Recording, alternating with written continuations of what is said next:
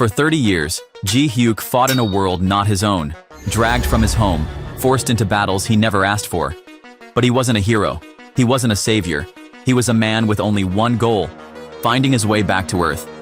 Summoned against his will, he mastered death itself, bending it to his command. Arise, my undead minions. For 3 decades, he carved his name into the annals of war, ruling over death itself. But in the end, it all came crashing down in an instant. The Demon King fell too quickly. His grand war was over before he could even use his secret weapons. And when the dust settled, his long-awaited reward, a chance to return home, or so he thought. Betrayed, swindled, stripped of everything he had earned. 30 years of war, all for nothing. And just as he prepared to reclaim his peace, monster, now invading Earth. This wasn't home. This wasn't the Earth he knew. Something was wrong. And one name burned in his mind: Taros. Trapped in a world that no longer made sense, Jung Yuk would do what he did best: survive. But this time, it wasn't war he was fighting for. It was something far greater: retirement. He just wants to eat and sleep like a lazy person for once in his life. Can he get it now after all? Now let's diving into the story. This place was in chaos. War erupted as demons fled in terror. In front of them, undead monsters rose from the ground, their hollow eyes glowing with eerie light. The battlefield was filled with screams, but the undead kept charging and creating havoc. Nearby, a man stood with a smile. If you wondered why the undead didn't attack him, it was because they were his army, his creation. His name was Jung Yuk, and he took pride in the sight before him, knowing that all his efforts had not been in vain. Beside him, a man stood nervously, glancing between Jung Yuk and the battlefield. His hands trembled slightly as he finally spoke, asking why Jung Yuk always wanted him to stay by his side during every battle. This man was the great mage Taros, the one who had summoned Jung Yuk into this world. Jung Yuk gave a simple answer. Since Taros had brought him here, it was only natural that he stood by to watch. Taros, still uneasy, replied that he had seen Jung Yuk fight many times before. He insisted that it was enough, but Jung Yuk's expression darkened. His voice carried frustration as he asked Taros what he meant by saying he had seen enough. He reminded the mage that he had been sleeping in his home when he was suddenly dragged into a war he knew nothing about. For 30 years, he had fought without a clear reason, never truly understanding why this war existed. He added that in the end, the enemies and their followers were not much different. The only reason he had fought at all was that it was the fastest way to return to Earth. With a sharp glance, Jung Yuk told Taros to stop talking and finish the battle quickly. But as he turned his eyes back to his army, a wave of disappointment washed over him. The Demon King had been defeated too easily. His undead soldiers had wiped out the enemy in mere moments. Taros, standing beside him, was surprised to see the dissatisfaction on Jung Yuk's face. The battle had ended, but Jung Yuk was not pleased. He then revealed that he had prepared 4 secret weapons for this war. If he had known it would end so quickly, he would have used them from the beginning. Despite his disappointment, Jung Yuk smiled. He turned to Taros and declared that the Demon King was defeated. It was time for Taros to fulfill his promise. Later, Jung Yuk stood before a mountain of gold, his arms crossed as he admired his wealth. A delighted grin spread across his face. With this much gold, he could live comfortably when he returned to Earth. He could buy anything he wanted, live as he pleased, and never worry about money again. Taros approached him, his tone serious. He informed Jung Yuk that all preparations were complete. If he wished to return to Earth, he could do so now. Then, he hesitated, before asking if Jung Yuk planned to leave immediately or stay a little longer. Jung Yuk scoffed at the question. There was no reason to delay. If he stayed, the people here would not enjoy his presence anyway. Taros tried to argue, saying that was not true, but Jung Yuk cut him off. He had no interest in hearing empty pleasantries. He wanted to leave. Now. Taros sighed, but did not argue further. He lifted an orb and explained that this stone was the reason Jung Yuk had remained in this world for 30 years. It had altered the laws of causality, keeping him from aging or experiencing the passage of time. Jung Yuk listened without much interest. He asked if breaking the stone would restore those laws and send him back to the exact moment he was taken. Taros confirmed this, but he warned Jung Yuk not to resist the natural laws once they were restored. Jung Yuk barely acknowledged the warning. He grabbed the orb without hesitation. Before shattering it, he muttered that he had never enjoyed knowing Taros or anyone else in this world, so he hoped never to see them again. Then, he crushed the orb. When Ji Hyuk opened his eyes, everything around him had changed. He recognized his surroundings immediately. His home. He had returned to Earth. Relief and excitement rushed through him. He could finally do whatever he wanted. The first thing he did was grab a bag of chips, munching on them as he thought about what to buy first. Money and time were no longer problems for him. He had plenty of both. He then opened his magic portal to check on the items he had brought back with him. But the moment he looked inside, his expression twisted in shock. The portal was empty. Panic set in as he shoved his head inside, desperately searching for his treasures. But no matter how hard he looked, he found nothing. All the gold, the riches he had gathered for 30 years, even the rewards from Taros had disappeared. His zombie army, his weapons, gone. His hands clenched into fists as anxiety filled his chest. This had to be a joke. He felt like he was losing his mind. He had endured 30 years of war, waiting for this moment. And now everything had been stolen from him. His thoughts spiraled back to his early days in Sirron. He remembered the confusion, the frustration. He had been thrown into a foreign world without explanation. He recalled the time Taros had forced him to study books that made no sense to him. He had grown so angry that he once threw a book at the mage in the library. And the battles. He had fought so many that he had lost track of the years. Now, back in the present, his frustration boiled over. He cursed Taros and the people of Sirron, declaring that they had betrayed him. They had taken everything from him. But before he could dwell further on his rage, something unusual caught his attention. A strange energy pulsed in the air. Ji Hyuk felt magical waves on Earth. A rift opened before him, swirling with the same kind of energy he had sensed countless times in Sirron. Alarmed, he rushed toward it. As he neared the source, he saw people running in terror. Then, his eyes widened. Dragons soared through the sky. Shock coursed through him. This wasn't supposed to happen. Why were such creatures appearing on Earth? Suspicion crept into his mind. Was this Taros' doing? Had the mage lied? Had he not actually returned to Earth but to another world entirely? Before he could think further, he saw a young boy fall to the ground. A dragon was approaching, its massive jaws ready to devour him. The boy looked back, eyes filled with terror, unable to move. Ji Hyuk muttered to himself. He had no intention of interfering. But as the dragon closed in, something inside him refused to let it happen. Just as he prepared to act, a voice behind him shouted for him to leave the area immediately. He turned and saw a man move with inhuman speed, slicing the dragon in half with a single strike. The man then knelt beside the boy, checking if he was safe before urging him to run. Ji Hyuk could only watch, his mind struggling to comprehend what was happening. Then, armed warriors arrived on the scene. Their leader barked orders, commanding them to suppress the monsters. Ji Hyuk observed them closely. Some wielded swords, others used bows, and a few held shields, just like the knights in Sirron. One of the soldiers noticed him and cast a spell to warn him of incoming danger. A magical projectile streaked past his head, striking a dragon behind him in a massive explosion. Yet, Ji Hyuk did not flinch. Instead, he laughed. His mind had finally put the pieces together. This was no longer Earth. And the first name that came to his mind was Taros. His laughter faded as he clenched his fists. That mage had tricked him.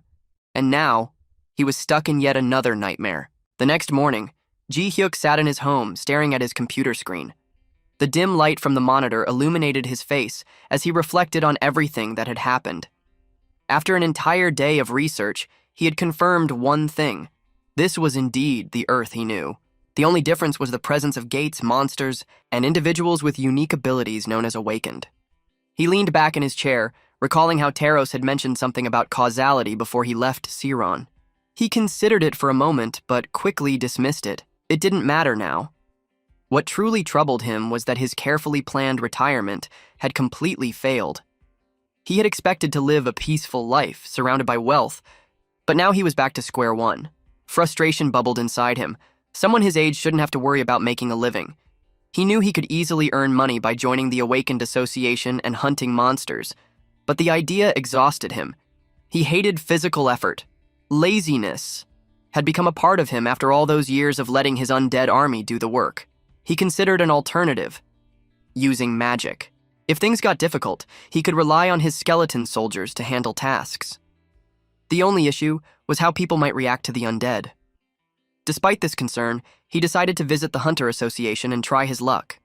When Ji Hyuk arrived at the association, the people there seemed bewildered. They had never encountered anything like Ji Hyuk undead before. But aside from their curious stares, everything proceeded smoothly. Ji Hyuk felt relieved. The best part was that they had classified his skeletons as summoned monsters. That meant he wouldn't need to explain much. Then, it was time to test their combat abilities. One of the examiners picked up a bat and announced that Ji Hyuk's undead should try to attack him. The moment he raised his weapon, a sinister aura emerged from the skeleton. It lunged at the examiner with unexpected aggression. However, Ji Hyuk immediately suppressed the aura before anyone noticed. In the end, the examiner easily destroyed the skeleton with a single strike. He looked confused, admitting that the skeleton was far weaker than he had anticipated. With the test complete, they escorted Ji Hyuk to a private room to discuss his rank. As they left, he debated whether he should listen in on their conversation. His curiosity got the better of him. Eavesdropping, he heard them discussing his skill. They found it intriguing but unclear. They also criticized the weak combat capabilities of his skeletons. The last thing he heard was their final decision. His abilities were too ambiguous. So an F-class rank was the most suitable for him. And they all agreed. Later, Ji Hyuk received his F-class card. He glanced at it indifferently before stuffing it into his pocket. Ranking didn't matter to him. What mattered was earning money. With that goal in mind, he headed to a dungeon to begin hunting. Unlike ordinary necromancers who fueled their undead with mana, Ji Hyuk relied on a different system. Most necromancers faced a strict limit on the number of creatures they could summon due to their limited mental and magical capacity. But Ji Hyuk had developed something more efficient. While hunting, one of his skeletons was suddenly surrounded by a golem. The golem hesitated before spitting a green liquid from its mouth. The substance melted the skeleton's head instantly, leaving Ji Hyuk momentarily astonished. Without missing a beat, he summoned several magic circles and issued a series of commands. If the green liquid was emitted again, the skeletons would execute Dodge Maneuver 6. If that failed, they would proceed to Maneuver 7, then Maneuver 8. If all failed, they would activate Defense Protocol 11, and if that still wasn't enough, they would resort to Attack Strategy 17 as a last resort. This system functioned like an embedded program, allowing his undead to act autonomously in specific situations. It eliminated the need for constant micromanagement, meaning there was no limit to the number of creatures he could control. Efficiency at its finest. Ji Hyuk sighed, rubbing his temples. This method felt eerily similar to programming computers, something he never thought he'd have to do again. At first, there were countless errors due to conflicting commands, but over time, things had improved. He recalled that after 30 years of fine-tuning, he had perfected this system back in Sirron. If he still had access to it now, he wouldn't have to start from scratch. He let out a bitter laugh. If he had the system, he wouldn't even need to work. He'd be rich already, all thanks to that scoundrel Taros. Shaking off his frustration, he reminded himself that complaining wouldn't solve anything. He needed to rebuild the system, starting with a basic version and improving it gradually. Checking his phone, he realized he had been hunting for 4 hours. That was enough for the day. As Ji Hyuk stepped out of the portal, he was greeted by a large crowd. People stared in astonishment at his army of skeletons. Yet, despite their numbers, the spectators muttered about how weak they looked. Some commented that this was why he had been ranked as an F-class. He ignored them and approached a man who had been waiting for him. The man, appearing pleased, informed Ji Hyuk that he had managed to hunt a large number of monsters again. He then calculated the total earnings before transferring the payment to Ji Hyuk's account. Ji Hyuk glanced at his phone, checking the balance. He sighed. He still had a long way to go before he had enough to retire. The man thanked Ji Hyuk for his cooperation and assured him that he would always be available if needed. Ji Hyuk reflected on his current situation. He wasn't too troubled. In fact, he preferred keeping a low rank. A higher ranking would attract unwanted attention, and that was the last thing he wanted. For now, he would endure. Nearby, he overheard a group discussing him. They were amazed by how much money he made without needing porters to transport loot. Normally, hiring a porter cost 30,000 won per hour, but Ji Hyuk saved that expense by using his skeletons. One of them wondered how many corpses he could collect in a day. Another suggested inviting him to their team. However, their companion hesitated. Summoners weren't known for working well in teams. Collaborating with them was incredibly difficult. But their conversation abruptly stopped when they heard a voice behind them. Ji Hyuk. They turned around nervously. One of them quickly apologized, explaining that they had just been chatting and regretted any inappropriate comments. Yet Ji Hyuk only smiled. Then, with a casual tone, he asked if they had found a porter yet. Surprised, they admitted they were just about to start looking. Hearing that, Ji Hyuk's smile widened. He had a proposition for them. With a smile, he explained whether they wanted to try out a brand new porter.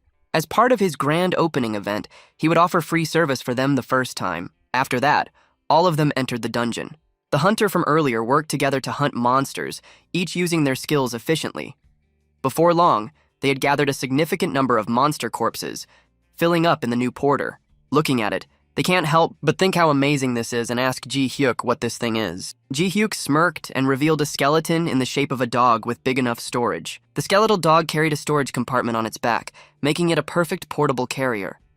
He explained that this was only a prototype and still required many adjustments, but the ultimate goal was to convert his skeletons into porters.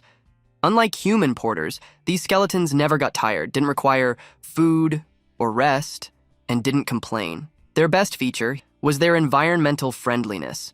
No fuel, no pollution, just efficient, tireless labor. Ji Hyuk then revealed his business model. Each skeleton porter could be rented for 30,000 won per hour. One skeleton could do the work of 3 human porters, making it a cost-effective choice. The hunters exchanged glances, contemplating the offer. It was tempting. Hiring 3 human porters would cost 3 times as much. In the end, they agreed to the deal, promising to spread the word about Ji Hyuk's service. Ji Hyuk, thrilled by the response, offered them a special discount. They chuckled, joking that he was more of a businessman than an ordinary awakened. Ji Hyuk beamed, admitting that running a business wasn't as difficult as people made it out to be.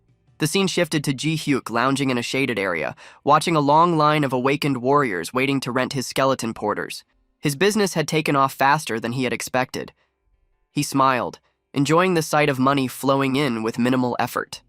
In the crowd, a girl managed the operation, efficiently handling the rentals and keeping things organized. To understand who she was and how she had ended up working for Ji Hyuk, we had to go back in time.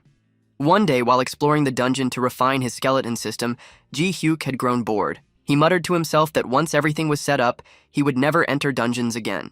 As he walked, something caught his eye. A lifeless body lying on the cold dungeon floor. His first instinct was to ignore it. The person had probably been dead for a while. Getting involved would only be a hassle. He ordered his skeletons to move forward without paying attention to it. But strangely, his skeletons hesitated. It was almost as if they pitied the corpse. Ji Hyuk frowned, realizing that they were beginning to mimic his behavior. Annoyed but also slightly amused, he sighed and gave in. Instead of leaving the body behind, he decided to summon it as a zombie. He reasoned that he could use an assistant anyway. If nothing else, she could stand in line and handle the business side of things so he wouldn't have to deal with it. As he delved into her memories, he saw glimpses of her past. Her name was Han Seawa. Her family had depended on her heavily. Her younger brother had begged her not to overwork herself, offering to take a part-time job if necessary. But she had refused, insisting that he should focus on his studies. She had been an awakened, after all. Ji Hyuk stepped out of her memories and informed her that from now on, all the money she earned working with him would be sent to her family. He told her that this was better than being dead and leaving her family to struggle alone. Then he saw the memory of her death. She had been injured in battle and had asked for help from one of her teammates. But instead of aiding her, he had coldly blamed her for being reckless. Another awakened had asked what they should do about her, and the first had responded that the answer was obvious. They should leave her behind. As they abandoned her, she had pleaded for her life, but no one had listened. Ji Hyuk sighed when he saw that final memory. He remarked that her story was truly tragic. People could be so cruel. He told her to take better care of herself in the future. Then, he called her by name, Han Seawa, and declared that she had been an F-class awakened. But now, she was his assistant. Meanwhile, she stared at him blankly, still trying to process what had just happened. And that was how Han Seawa ended up working for Ji Hyuk. Back in the present, Ji Hyuk leaned back in his chair, watching as Seawa managed the operation. He had to admit, she was doing an excellent job. Profits were rolling in without him having to lift a finger. Everything was going perfectly. The only issue left was how to deal with the people who had abandoned her in the dungeon. He considered seeking revenge, but ultimately decided it was too much trouble. For now, he would let it go. Later, he realized that he was running out of skeletons. He also felt that this dungeon had reached its peak. He had already cornered the porter market here. Maybe it was time to leave COA in charge and move to another location. Still, there was no need to rush. He decided to observe the situation a little longer. With that thought, he got up to head to the bathroom. Meanwhile, not far from Ji-hyuk's operation, 3 porters stood together, looking visibly frustrated. A girl among them sighed, complaining that Ji-hyuk's skeletons had stolen all their business. The young man next to her suggested moving to another gate, but Chan-soo, the other man, shook his head. This was the closest gate to them. Moving would be inconvenient. An idea struck him. He suggested making a request to Ji-hyuk. From what he had seen, Ji-hyuk didn't seem like a bad person. The girl then asked what kind of request he had in mind. With confidence, he proposed asking Ji-hyuk to reduce the number of skeletons available, or at least lower the quantities slightly. She was doubtful, questioning whether the plan would work. Another young man argued that relocating would be the smarter choice. He pointed out that even with all his skeletons rented out, Ji-hyuk still had more waiting in reserve. If things continued this way, he would soon expand to other gates. All of them wondered how long they would have to keep retreating like that. At that moment, someone called out to him. It was Kim Young-gi. Young-gi approached, mocking them. He found it ridiculous that an F-class awakened had taken over the porter business with skeletons. He smirked, adding that he had come prepared with some plan. He revealed that he had the support of other awakened who were willing to step in. All Chan-soo and his group had to do was join him. Together, they could flood the market and push Ji-hyuk out. The girl in the group admitted that the offer wasn't bad. After all, to compete with Ji-hyuk, they would have to work for only 10,000 won per hour. She scoffed, saying she would rather find another job. So she concluded that Ji-hyuk had been the one to break the ethics of their work first, so she would go with Young-gi's idea. Chan-soo hesitated, saying that while she had a point, there might still be a way to resolve this peacefully. But his other friend disagreed, saying that while it was a reasonable idea, there was no guarantee it would work. In the end, his friends decided to side with Young-gi. Hearing that, with a smirk, Young-gi assured Chan-soo that if he ever changed his mind, he would be welcomed back. After all, he was strong. After they were gone, Chan-soo stood there, feeling conflicted. He muttered that what was happening wasn't right, so he considered sending Ji-hyuk a message to warn him. Before he could act, a familiar voice spoke from behind him. Chan-soo jumped, startled. Behind him, Ji-hyuk stood there, smiling. He smiled at Chan-soo and told him that if he really wanted to warn him, he should just say it. "Well, this is fun," Ji-hyuk said with a grin, stating that he kind of liked him. Chan-soo, now visibly nervous, hesitated before asking Ji-hyuk if he had heard everything he had said earlier. His anxiety only grew when Ji-hyuk casually confirmed that he had indeed heard it all. Ji-hyuk continued, remarking that nothing annoyed him more than people trying to set traps for him. With a sly smile, he admitted that he had been planning to teach everyone involved a harsh lesson, but had changed his mind. Pointing at Chan-soo, Ji-hyuk noted that he had liked the way he had spoken earlier, which had made him reconsider the situation. After thinking it over, he decided to offer Chan-soo a part-time job. He explained that he had been considering expanding his business, and if Chan-soo agreed, he would pay him a good wage. Hearing this, Chan-soo's face lit up with enthusiasm. He quickly responded, suggesting that if they followed through with this plan, the other porters would return to work as well. Laughing, Ji-hyuk admitted that he had been considering the same idea for a while. It seemed to be the best plan he had come up with so far. However, his expression darkened as he clarified that when Chan-soo mentioned the other porters, he certainly had not meant those who had joined Kim Young-gi in causing trouble. Chan-soo felt sweat form on his forehead, realizing that Ji-hyuk was entirely correct. Struggling to defend his friends, he explained that their actions had been driven by their recent financial struggles. He insisted that they were not bad people, and believed that if Ji-hyuk spoke to them and made the same offer, they would accept it. Taking a deep breath, Ji-hyuk stated that he usually did not let betrayal go unpunished, but he understood the desperation that came with financial hardship. Because of that, he was willing to give them one chance, but only because of Chan-soo. However, there was a condition. Chan-soo had to keep the offer a secret while trying to convince them. He explained that if they trusted him enough to come back, it would prove that they still had some loyalty, which was what mattered most. He then asked if Chan-soo believed he could persuade them. Having no other choice, Chan-soo agreed to try. Meanwhile, Jung Gi had gathered a large group of people standing in front of the awakened who had agreed to work with him. He confidently informed them that everything was ready. Among the porters, one of Chan Su's friends seemed discouraged when he noticed the so-called support team Jung Gi had mentioned. It turned out to be an E-class awakened named Jung Yuk. Jung Yuk greeted the group, though their unease was evident. However, the porters reassured themselves that an E-class team should be more than enough to handle an F-class awakened like Ji Hyuk. Addressing the crowd, Jung Hyuk began explaining the situation. He claimed that after trying out Ji Hyuk's skeletons, he had found them incredibly useful and cheap, so much so that Awakened no longer considered hiring human porters. Placing a hand on Young-gi's shoulder, he noted that Young-gi's case was different, as he had worked as a porter under his employ, providing him with a steady income. For that reason, Jung Hyuk declared that he had a duty to intervene and protect the rights of porters. The gathered porters murmured in agreement, expressing their desire to make enough money to survive. With a smile, Jung Hyuk asked them to listen carefully to his plan. His strategy involved tracking Ji Hyuk as he left for home and timing their protest to ensure he had no chance to escape. The plan was to provoke Ji Hyuk until he summoned his skeletons to fight. At that moment, Jung Yuk and his team would step in to handle him. The porters contemplated the plan, realizing that if everything unfolded as intended, it would appear as though Ji Hyuk had attacked them first. That way, they would be blameless. However, Jung Hyuk then revealed that his involvement was not free. He demanded an increase in his commission, raising it from 15% to 25%. Hearing this, Jung Gi immediately objected, reminding Jung Hyuk that this was not part of their original agreement. But Jung Hyuk smirked, asking if Jung Gi truly believed he would help deal with another awakened for free. Before Jung Gi could respond, Jung Hyuk warned that he could simply let Ji Hyuk take over all of his work, especially if Jung Gi was unwilling to pay the increased rate. He then pointed out that Jung Gi could always find another job if he was unhappy with the arrangement. With no alternative, Jung Gi reluctantly agreed. Satisfied, Jung Hyuk praised Jung Gi's sense of responsibility, reminding them all to meet at the designated time. Once he and his team left, the remaining porters surrounded Jung Gi, their frustration evident. They questioned how he could have agreed to such terms, knowing that paying 25% in addition to taxes would leave them with almost nothing to live on. Frustrated, Jung Gi blamed everything on Ji Hyuk, claiming that if Ji Hyuk had not started his business, their income would not have decreased, and they would not have needed to rely on awakened like Jung Hyuk. He then told them that if they were unhappy, they were free to leave.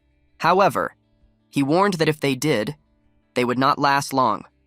Before they could make a decision, Chan Su arrived. He urged them to calm down, assuring them that the problem could be solved without resorting to such measures. However, Jung Gi angrily demanded to know why he had returned.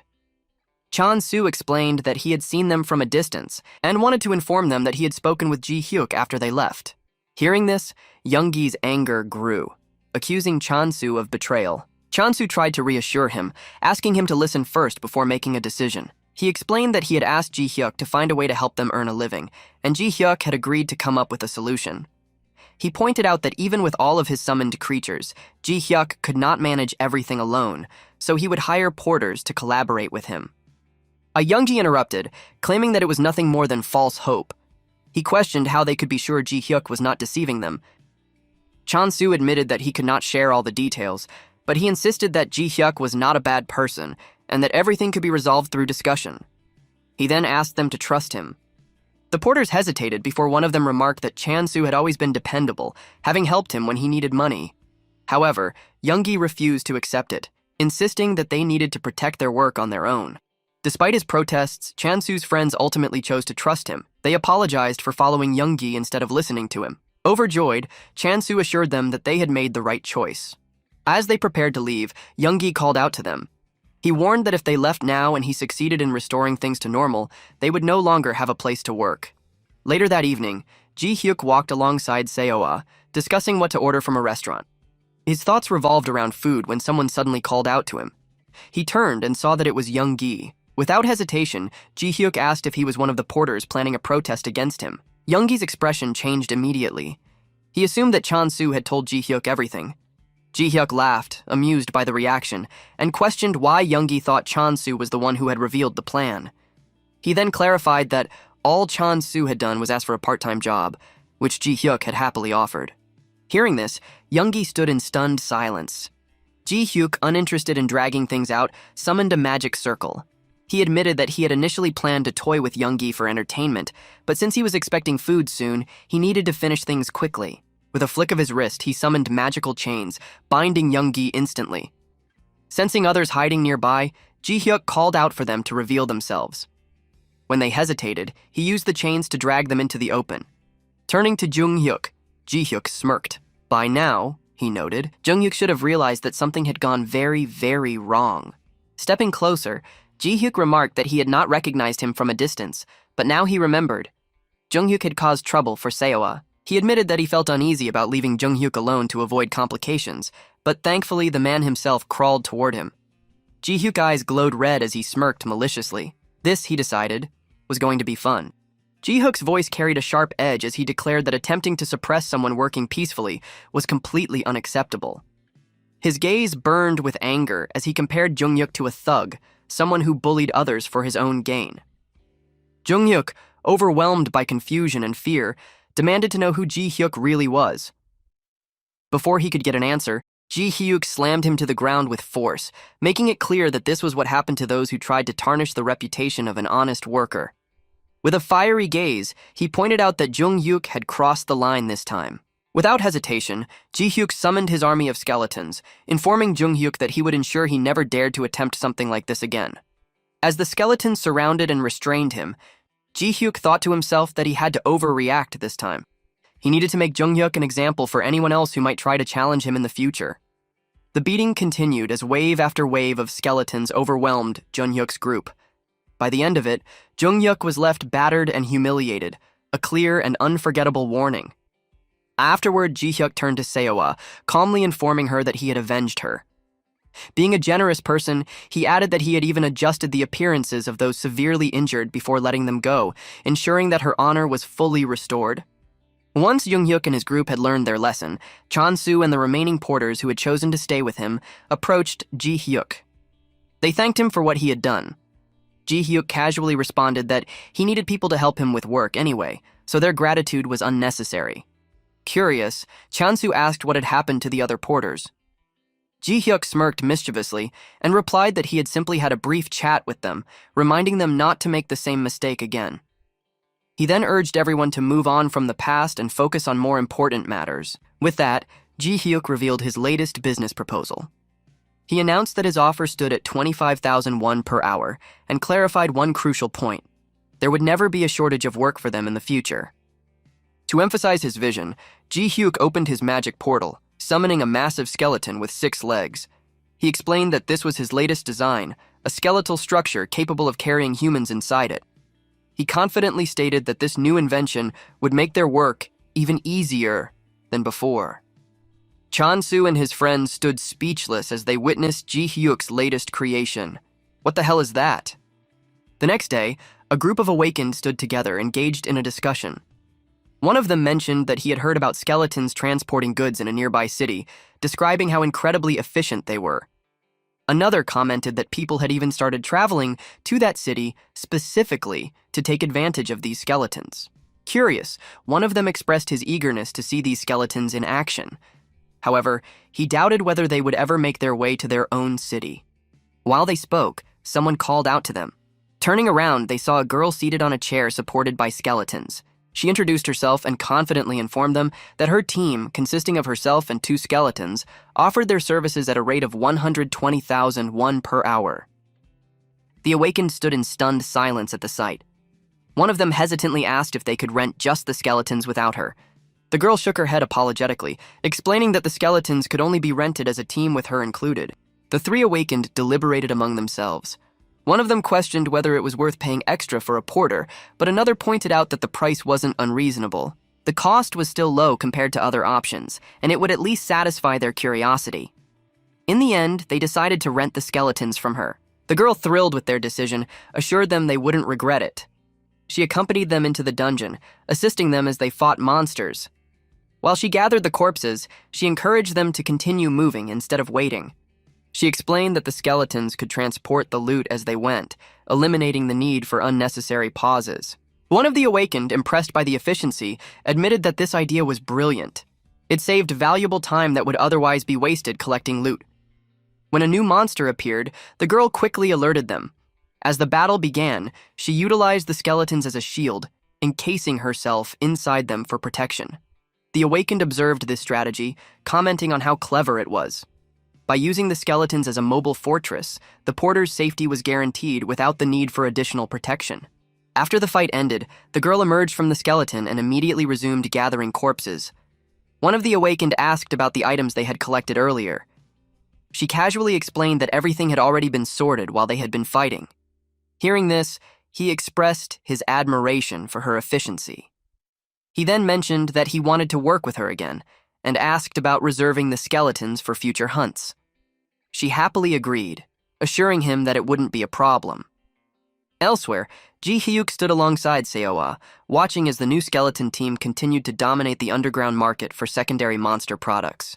Their efficiency and affordability had made them the preferred choice for many. Despite their success, Jung Yuk couldn't shake an odd feeling. Something felt off. He recalled how, on the planet Sirron, people had reacted to his skeletons with fear. Yet here on Earth, everyone welcomed them without hesitation. He considered the key difference. These skeletons were used strictly as porters, not for combat. Since they weren't seen as weapons, people accepted them without fear. However, Jung Yuk wanted to take things further. He wanted to mass-produce skeletons to increase his profits even more. But he knew that producing too many at once would undoubtedly attract attention, something that could disrupt his peaceful retirement plans. He mused over the limitations faced by normal summoners, who could only control around 10 skeletons at a time. Meanwhile, he had already far exceeded that limit. If he increased the numbers even further, he risked standing out too much. For a moment, he wondered if he should simply give up on the idea instead of dealing with the inevitable headache. Turning his gaze towards Seawa, he noticed that she was completely engrossed in her phone. Watching her, he suddenly felt like a parent trying to deal with a child addicted to their device. Curious, he took the phone from her, wondering what had captured her attention. To his surprise, she had been watching idol performances. Frustrated, he remarked that he was dealing with immense pressure while she was happily enjoying idol videos. Then, a thought crossed his mind. Those idols made massive amounts of money. Maybe he could be famous too. But then he dismissed the idea, realizing that fame came with a loss of privacy. All he wanted was to make enough money to retire peacefully. However, another realization struck him. Even if he wasn't famous, earning too much money would still attract attention. If that was inevitable, then he might as well make it count. Without hesitation, he contacted Manager Park. Jung Yuk informed him that he wanted to increase the quantity of bones he was purchasing. Manager Park asked for specifics, prompting Jung Yuk to check his bank account balance. Without hesitation, Jung Yuk stated that he wanted to buy 32 million won's worth of bones. Manager Park, stunned by the large sum, hesitated for a moment. Jung Yuk, unfazed, explained that he was reinvesting all his earnings into expanding his operations and expected Park to handle the transaction efficiently. Hearing this, Manager Park, now extremely pleased, promised to procure only the highest quality bones. With that, he ended the call. Jung Yuk sighed in relief, knowing that the bone supply was taken care of. From now on, Manager Park would handle those matters for him. Now, it was time to think ahead. He considered renting a large warehouse as the headquarters for his operation, a place where he could mass-produce skeletons daily. But as he thought about it more, a new idea formed in his mind. Why produce skeletons daily when he could create all of them in just one day? The next week, Director Young Sung-hoon sat in his office at the Gate Management Bureau, reviewing reports from the Office of Awakened Registration. Looking up, he asked if there was anything notable to report. One of the researchers, flipping through his notes, responded that there was nothing particularly urgent, but mentioned something that had caught his attention. It was related to a special management case involving Han Seawa, the Awakened responsible for creating transporter skeletons. The researcher noted that according to recent records, Jung Yuk had produced 32 skeletons in the past month. Director Young, unimpressed, asked why this information was only being brought up now. The researcher explained that he had recently learned Jung Yuk had officially started a company called Sirron, which was scheduled to open today. Hearing this, Director Young seemed intrigued. He remarked that true success depended on how a person utilized their abilities. No one would have imagined that weak skeletons could be used in such a clever way. He then added that Ji Hyuk must have accumulated a substantial amount of wealth if he was launching his own company. Nodding, the researcher informed him that Ji Hyuk's monthly earnings could now reach billions of Korean won, considering that his summoning rate had exceeded the expected limits. He suggested that perhaps Ji Hyuk should be removed from the special management list, as he no longer seemed to pose any issues requiring oversight. Before Director Jung could respond, another researcher suddenly rushed into the room in panic. He quickly asked if the director had heard the news. Director Jung assumed he was referring to Ji Hyuk's company and remarked that he had just been briefed about it. Shaking his head, the researcher clarified that he wasn't talking about the transporter skeletons. He was referring to the massive number of summons Ji Hyuk had recently deployed. Director Jung's expression shifted as he realized what this meant. If Ji Hyuk had summoned more skeletons, then the previous record of 32 had likely been surpassed. The first researcher confirmed his suspicion, adding that Ji Hyuk had already broken the record last month when his summoning count reached 27, an achievement that was already astonishing at the time. Because of this, he suggested that Ji Hyuk should remain under special management for monitoring. The second researcher, however, disagreed vehemently. Slamming his hand on the desk in frustration, he insisted that they were missing the point. Director Jung, now fully engaged, asked how many skeletons Ji Hyuk had summoned to cause such a commotion. The researcher, still flustered, revealed the staggering number. The count was not 30, nor 62. Ji Hyuk had summoned 300 skeletons, and that was just what had been confirmed so far. Without hesitation, Director Jung and his team immediately headed to Ji Hyuk's company headquarters. Well, this is a big news. Upon stepping out of the car, Director Jung froze. The scene before him was something out of a nightmare. Hundreds of skeletons filled the area, methodically working as transporters, loading goods and assisting customers. A researcher, after finishing his survey, approached Director Jung and confirmed that the number of skeletons had already surpassed 350. Director Jung, still trying to process the scale of what he was witnessing, asked where Ji Hyuk was. The researcher pointed toward the warehouse. Upon entering, Director Jung was greeted by an even more shocking sight. Rows upon rows of skeletons filled the massive space. In the middle of it all, Ji Hyuk stood calmly, overseeing the operation. Noticing the visitors, Ji Hyuk clapped his hands together, signaling for his workers to take a break. With a casual smile, he commented that it was lunchtime and suggested treating everyone to a lavish meal to celebrate their first successful task. Turning to Director Jung, Ji Hyuk greeted him politely, casually assuming he was from the management office. He then introduced himself as Han Ji Hyuk, CEO of Sirron. A researcher approached him and asked if he remembered their previous meeting. Ji Hyuk glanced at him before nodding, recalling that this was the same person who had conducted his evaluation test. The researcher's gaze shifted to Seawa, who stood quietly beside Ji Hyuk. Curious, he asked about her identity. Ji Hyuk, without hesitation, introduced her as his cousin, explaining that she had come to help with the company's work. The researcher nodded in acknowledgement before cutting to the main point. He asked if all the skeletons present were truly his summons. Ji Hyuk, unfazed, confirmed that they were. Taking a deep breath, the researcher informed Ji Hyuk that their team had recorded over 350 skeletons on site. Then, he asked if Ji Hyuk had lied during his evaluation test. Ji Hyuk firmly denied the accusation, explaining that he had never expected to summon such a large number in the first place. At that moment, Director Jung finally spoke, instructing Ji Hyuk to halt all of his activities immediately. He explained that summoning 100 skeletons was already considered an impressive feat, but surpassing 350 had exceeded natural and logical boundaries. He emphasized that an F-class awakened should not be capable of such feats. Ji Hyuk, however, remained confident. He calmly asked why he should stop. Director Jung, keeping his composure, stated that the issue was obvious. A summoning ability of this scale was unheard of, and there were safety concerns. Ji Hyuk interrupted, asserting that safety was not an issue for him because he tamed all the skeletons. He even explained that he had consulted a lawyer while establishing his company and had ensured that all summoning-related laws were reviewed thoroughly. He clarified that there were no legal restrictions on the number of summons an awakened could control. Director Jung hesitated before quietly asking the researcher if there were any existing laws that could justify stopping Ji Hyuk. The researcher, after a moment of thought, admitted that the law had never anticipated large-scale summoning like this. Hearing this, Ji Hyuk confidently cut in. His company had been legally and lawfully established. He referenced the special law allowing awakened individuals to rent out their abilities for profit, reminding them that safety concerns had never been raised when he had first introduced the skeletons. Therefore, there was no problem. In the end, the registration office staff found themselves unable to take any action against him. Ji Hyuk's meticulous legal preparations had left them with no room to argue. Watching them leave, Ji Hyuk turned to Seo-ah and confidently declared that his decision to launch everything at once had been the right one. He explained that had he summoned the skeletons gradually, they would have found loopholes to hinder him. However, by overwhelming them with something beyond their comprehension, he had rendered them paralyzed.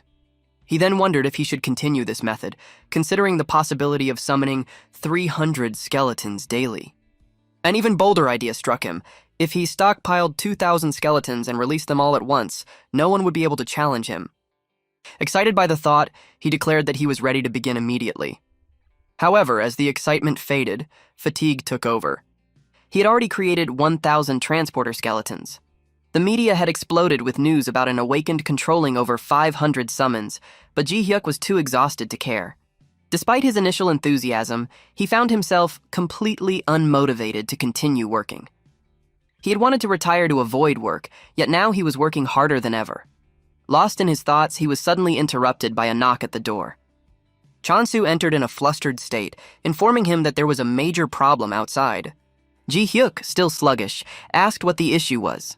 Chansu, catching his breath, explained that a large group of porters from other regions were staging a protest right outside the company.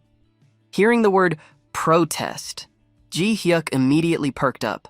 Telling Chansu to move quickly, he stepped outside to assess the situation. The demonstration had been triggered by the skeletal transporters, which had rendered human porters obsolete. Awakened individuals now preferred skeletons. They were cheaper, stronger, and more efficient. The human porters, unable to compete, had been forced to travel to distant gates just to find work. They now stood outside, accusing Sirron of stealing their jobs and demanding that CEO Han Ji Hyuk take responsibility. Appearing before them, Ji Hyuk calmly addressed the crowd. He assured them that he understood their concerns. Then, with a polite smile, he invited them inside for a calm discussion. Inside the meeting room, Ji Hyuk calmly acknowledged the concerns of the protesting porters. He assured them that he understood the protest was job-related and invited them to present their issues. The leader of the protest, speaking on behalf of the group, explained that the porters had been struggling due to the overwhelming presence of skeletal transporters in the market. He added that many had been forced to take work in remote locations because local demand had dropped drastically. Even when they did find jobs, their value had diminished compared to the cost efficiency of the skeletons. Taking his time to process the situation, Ji Hyuk quickly ran the numbers in his head. One skeleton could replace 6 human porters. With 250 skeletons currently active in the market, that meant approximately 1,500 human jobs had already been displaced. If he released the 1,000 additional skeletons he had planned, more than 3,000 jobs would be lost. Realizing the potential consequences of his expansion, he made a decision. He would not increase the number of skeletal transporters in the market. He had no desire to turn his business into a force that would completely erase human labor. Instead, he proposed adjusting the pricing of skeletal teams to align more closely with the market rates, reducing the price gap between human porters and skeletal transporters. Looking at the gathered porters, he asked if this solution was acceptable.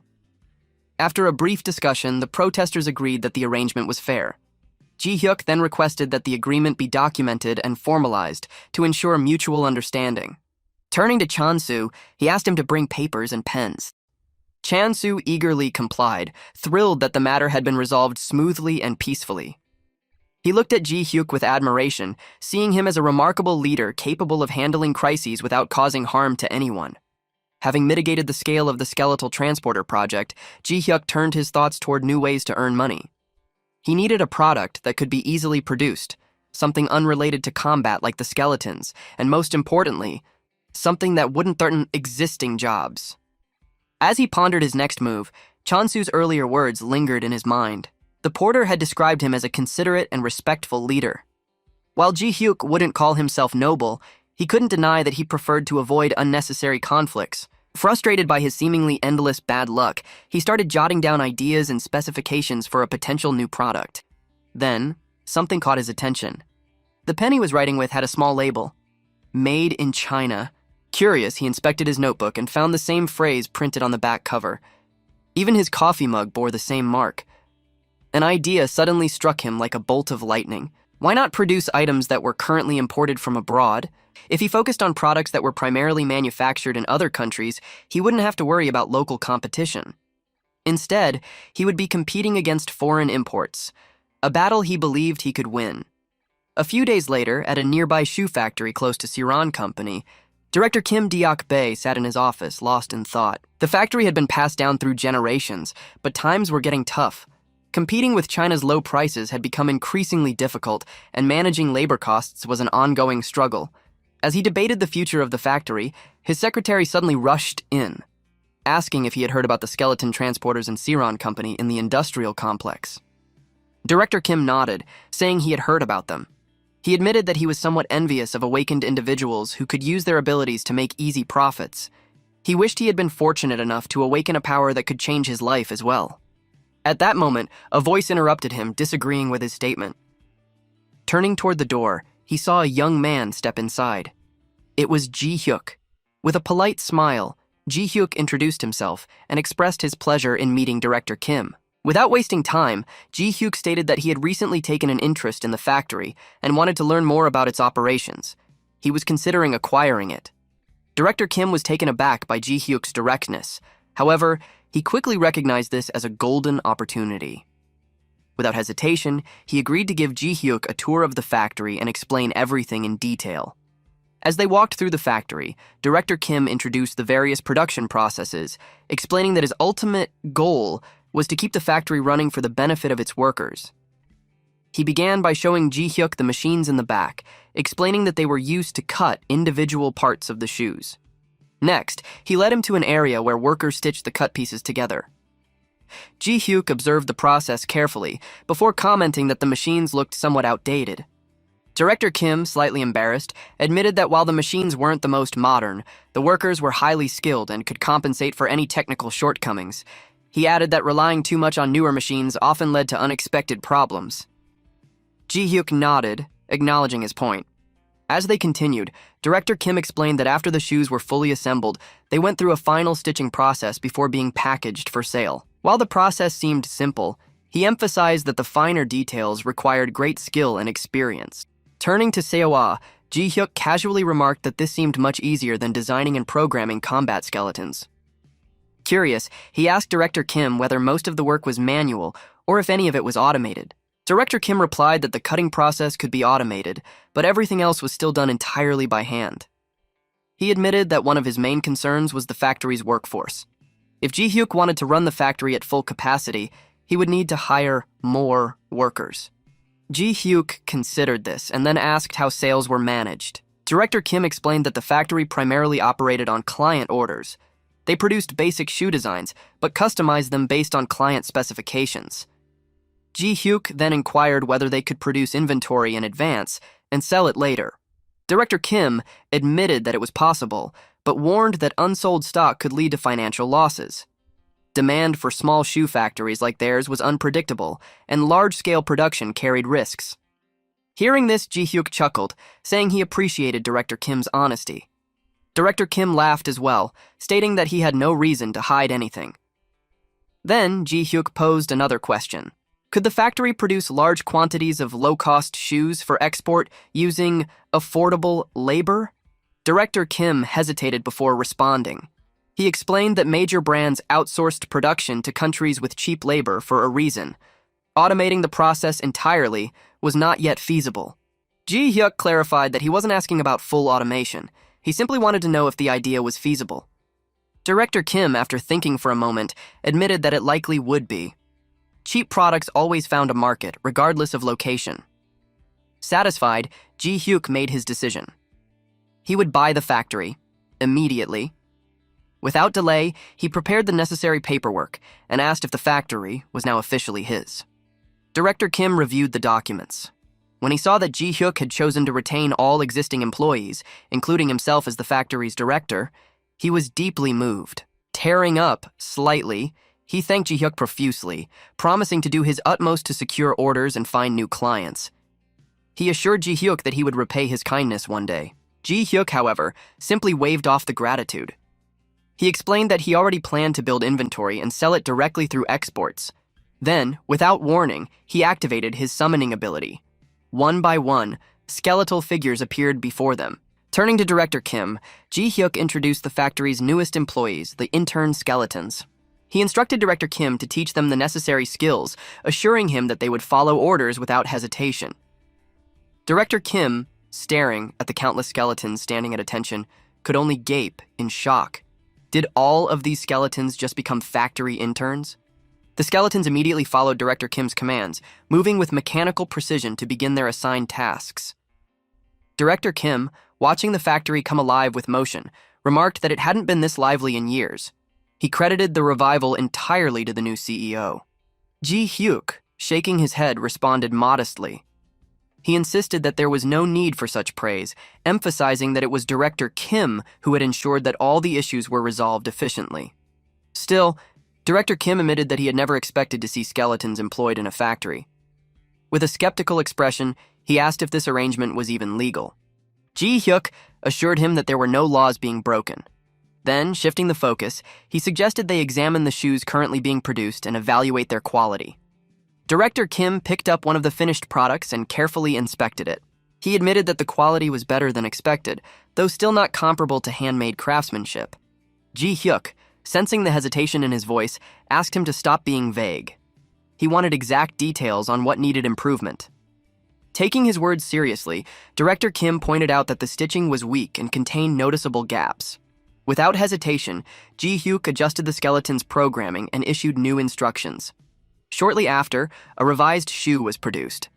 Handing it to Director Kim, he asked for a second evaluation.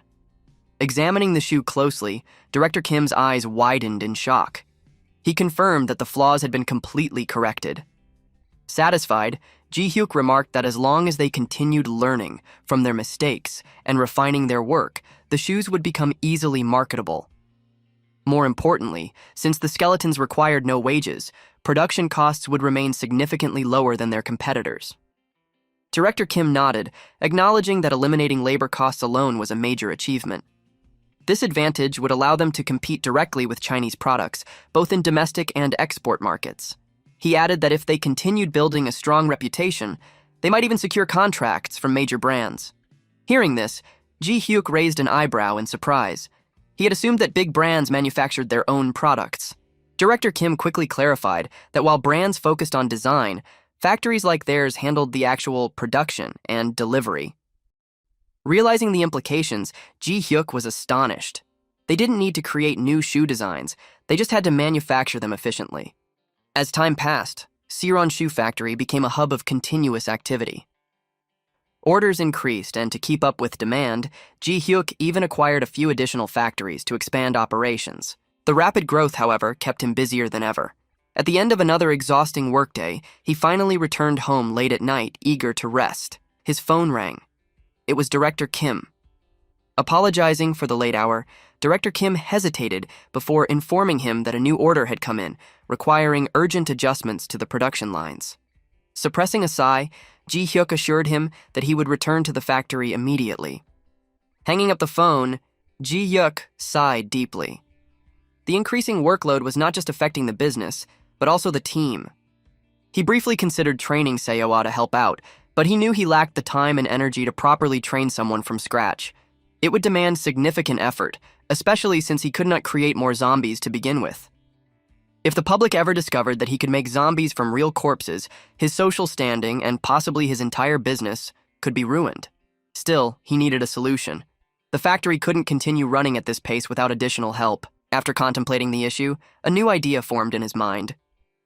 A few days later, he hosted a recruitment day for new employees. Among the candidates was Baek Sang-ho. Sitting across from him, Ji Hyuk glanced through his resume. He noticed that Sang-ho had little work experience outside of part-time jobs and asked if he had any notable skills. Sang-ho hesitated. Realizing he didn't have any particularly impressive qualifications, he wasn't sure what to say. After a prolonged silence, Ji Hyuk reassured him that it wasn't a big deal. Suddenly, in a moment of panic, Sang-ho blurted out that he did have a special skill. Curious, Ji Hyuk asked him to elaborate. Visibly embarrassed, Sang-ho hesitated before reluctantly admitting that he was good at games. Feeling foolish for saying something so trivial, he immediately regretted his words. Rather than dismissing him, Ji Hyuk asked what exactly made him skilled at games. Sang-ho, still unsure, explained that he played all types of games and effortlessly reached top rankings. Internally, he thought it might be best to stop talking before he embarrassed himself further. However, Ji Hyuk seemed intrigued. He specifically asked if Sang-ho enjoyed simulation and building games. Surprised, Sang-ho confirmed that those were indeed his favorite genres. Ji Hyuk then asked if he had any proof of his gaming skills. Hesitantly, Sang-ho pulled up a video on his phone, explaining that it was from a game where players assembled golem parts. In the footage, instead of following the standard build, he had created a fully functional flying machine using the same components. He added that the game's physics engine was highly advanced, but he had found ways to manipulate it efficiently. As he continued speaking, he suddenly felt self-conscious, wondering if he was rambling too much. He considered leaving and looking for a job elsewhere. However, before he could say anything, Ji Hyuk surprised him by enthusiastically announcing that he was hired on the spot. Shocked, Sang-ho barely managed to respond. Ji Hyuk then asked if he could start work the next day. On his first day, things didn't look promising at first. The main issue was a skeletal structure sitting on the desk in front of him. Sang-ho struggled to understand what he was supposed to do with it. Ji Hyuk, noticing his confusion, explained that the skeletal framework was essentially like a computer.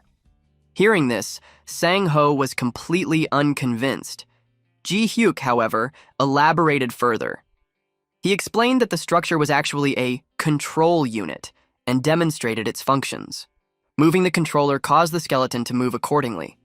Ji Hyuk assured him that once he understood the basics, he would be tasked with programming a gymnastics routine for the skeleton. The deadline for the task was 1 week. Despite his confusion, Sang-ho agreed to the challenge. The device Sang-ho was given looked like an ordinary controller, but was actually connected to a skeletal mage. Unlike regular skeletons, skeletal mages could use basic magic. The controller itself had been hastily assembled, making it somewhat difficult to operate. Even so, Sang-ho surprised everyone by completing the task 2 days ahead of the deadline.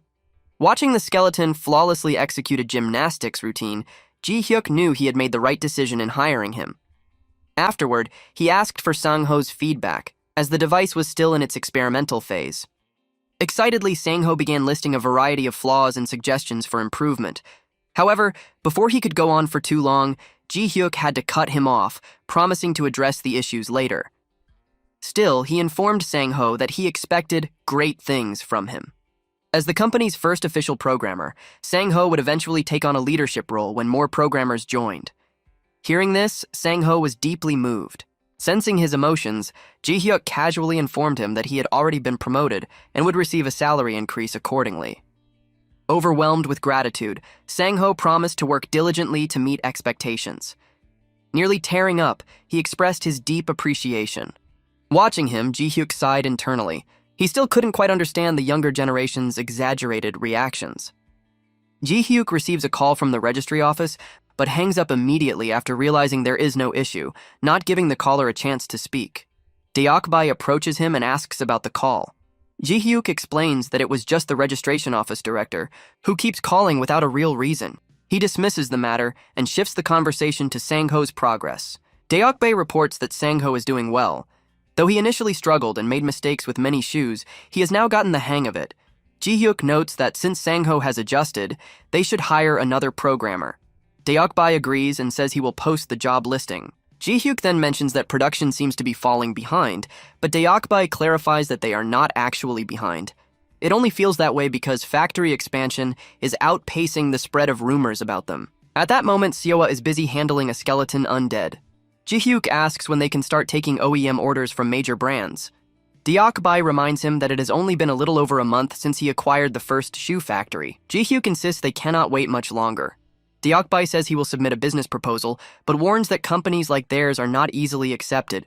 Ji Hyuk questions this, arguing that no one can produce shoes cheaper than them. Deokbai explains that it is not just about cost, but also trust, which they have not yet built with big brands. Ji Hyuk asks if their production quality is too poor to meet major brand standards. Deokbae assures him that is not the case, as their accuracy now surpasses that of humans. Ji Hyuk concludes that they just need an opportunity to prove their reliability and suggests launching a proper campaign, perhaps promoting shoes made by skeletons, to generate enough buzz. Ji Hyuk notices what Seawa is doing with a skeleton undead, realizing she has dressed it like an idol, making it look comical. He immediately tells her to restore it to its original form, but then changes his mind. He reasons that the outfit makes the skeleton look cute and could help make people feel less uncomfortable. Later, a worker gives a tour to some clients, showing them the skeletons working firsthand. One of the clients, a man, admits that he expected the skeletons to be creepy, but finds them surprisingly fine, even cute, as he watches them. The skeletons wear company uniforms, making them appear even more adorable. The male customer then notices some shoe products. A worker asks if he would like to buy a pair of handmade skeleton-crafted shoes as a souvenir, priced at 6,000 Korean won per pair. The customer is stunned by the high quality at such a low price, but finds the designs lacking. He asks if the skeleton-themed decorations are part of the concept, and the worker reassures him that they are just decorative and can be removed if he prefers. The customer is pleased and decides to buy 4 pairs, but the worker apologizes, explaining that purchases are limited to 2 pairs per person. The customer is fine with this. Later, the customer shares a video about the shoes online, which gains impressive views, causing Sirron's brand awareness to skyrocket. As a result, Ji Hyuk receives a work order from Roko, a US sports brand ranked in the top 20. This is the major brand opportunity he has been waiting for. Excited, he instructs Deokbae to start sample production immediately. They later meet with a Roko representative who inspects the samples. He acknowledges that the shoes look good, noting that while the production cost is absurdly low, the quality is decent. He says he will propose the idea to upper management. Ji Hyuk, eager for confirmation, asks if the deal is likely to go through.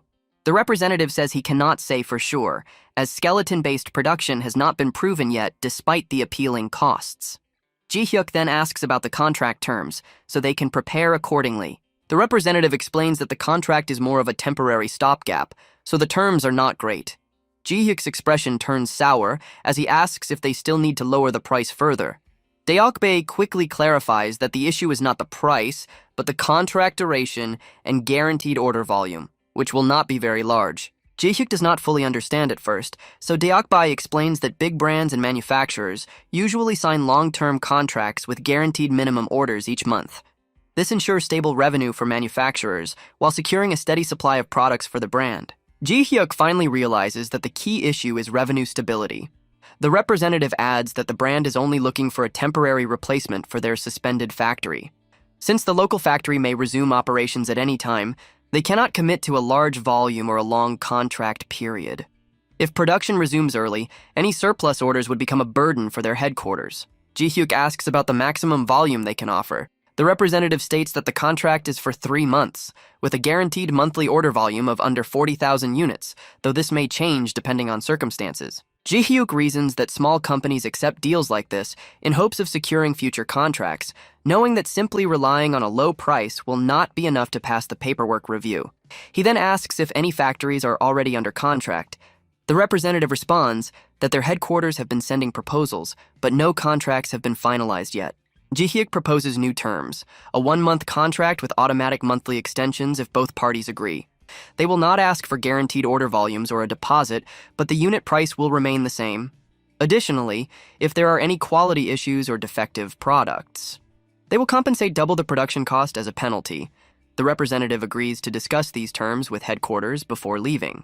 Meanwhile, Deokbae expresses concern, asking why Ji Hyuk would offer even worse terms that could allow the brand to sign the contract without ever placing an order.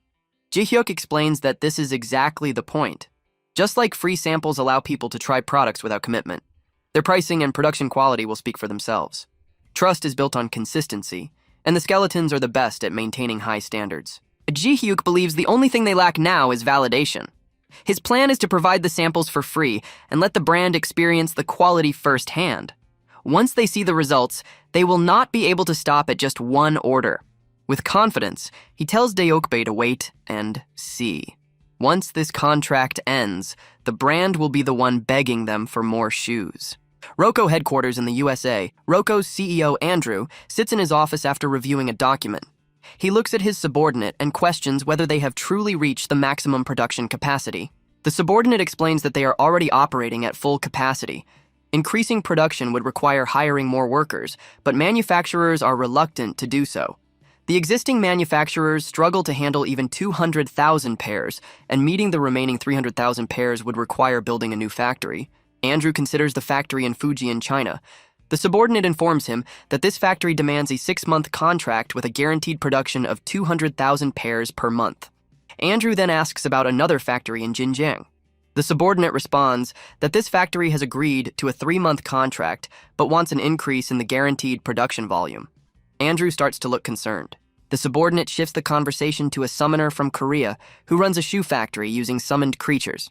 He shows Andrew a video, but Andrew remains unconvinced. However, the subordinate adds that Roko's branch in Korea has already met with Ji-hyuk's factory and sent a report. This catches Andrew's attention. He reviews the contract details and is surprised by the terms, especially the unit price, when he hears that the samples have been reviewed and the quality is decent. He sees no risk in testing the factory with a small order. He decides to place an initial order of 10,000 pairs to evaluate their capabilities. Meanwhile, in Korea, Deokbae rushes over to inform Ji-hyuk that Roko has placed an order for 10,000 pairs. Ji-hyuk is pleased and immediately asks if they have enough materials. Deokbae reassures him that sourcing materials will not be a problem. He then suggests pausing their current production lines to prioritize Roko's order, but Ji-hyuk decides against it. Since they have a large number of summoned skeleton workers, he believes they can manage both tasks simultaneously. As production begins, Deokbae points out that while sewing is manageable, shaping the shoe components requires stamping machines, and all available machines are already running at full capacity. To his surprise, Ji-hyuk instantly summons a new machine on the spot and asks what else they need. Deokbae then mentions that space is becoming an issue since all 5 of their factories, including the one they are in, are full. Ji-hyuk suggests using Sirron's warehouse, but Deokbae hesitates, reminding him that manufacturing in a non-registered facility is illegal. However, Ji-hyuk calmly responds that he had already registered the warehouse long ago, leaving Deokbae with nothing more to say. The next day, an executive meeting takes place at Roko headquarters. During the meeting, Andrew receives an update from his subordinate. To his shock, Sirron has already completed the entire 10,000 pair order in just 1 day. The subordinate shows him an email from Roko's Korean branch, confirming that the inspection results found no defects, and all pairs passed the quality checks. Impressed by Sirron's efficiency, Andrew acknowledges their potential. The subordinate suggests that if Sirron can produce 10,000 pairs in a single day, they are certainly capable of handling much larger orders.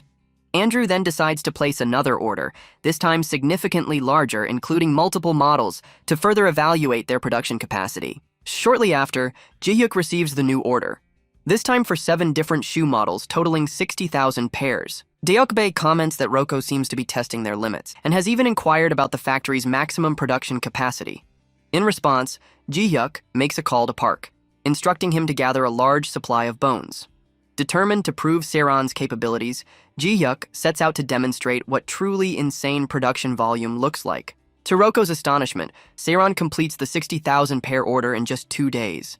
From that point on, everything moves with incredible efficiency. Within a week, Roko places another order, this time for 80,000 pairs, and Sirron delivers them in just 2 days as well. The following week, a massive order of 150,000 pairs arrives, and once again, Sirron completes production in just 4 astonishing days. In total, Sirron produces an entire month's worth of Roko's stock in only 10 days.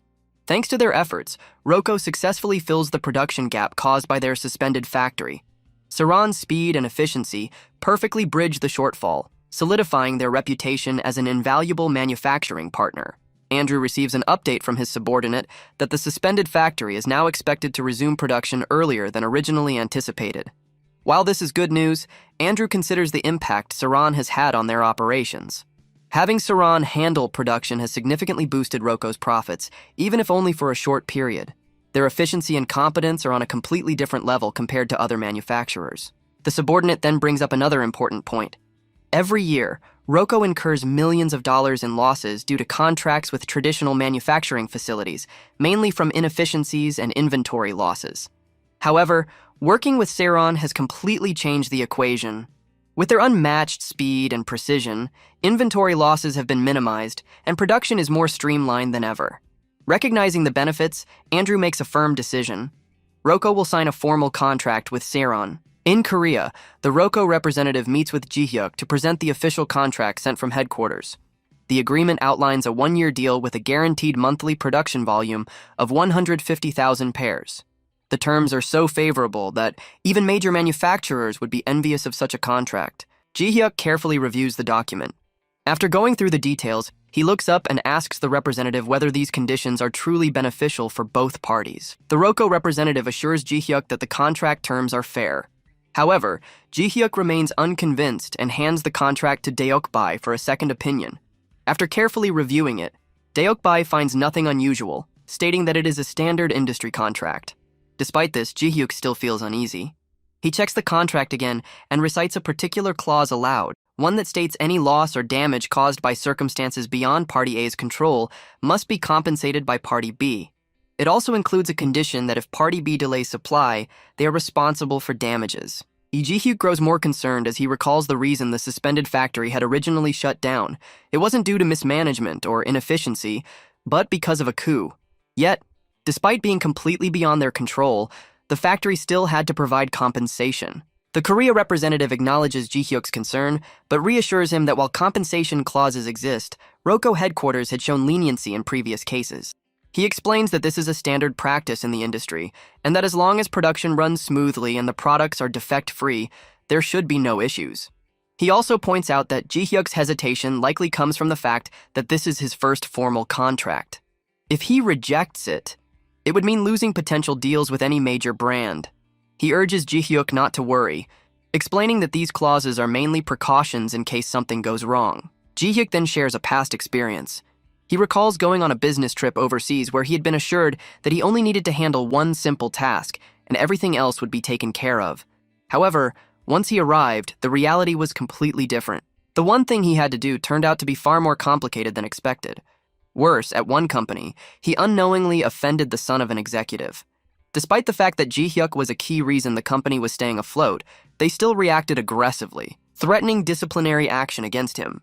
The entire situation seemed absurd. That was when he realized a hard truth. If he simply followed everything others demanded, he would only end up being taken advantage of. From that moment on, he decided to handle things his way. Turning back to the contract, Ji Hyuk reminds Deokbae that their track record speaks for itself. In just 2 months, they have delivered hundreds of thousands of flawless pairs without a single issue. Confident in their value, Ji Hyuk firmly crosses out the concerning clauses. The representative immediately protests, stating that Roko headquarters will never accept these changes. However, Ji Hyuk remains unfazed. He calmly states that he will be offering the same terms to all brands and will prioritize orders based on the order in which contracts are signed. The decision now rests with Roko. Either they agree to his terms, or another brand will take their place. Andrew receives the modified contract from Sirron, and upon reviewing it, he is shocked.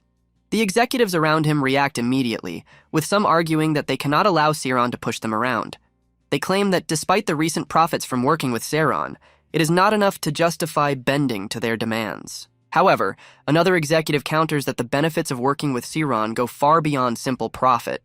Allowing pride to interfere with financial stability would be an inefficient decision. The executives split into 2 groups, each standing firm on their opinions. The disagreement intensifies as some insist on maintaining control over negotiations, while others argue that Sirron's efficiency is too valuable to lose. As the debate escalates, Andrew steps in to settle the matter. With Roko's traditional factories now back to normal operations, he decides they will continue monitoring the situation rather than making a rushed decision. However, it does not take long for that decision to be challenged. The factories that resumed production begin making demands despite already charging high unit prices. Andrew quickly grows frustrated, realizing that if it were Sirron handling production, they would have already started without unnecessary delays. It becomes clear to him that Sirron operates on an entirely different level. While the rest of the industry follows the usual inefficiencies, Sirron stands out as something completely unique. After working with them, everything else seems painfully slow and unreliable. At that moment, a worker enters with an urgent report. There has been a defect in the products from the Yongke factory in China, and a full reproduction is now required. This means the delivery deadline will be delayed, causing even more issues. Andrew clenches his jaw in frustration. None of these problems ever occurred when working with Sirron. Their production was fast, their quality flawless, and their efficiency unmatched. Wanting to know what Sirron is currently up to, he asks for an update. His subordinate informs him that Sirron has been actively sending proposals to other brands. Several companies have already shown interest and requested samples. Andrew quickly realizes what this means. Sirron is open to working with whoever signs a contract first, and priority will be given to those brands. Faced with the risk of losing Sirron's partnership to competitors, Andrew makes a decisive choice. He orders his subordinate to sign the Sirron contract immediately. This decision proves to be a major success. Not only does Roko secure a long-term agreement with Sirron, but they also lock in a deal with triple the previous profit margins. Soon after, other brands take notice and orders begin pouring in from across the industry. Meanwhile at Sirron, Deokbae excitedly rushes to inform Ji-hyuk of their latest achievement. In just a single month, orders from major brands have surpassed 1 million pairs. Ji-hyuk is elated, realizing that they are securing contracts left and right. With Sirron's unique production capabilities, all he needs to do is increase the number of summoned skeleton workers, and the business will keep expanding like a never-ending money-making machine. Deokbae then shares another unexpected opportunity. A company has inquired if Sirron can produce clothing as well. Upon hearing this, Ji-hyuk becomes even more eager. Without hesitation, he declares that they should acquire a clothing factory immediately and start production as soon as possible. Excitement builds as Ji-hyuk turns to Deokbae with a bold idea. Rather than limiting themselves to shoes or clothing, he suggests they go all in and transform Sirron into a full-scale manufacturing company, one that can produce anything people order. Deokbae agrees enthusiastically, and Ji-hyuk grows even more determined. His ambition now extends far beyond shoes. He is set on monopolizing the entire manufacturing industry by himself. About 6 months later, Sirron continues to expand beyond just making shoes. They start manufacturing clothes, hats, and even accessories. Over time, they grow into a comprehensive manufacturing company, producing almost everything in the labor-intensive light industry.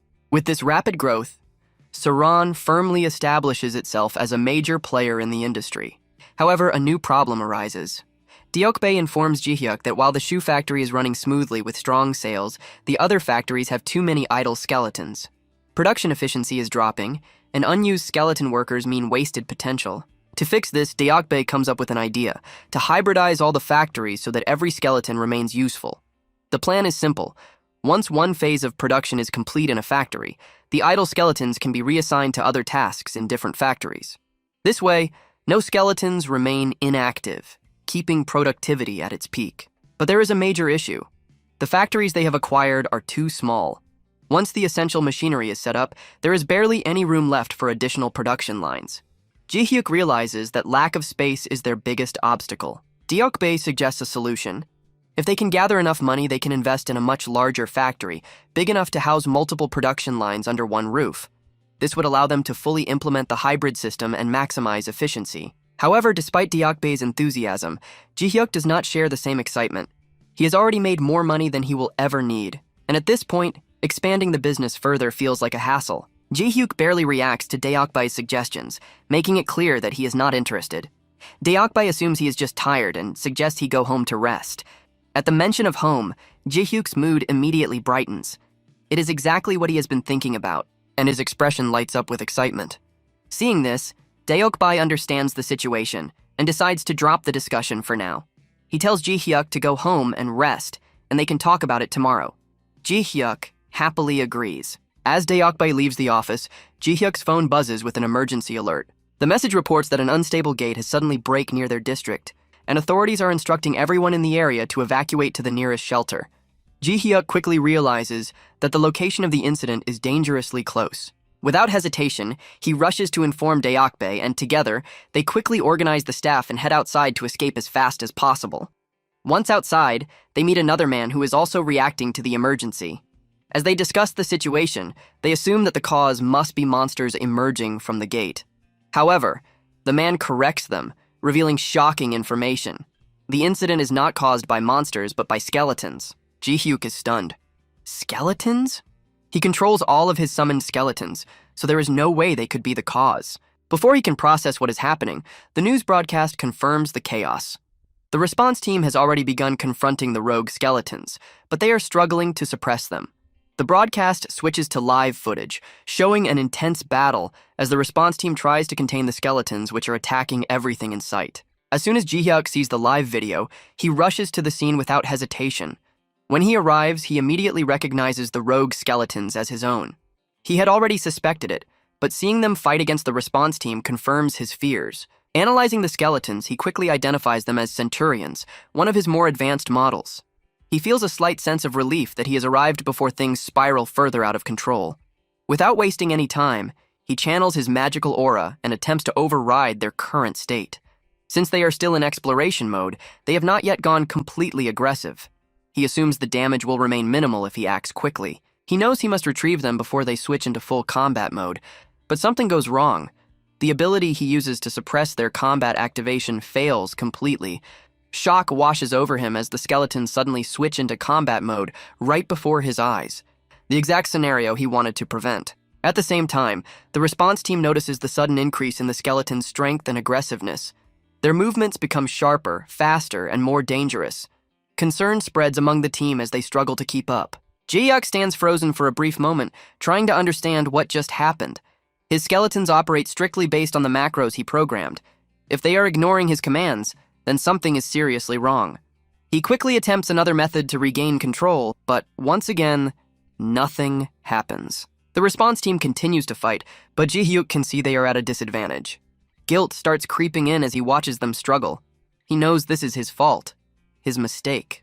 He let his guard down, and now innocent people are suffering the consequences.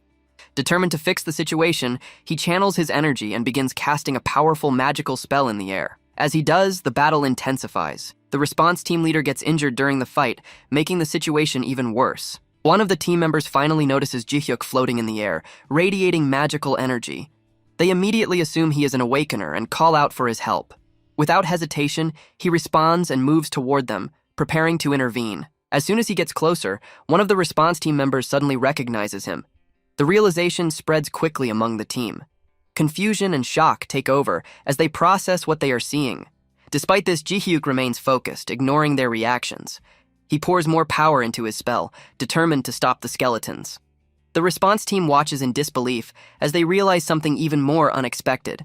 Jung Yuk is not just an ordinary awakener. He is a multi-ability user. The response team struggles to comprehend the situation. Until now, they had assumed he might be a skilled awakener, but they never expected him to wield such a wide range of abilities. Some of them begin speculating about his powers, wondering if he is someone capable of creating combat skeletons. What they do not realize is the truth. Jung Yuk is not just capable of making combat skeletons. He is the one who created the very skeletons they are fighting right now. Jung Yuk checks on the awakened fighters and asks if they are all right. They express their gratitude for his help, relieved that the situation is under control. However, as they discuss the battle, they began to talk about how the enemy skeleton monsters seemed almost intelligent. The way they moved and reacted felt unnatural for summoned creatures, making them uneasy. It was like someone was controlling them and giving commands, but there was no boss monster there. One of the awakened turns to Jung Yuk and asks for his thoughts on the matter. Caught off guard, Jung Yuk immediately changes the subject. Instead of addressing their suspicions, he reminds them that the injured need urgent medical attention. The awakened quickly realize he is right and decide to focus on moving their injured teammates. Before leaving, they mention that they will officially visit him later. Watching them go, Jung Yuk lets out a sigh of relief. He quietly remarks to himself that if a single centurion could overpower a D-rank awakened, then perhaps these awakened fighters are weaker than he initially expected. However, he pushes the thought aside as he picks up a broken piece of one of his skeletons. Examining it, he mutters that he just hopes something useful comes out of this situation. Later at his apartment, Jung Yuk closely inspects the broken skeleton parts. He casts a magic circle over them, analyzing their condition. The macros he originally programmed seem to be intact, yet something feels off. As he observes further, he notices that the mana within these parts does not feel like his own. This explains why his subspace ability failed. These skeletons were no longer connected to him. His thoughts are interrupted by the sound of Seawa playing with monster cores, the small orbs clinking together noisily. Annoyed, he picks up one of the cores, intending to scold her, but then stops as a realization hits him. The strange mana he sensed from the skeleton parts feels similar to the monster core in his hand. It is raw, untamed, and rough, pure natural mana. A new possibility forms in his mind. If his skeletons were operating on this unfamiliar mana, could it mean they were being controlled by the gate's mana instead of his own? He recalls how, when he first crossed over to Earth, his body arrived intact, but the items stored in his subspace were absorbed into the gate instead. Now it makes sense. When his mana was absent, the gate's mana must have replaced it. That is why the skeletons continued following their programmed macros, but no longer responded to his commands. A troubling thought follows. If his skeletons came out of the gate like this, then other monsters could have as well. He knows he created them, but he also knows he cannot defeat them alone. Realizing this, he comes to an important decision. He needs an undead army, something powerful enough to fight for him. He decides to rebuild the Undead Legion. However, this requires resources. He needs magic stones, and while monster cores might work as a substitute, he still needs a large number of corpses to form the undead. For higher-grade undead, he will have to engrave magic circles using gold and reinforce weak points with metal. Calculating the costs in his head, he quickly realizes that his current business earnings are nowhere near enough to fund this project. With a deep sigh, he wonders when he will ever be able to retire at this rate. To increase his income, he decides to ramp up production at Sirron. More production means more revenue, and the money will continue to grow. However, he also remembers Deokbei's suggestion. Acquiring a larger factory and implementing a hybrid structure would be the best long-term solution. But purchasing a large factory requires a significant amount of money. With no better options, Ji-hyuk considers going into a gate to hunt for extra funds. He dislikes the idea, but at this point, he has no choice. Just as he is contemplating this, he receives a call from Park Woo-jin, the team leader of the emergency response team. Woo-jin wants to personally thank him for his help and asks if they can meet. Ji-hyuk agrees and sends him a location. Not long after, a red supercar pulls up, sleek and polished. The driver steps out, revealing himself as Park Woo-jin. As they greet each other, Ji-hyuk takes a moment to admire the car. He remarks on its impressive design, asking if it is expensive. Woo-jin admits that it is, explaining that he may have gone a little overboard when purchasing it. However, as an awakened, he could not just drive any ordinary car. It is almost an unspoken rule that once an awakened starts earning money, a fancy foreign car is the first thing they buy. Hearing this, Ji-hyuk suddenly has an idea. He looks at Woo-jin and, with a confident smile, brings up a new business proposal. He believes he has come up with something brilliant and wants to hear Woo-jin's thoughts on it. Ji-hyuk and Woo-jin arrive at the Dongdaemun Dungeon byproduct market, a bustling place filled with various monster parts and materials. As they step into the market, Woo-jin asks Jo-hyuk why they came to this specific location. However, Ji-hyuk does not give a direct answer. Instead, he simply states that there must be a reason for his choice, leaving Woo-jin curious but without an explanation. Without wasting time, Ji-hyuk approaches a seller and inquires about high-grade monsters roughly the size of a horse. He specifies that he prefers something quadrupedal, making it clear that he has a specific purpose in mind. Hearing this, Woo-jin suggests a Demora, a large feline-type monster known for its durability. As a B-rank monster, it possesses both strength and resilience, making it an interesting option. Ji-hyuk considers this recommendation and decides to go for it. However, he also asks the seller if they have anything weaker and smaller than the Demora that resembles a horse. At this point, Woo-jin grows even more curious about Ji-hyuk's intentions. Initially, he assumed Ji-hyuk was searching for a monster to store summons, but now it seems to be something more complex. Ji-hyuk explains that through his experiments, he has found various ways to use different monster parts. But he is still uncertain about whether bones or other materials would be more effective. Woo-jin is not particularly surprised by Ji-hyuk's strange behavior. He recalls how Ji-hyuk had collected all the skeleton fragments the last time, showing the same level of curiosity and experimentation. Not long after, Ji-hyuk decides to make his purchase. Woo-jin stands by, watching as the transaction is completed. Once the purchase is finalized, Ji-hyuk turns to Woo-jin and assigns him a task. He must test the monster. Woo-jin agrees, though he knows that handling a B-rank monster like the Demora is beyond his current abilities. Still, he assumes that they will be fighting the creature for testing purposes. However, to his shock, Ji-hyuk instructs him to ride the skeleton Demora instead. Caught off guard, Woo-jin hesitates, but Ji-hyuk insists. Since Woo-jin had promised to help him, now is the time to fulfill that promise. Seeing no way out, Woo-jin complies and climbs onto the skeletal beast. At first, the ride is rough.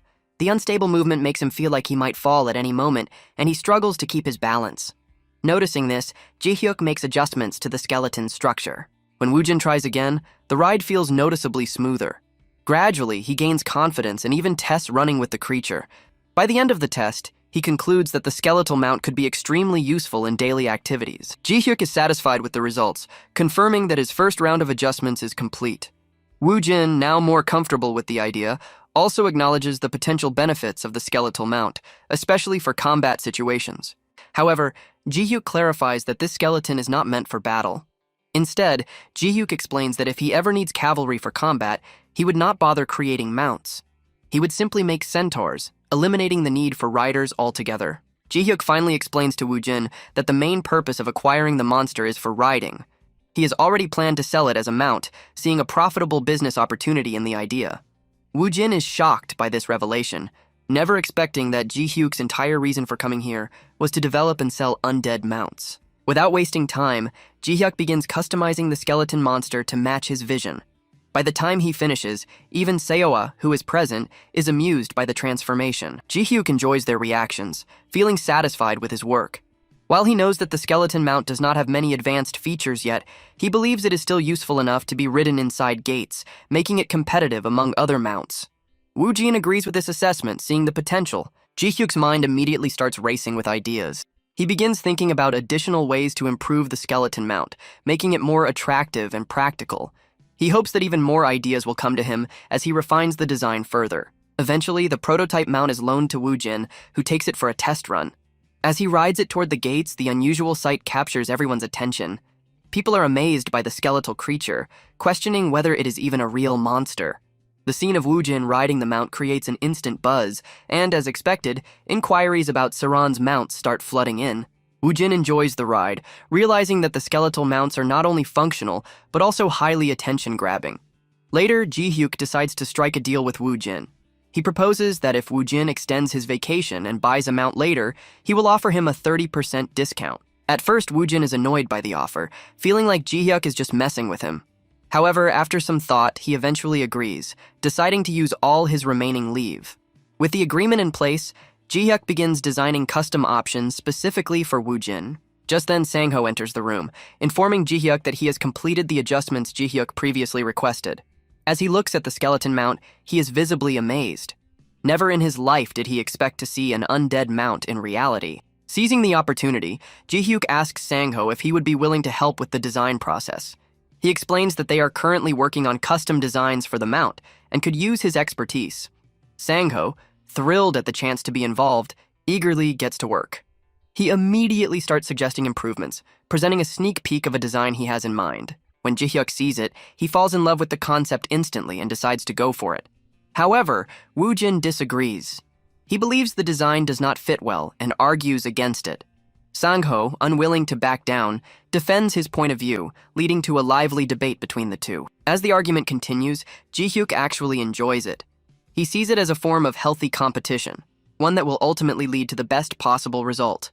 After considering both perspectives, he decides to incorporate both ideas into separate designs. Rather than choosing one over the other, he proposes a competition to see which design gains more popularity. To make things more exciting, he announces a reward. If Sang-ho's design wins, Ji-hyuk will give himself a special bonus. If Woo-jin's design wins, he will receive an extra discount on his mount. With this challenge set, both Sang-ho and Woo-jin become determined to win. The energy in the room shifts as both sides passionately argue in favor of their designs. Ji-hyuk watches the situation unfold with amusement. He loves how things are turning out, heated discussions, competition, and innovation all coming together. As he prepares to start the design process, a realization hits him.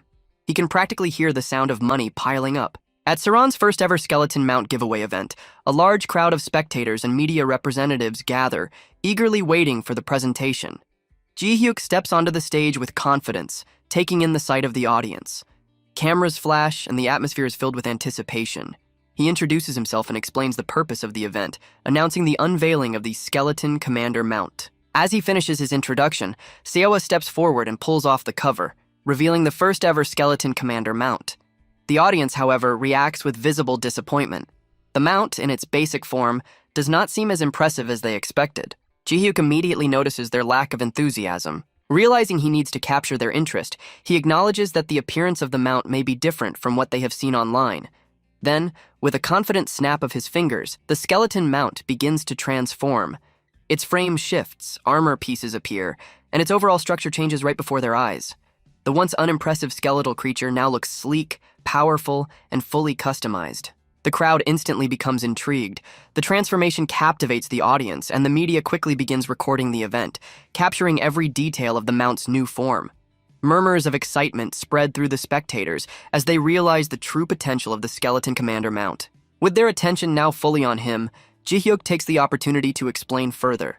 He clarifies that the mount's design reflects the preferences of its owner, meaning that anyone who purchases a Skeleton Commander mount can completely customize its appearance to their liking. It is not just a transportation tool for daily use, but also a reliable mount that can be used inside gates. To add to its appeal, Ji-hyuk highlights a special feature, the monster evasion function. Thanks to this ability, the mount can automatically detect and avoid monsters, ensuring safe travel even in dangerous areas. Additionally, it can return to its owner immediately when summoned, making it both efficient and convenient. As he observes the audience, he notices that many of them seem convinced by the mount's capabilities. Seeing that he has captured their interest, he decides to move forward with the main event, the giveaway. He announces that he will now draw the winner, who will take home the Skeleton Commander mount. He also states that the base price of the mount is 150 million Korean won, emphasizing its value. He dips his hand into a slot filled with numbered cards and pulls out a winner. The number 37 is called, and immediately, a person in the crowd raises his hand. The audience turns to look at the winner, congratulating him as he steps forward to the stage. As the winner approaches, Ji-hyuk hands him a tablet, showing him a list of available designs. However, the winner glances at the options and admits that he is not particularly skilled in design. Instead of customizing one himself, he decides to choose from the pre-made designs available. While browsing, he takes a look at the price ranges and comments that the mounts seem quite expensive. Ji-hyuk calmly explains that Sirron offers installment plans to make purchasing more manageable. However, the winner casually responds that he has enough spare cash to pay up front. This response catches Ji-hyuk's attention, making him wonder if the person is a high-ranking awakener, considering how effortlessly he talks about large sums of money. As Ji-hyuk stands there, he overhears a conversation from the spectator stands. A few people are discussing the winner's identity.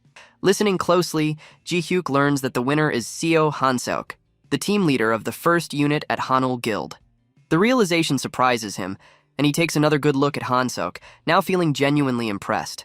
Hanul Guild is one of the top 10 guilds in Korea, making Han-seok a well-respected figure in the awakened community. Han-seok then requests to see how the mount looks when fully equipped. Simply looking at the digital catalog does not give him a clear understanding of its final form. Ji-hyuk, however, explains that they cannot equip the mount before purchase, as that would make it second-hand. Instead, they can still show him the individual parts and how they are assembled. As the event continues, the parts of the commander mount are displayed along with their respective prices. Sang-ho watches with excitement as Seo Han-seok chooses the silver armor set, the design he made himself, clearly pleased with his selection. This way, he would win the duel and get a raise. On the other hand, Woo-jin looks visibly pained, knowing he won't get any more discounts. Han Seok, now interested in further customizations, asks if they can engrave glowing initials on the armor. He specifies that he would like them on both sides. Ji-hyuk explains that each glowing edition costs 10 million Korean won, so with initials on both sides, the total customization cost would be close to 700 million Korean won. After thinking for a moment, Han-seok decides to keep it simple. He requests only the letter S on both sides and a small additional engraving on the forehead. Ji-hyuk calculates the final cost, informing Han-seok that just the custom options alone amount to 550 million Korean won. Combined with the base price, the total comes to 700 million Korean won. Once the transaction is settled, Ji-hyuk asks Han-seok to place his hand over the commander mount's head for registration. As Han-seok follows the instruction, a golden light with cross-shaped chains appears, signifying that the mount is now officially registered to him. Ji-hyuk then prompts Han-seok to name his new mount. After a brief pause, Han-seok decides on the name Yundori, Silver Stone. Ji-hyuk finds the name a bit unusual, but chooses not to comment. Instead, he formally announces to the audience that Yundori now belongs to Han-seok. With that, the first giveaway concludes, and preparations for drawing the next winner begin. For most of the public, encountering monsters has always been limited to two ways: either seeing them indirectly through media reports or dead monster corpses, or facing them head-on when they charge out of unstable gates. However, a new way of seeing monsters emerges with the commander mounts, which are now seen moving through city street. A woman walking down the street is initially frightened when she spots one of the skeletal creatures. However, her companion reassures her, pointing out that it is being ridden by someone and is not a wild monster. He explains that since it is a commander mount, it is a summoned entity and not dangerous. Judging by the S engraved on its forehead, he concludes that it must belong to Seo Han-seok, the first unit team leader of Hanul Guild.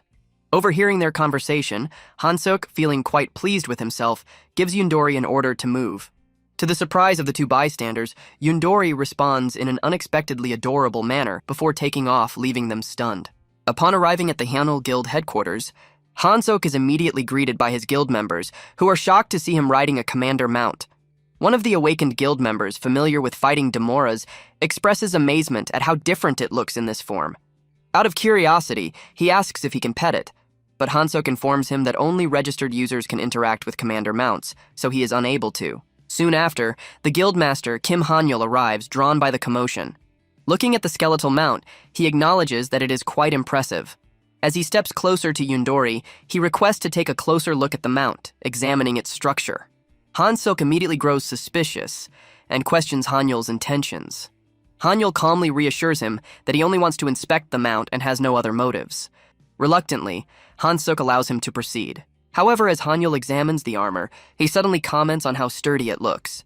Without warning, he declares that he is going to remove the armor. Han Seok immediately panics and tries to stop him, frantically explaining that the armor is built in and not meant to be removed. But before he can fully intervene, Hanul has already exerted force, yanking the armor off the mount.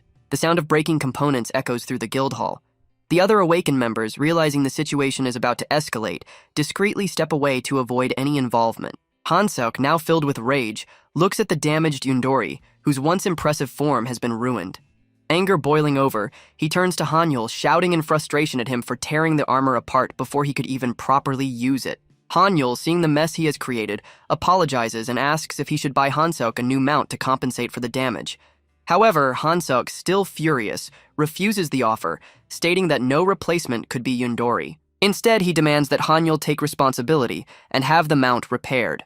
Hanul, realizing he has no other option, agrees. Han Seok then instructs him to personally meet Jung Yuk about the repairs. He warns Hanul to be grateful that he is letting this slide, reminding him of his position as guildmaster. The commander mounts turn out to be a massive success, selling at an impressive rate and earning hundreds of millions in profit per unit. With such overwhelming demand, Jung Yuk's financial worries vanish almost instantly. However, his relief does not last long.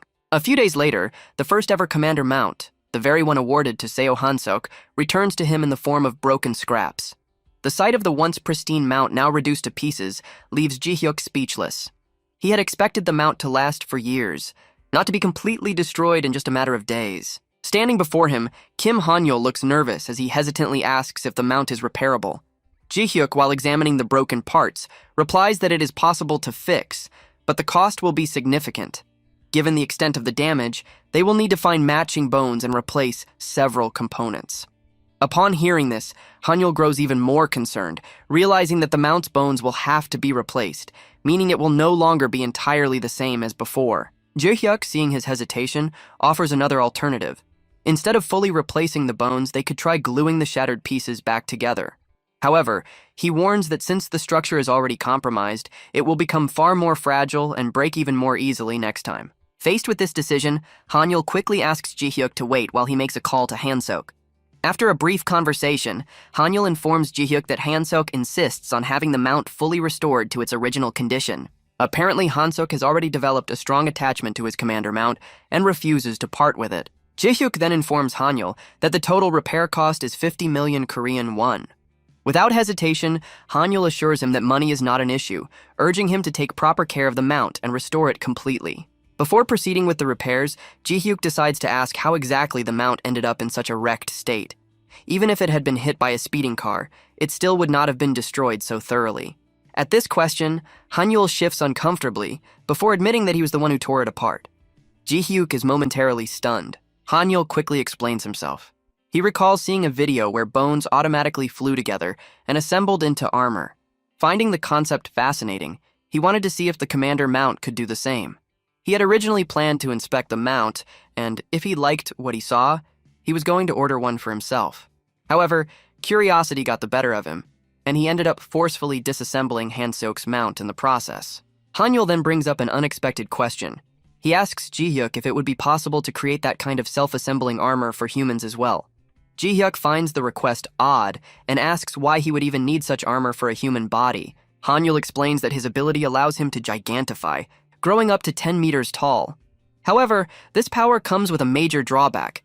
Finding suitable equipment is a nightmare. Since standard armor cannot resize with him, he cannot remain in his giant form all the time. Ji-hyuk considers this issue and asks why he does not simply use stretchable material for his equipment. Hanul replies that he already does, but it is far from ideal. Realizing that words will not be enough to understand the issue, Ji-hyuk suggests that Hanul demonstrate his problem rather than just explaining it. If he is going to design an armor for him, he needs to see the situation firsthand. Hanul agrees and activates his ability. In an instant, his body expands, his muscles growing larger as he transforms into a towering giant. Seawa, standing nearby, instinctively takes out her phone and begins snapping pictures. Even with one glance, Ji-hyuk knew the problem was that Han-seok Jr. would be exposed, and of course it would embarrass him. Ji-hyuk immediately stops her, reminding her that this is not the time for casual photography. He then turns back to Hanul and asks him to revert to his normal size. Now having seen the issue for himself, Ji-hyuk quickly assesses that Hanul does not actually need highly defensive armor. Hanul acknowledges this, admitting that he only wants something to cover up his body. He dislikes being a public spectacle every time he uses his ability. Since his current combat outfit consists of nothing but a skin-tight blue suit, he constantly feels out of place while fighting alongside his guildmates, who all wear cool and intimidating armor. Even Ji-hyuk, after picturing the scenario in his head, silently agrees that being a 10-meter-tall fighter in nothing but a tight blue bodysuit would be an experience he never wants to have. Hanul continues to vent his frustration, expressing how his gigantification ability constantly makes him stand out in the worst way possible. Every time he fights, news outlets flood the internet with images of him in that same tight blue suit, making it impossible for him to go outside without feeling embarrassed. Even his own daughter feels ashamed of him. For years, he has dreamed of having an outfit that could freely adjust to his body size, something that would finally let him maintain his dignity as a top-ranked awakener. Desperate, he grabs Ji-hyuk's hand and insists that he is willing to pay whatever it takes to make it happen. Ji-hyuk, who originally only planned to make money by selling commander mounts, suddenly realizes that this is an unexpected but valuable opportunity. If he plays this right, he can build connection with an S-rank awakener while also profiting from the project. Thinking back to his time on the Sirron continent, he recalls how he once attached skeletons to martial artists' bodies to track their movements and collect combat data while fixing glitches in his macros. If he applies a similar method, he can create something truly functional. To move forward, he asks Hanul about his primary fighting style. Hanul explains that he uses martial arts, as wielding weapons in his gigantic form is inconvenient. Hearing this, Ji-hyuk finds it perfect. Since Hanul relies on his body rather than weapons, the armor will not need to accommodate extra gear. He assures Hanul that he will personally design the outfit, no matter what it takes. However, he also makes it clear that if he is going to do this, he will ensure that the armor is properly functional, rather than just a simple size-adjusting suit. To make it work, he instructs Hanul to find the best materials possible, high-grade monster bones, large in size and from freshly killed creatures. He warns that the price will be extremely high. Hanul, overjoyed, immediately agrees. Money is not an issue for him, and he feels genuinely grateful that Ji-hyuk is taking this seriously. 5 days later, Hanul paces back and forth inside the Hanul Guild headquarters, restless and impatient. Han-seok, watching from nearby, finally loses his patience and yells at him to stop pacing, complaining that it is making him dizzy. Hanul responds that he cannot calm down. He might finally get what he has always dreamed of, an outfit that actually fits him no matter his size. Han-seok, however, assumes that Hanul is referring to the restoration of Yundori, rather than his custom outfit. Hanul turns to Han-seok and asks how much longer it will take. Han-seok replies that he was told the outfit would be completed in a few more days and that they would receive a notification once it is ready. Despite the reassurance, Hanul remains anxious. He starts muttering about how they might rush the process and mess up the outfit. Han-seok, unimpressed by Hanul's paranoia, tells him to stop worrying. He reminds him that Ji-hyuk's commander mounts turned out perfectly, so there is no reason to doubt his work. He also adds that if the armor turns out well, then Hanul should treat Ji-hyuk better from now on, since Ji-hyuk is the only person capable of making custom clothing for him. Hanul, considering this, wonders if he should invite Ji-hyuk to join the guild. Han-seok immediately dismisses the idea. He reminds Hanul that Ji-hyuk is already extremely rich from his business, so he has no reason to join a guild.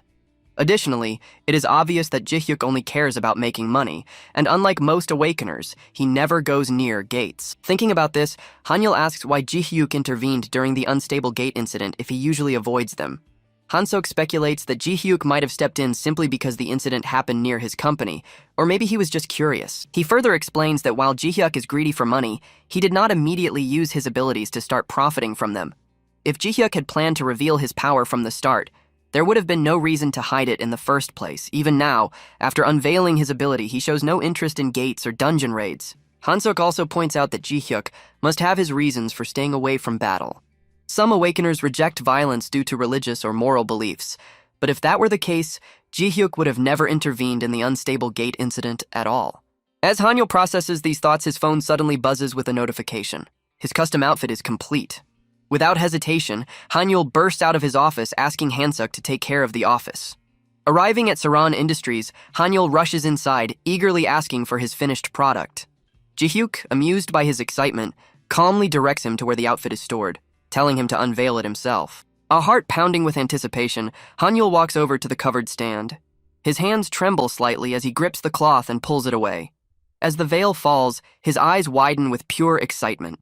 Hanul sees a custom-made skeleton armor outfit and gets excited. He asks if he can wear it when he becomes gigantic. Ji-hyuk explains that this is the casual mode and offers to help him put it on. Hanul puts on the armor and asks if he can transform now. Ji-hyuk tells him to wait, and Sewa brings out large bones that will become part of the armor after Hanul transforms. Ji-hyuk instructs Hanul to stand over the bones and spread his arms and legs. He explains that when he sees a red glow, it means the armor is ready for transformation. Hanul notices the red glow on the ground and follows the instructions. He activates his gigantification and transforms into his gigantic form. The armor pieces attach to his body, making him look even more impressive. Ji-hyuk tells him that thanks to the high-quality materials Hanul provided, the armor should be very durable. He asks if Hanul likes it. Overcome with emotion, Hanul says it's even better than he imagined. He is happy that he can finally be a father his daughter won't be embarrassed by. Then, he asks how to remove the armor. Ji-hyuk explains that Hanul just needs to return to the same position as before. When a blue light appears, he should say deactivate. Hanul follows the instructions and realizes that he doesn't even need to change clothes after deactivating his power. He thanks Ji-hyuk for making his lifelong dream come true and says he is completely satisfied. Then, he asks how much he still owes for the armor. Ji-hyuk tells him it's 3 billion Korean won since the materials were expensive. Hanul asks if that's enough, and Ji-hyuk confirms it is. However, Ji-hyuk also asks for a favor. He wants Hanul to invest in his company, Sirron. He explains that he actually means borrowing some money. If Hanul invests, Ji-hyuk promises to provide him with free armor repair for life. Hanul asks how much he needs. Ji-hyuk replies that the more, the better, but he plans to pay it back as soon as possible. He also mentions that Sirron's monthly sales exceed hundreds of billions of won. Hanul decides to lend Ji-hyuk 20 billion Korean won from his personal funds. Ji-hyuk is surprised by the large amount and asks if Hanul is sure. Hanul says he will transfer it as soon as he gets back. They seal the deal with a handshake. Meanwhile, Han Seok excitedly meets with his mount when they hear a sound. They realize an unstable gate has opened. Han Seok identifies it as a D rank and notes that the emergency response team is already on their way, so there shouldn't be any problems. However, Hanul feels that the appearance of an unstable gate might make the citizens nervous. He decides to go there. Han Seok, surprised, asks why he would bother since he usually avoids situations like this. A huge snake monster appears, causing chaos, but Hanul, in his custom-made bone armor and gigantic form, captures it. The news covers the event, revealing that Kim Hanul unexpectedly responded to the unstable gate while wearing an armor they suspect was made by Ji-hyuk. Watching the broadcast, Ji-hyuk remarks on how fast everything is happening. He reasons that as long as both sides are satisfied, that's all that matters. Hanul gets a high-performance suit of armor, while Ji-hyuk makes money, and most importantly, collects valuable combat data. As he watches, he notices Sewa playing with a miniature skeleton. He thinks about how the combat data will help him reduce the time needed to develop combat macros. A few more battles should provide enough information, allowing him to apply the macros to the undead army. When he sees Sewa still playing with the skeleton, he gives her a light bump on the head, telling her to stop interfering with the data collection. Checking his phone, Ji-hyuk sees that the money from Hanul has already arrived. He decides it's time to scale things up. Meanwhile, Andrew complains about how frustrating limited orders are. No company is as profitable as Sirron, but now that Sirron's factories are at full capacity, they have stopped taking additional orders. Just then, he receives news that Sirron is opening a large-scale factory. His subordinate explains that Sirron plans to keep the existing factories running while handling new contracts with the new facility. Sirron is now looking for more contracts. Hearing this, Andrew immediately orders his team to secure as many contracts as possible. He wants to claim every bit of remaining production capacity before the factory maxes out. At Sirron, Deokbai informs Ji Hyuk that orders are pouring in as soon as the new factory contracts are announced. Even Roko has proposed guaranteed orders of 700,000 units, leaving Ji Hyuk momentarily stunned. Deokbai notes that, at this rate, they will end up producing most of Roko's goods. Ji Hyuk assigns Deokbai to approve all incoming contracts for now. Then he asks why they are only receiving proposals from mid-tier manufacturers. Deokbai explains that top-tier manufacturers operate differently from mid-tier ones. Mid-tier companies focus on design and marketing, while top-tier brands prioritize technological advancements. These high-end manufacturers have long-standing partnerships and develop new technology through joint research, so changing their production lines suddenly is difficult. However, Deokbai assures Ji Hyuk that this will resolve itself over time. No partnership lasts forever. Eventually, as Sirron continues to grow, the top-tier brands will come to them first. Ji Hyuk realizes that when this happens, these companies will propose tech transfers to form partnerships, and once those relationships are built, orders will naturally flow to Sirron. Ji Hyuk then asks how Deokbai is so sure, to which Deokbai replies that this is exactly how Korea's shoe industry collapsed. The top-tier manufacturers, with their large-scale production and technological advantages, gradually moved away. It's the natural cycle of the industry. Deokbai then asks Ji Hyuk if he knows about the Korea Footwear Association. When Ji Hyuk says he doesn't, Deokbai explains that it was created when Korea's shoe industry was thriving. Though nearly defunct now, it remains the largest and only organization of its kind in Korea, with around 300 shoe factories as members. These factories are survivors that have withstood China's low-cost competition, meaning the technology they have accumulated is significant, especially in safety shoes. Deokbai suggests that if Sirron forms technical partnerships with these factories, they can quickly make up for their lack of technological expertise. He also reveals that he has been a member of the association for a while, but assumed Ji Hyuk wouldn't be interested, so he had been setting aside membership invitations. Impressed, Ji Hyuk decides they should give it a shot. Ji Hyuk and Deokbai arrive at the welcome ceremony, both surprised by how grand and extravagant it is. The event is far more elaborate than they expected, with a large gathering of people and a formal atmosphere. Soon, the president of the association approaches Ji Hyuk. Something about him feels unusual, and Ji Hyuk can't quite put his finger on it. The president politely asks Ji Hyuk to move to the front since he is the main guest of the event. As Ji Hyuk looks around, he subtly notices that everyone's attention is on him. He finds it amusing, realizing that this is not just a simple welcome ceremony. It seems to have a deeper purpose. The association president steps onto the stage and begins his speech. He talks about how Korea was once the second largest shoe exporter in the world, with thousands of factories operating across the country. But now, only around 300 companies remain, and not a single one employs more than 500 workers. The industry has been in constant decline, experiencing negative growth year after year. Many people believe that Korea's shoe industry is already finished. While the speech continues, Deokbai leans over and whispers to Ji Hyuk. He points out that even if all the remaining factories in Korea combine their efforts, they wouldn't be able to compete. Competing against China and Southeast Asia is impossible at this point, and it's already a miracle that these companies have survived for so long. The president then shifts his speech to focus on Ji Hyuk. He praises Ji Hyuk's innovative use of skeletons in manufacturing, calling it proof that there is still hope for Korea's shoe industry. He claims that if they can take advantage of this kind of cheap labor, they might be able to reclaim their lost position in the global market. He tells the audience that this is what they have all been dreaming of, a way to bring back Korea's dominance in shoe production. The president continues, saying that if Ji Hyuk shares his abilities with them, they can all rise together. At this moment, Ji Hyuk immediately realizes what is happening. The president isn't just giving a speech, he is setting up a public expectation that Ji Hyuk will provide his skeleton labor to the entire association. Ji Hyuk begins to regret joining the organization, seeing that this was a calculated move from the very beginning. Before Ji Hyuk can respond, Deokbai speaks up, calling out the president in front of the audience. He firmly states that this was not something they had agreed on. Skeletons may be the core of Sirron's success, but they are Ji Hyuk's unique ability. Asking him to share them is no different from asking an awakener to give away his own powers. The president tries to explain, saying they are merely discussing possibilities and that they would, of course, compensate Ji Hyuk if he agrees to help.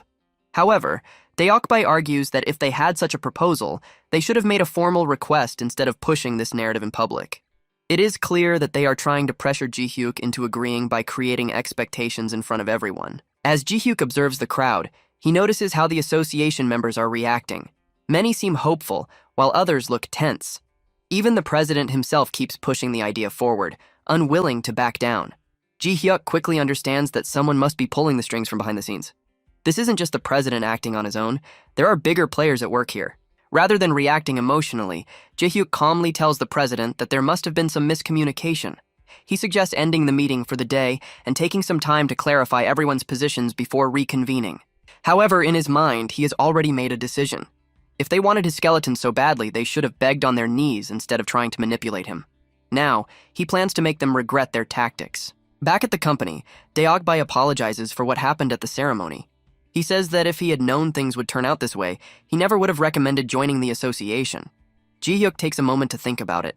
Deokbae then reassures him, saying that Ji-hyuk doesn't have to agree to their demands.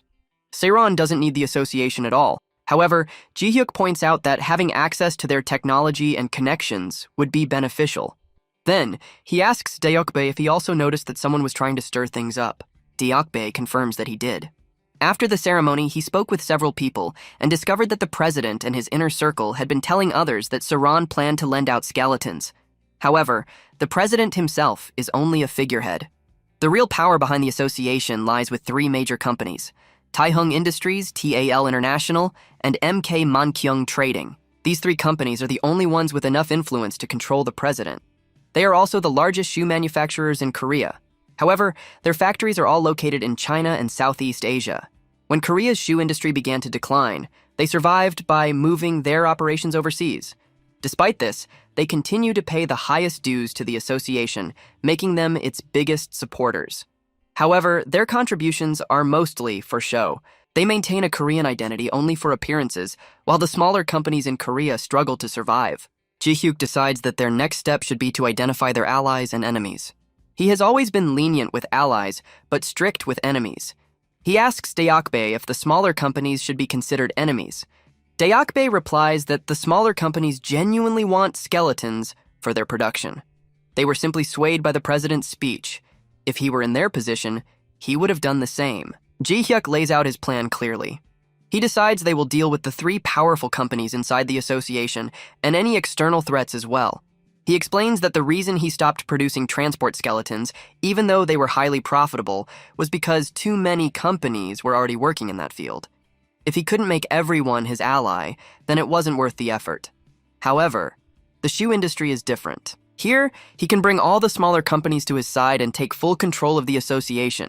Once he achieves that, outside interference will no longer matter. After securing control, he will completely remove the three powerful companies controlling the association from behind the scenes. However, he has no intention of simply lending skeletons to the smaller companies. Instead, he plans to create a system that produces a similar effect.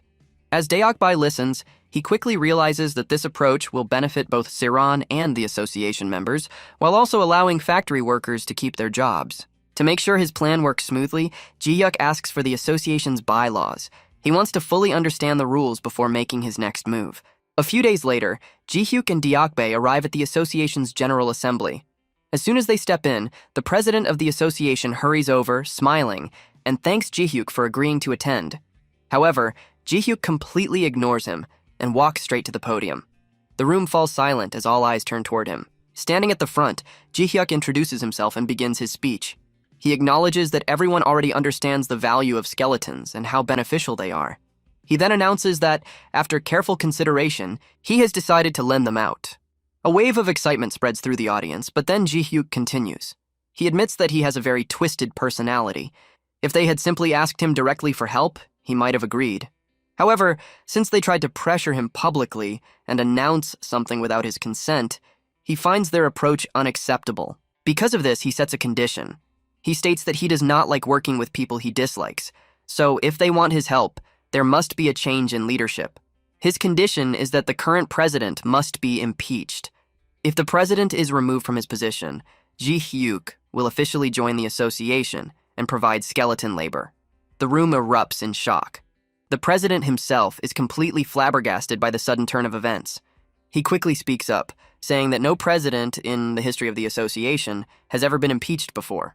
But Ji Hyuk remains calm. He points out the bylaws, explaining that an impeachment vote is possible if at least half of the members agree to initiate it. If 2/3 approve, the motion will pass, and the president will be removed from his position. Realizing the threat, the president immediately tries to counter.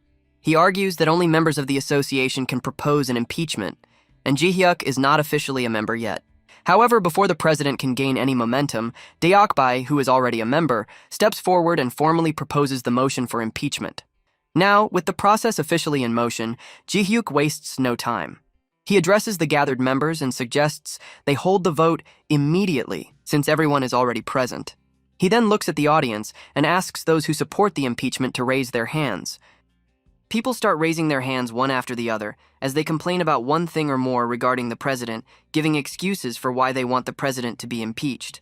Eventually, there are 170 votes in agreement to impeach the president.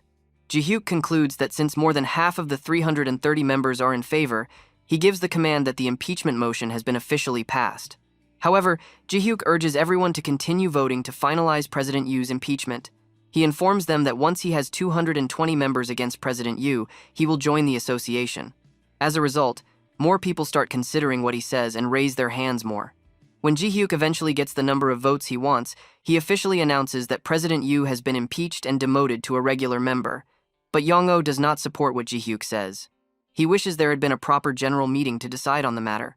Ji Hyuk tells him that if he's not fine with the decision, he can call a general meeting and declare the impeachment invalid according to the bylaws. However, Ji Hyuk makes it clear that this will not change the situation, as he will just call for another vote right then and there. Not paying much attention to Yong-oh's words, Ji Hyuk asks the members to move forward with that day's discussion. He brings out his membership form and shows it to everyone, already stamped and signed. Since they all cooperated with him, he expresses his appreciation and announces that he will join the association. The members cheer in joy, while Yong-oh wears a sad expression and gives Ji Hyuk a bombastic side-eye. But Ji Hyuk notices that Yong-oh is not causing as much of a scene as he expects. He sees the moment when Yong-oh checks a message on his phone, which makes Ji Hyuk wonder if he has actually received orders from someone, as it seems like he's trying to buy time. However, Ji Hyuk doesn't dwell on it too much, knowing in his mind that he's not going to play along as they expect. Then, Ji Hyuk informs them that it is now his turn to fulfill his promise. He will lend them the skeletons he had promised, but he adds a condition. He will not give the skeletons away for free, as he is a businessman. Just because they are in the same association does not mean he can work for free. He also clarifies that deletions are not the same as regular workers, and he doubts whether he can manage over 300 companies, adjusting skeleton types for each one on the fly. In Ji Hyuk's mind, however, he knows he's lying, because it's entirely possible for him to manage that number. Instead, he just wants them to think of the skeletons less like workers and more like semi-autonomous machines, which work best when grouped in one place. He convinces them that logistically, in terms of maintenance and production, it is impossible to distribute skeletons across all their factories. Therefore, he makes a counter-proposal. Instead of lending out individual skeletons to all of them, he will provide skeleton labor to all of them. One member seems confused, so Ji Hyuk breaks it down for them, explaining that the members would just bring in their orders, and he would handle the manufacturing and delivery of the products for a fee. Each product would cost them 1,500 won. With that said, confusion spreads among the members.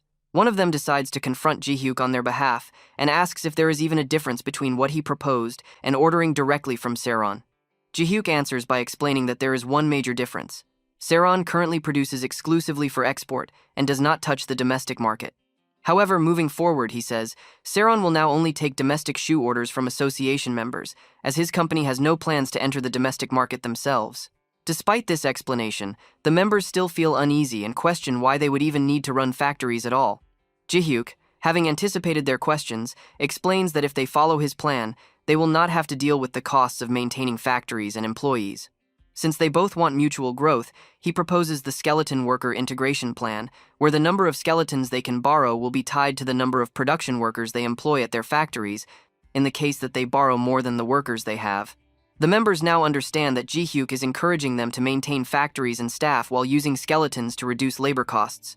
Ji Hyuk assures them that this is the only viable approach and urges them not to make it a burden for themselves, so that new entrants won't start complaining. He encourages them by saying that if there's money, people will gather, and to supply shoes, they will all have to set up factories, hire production workers, and join the association. However, Ji Hyuk acknowledges that this process will take too long for them, so he suggests they monopolize the domestic shoe market instead. In conclusion, he tells them that they will use their factories and employees as a barrier to block all new entrants, keeping their strategy to themselves. When Young-oh asks about exporting products, Ji Hyuk abruptly responds that it is none of his business. He clarifies that the skeleton worker integration plan only applies to factories and employees based in Korea, while overseas factories and workers are not included. This angers Young-oh, who tries to argue with Ji Hyuk. However, most of the members seem satisfied with Ji Hyuk's terms, and as a result, Ji Hyuk doesn't take Young-oh's words seriously anymore. Meanwhile, Ji Hyuk knows that the struggling Korean factories have now mobilized every connection they have to reclaim the domestic market. He recognizes that their comeback is built on the foundation of Sirron's skeletons, but he is grateful for their efforts, as their decisions have caused orders for Sirron to skyrocket. Sometime later, the Shoe Association held an official general meeting, and as expected, Young-oh was impeached there. The meeting then shifted to discussing Ji Hyuk's proposal. He suggested that membership in the association should be limited to companies with production factories in Korea. However, some members complained that they had more orders from outside Korea. In response, Ji Hyuk told them they could make their own choice, but they would have to deal with the consequences of that choice. When some members asked questions that were not in favor of his terms, Ji Hyuk suggested they vote. As expected, the majority voted in his favor, and all his proposals were accepted by the association. It was then made clear that any member who did not meet the new requirements would be automatically removed from the association. As the meeting was about to end, Ji Hyuk made another proposal.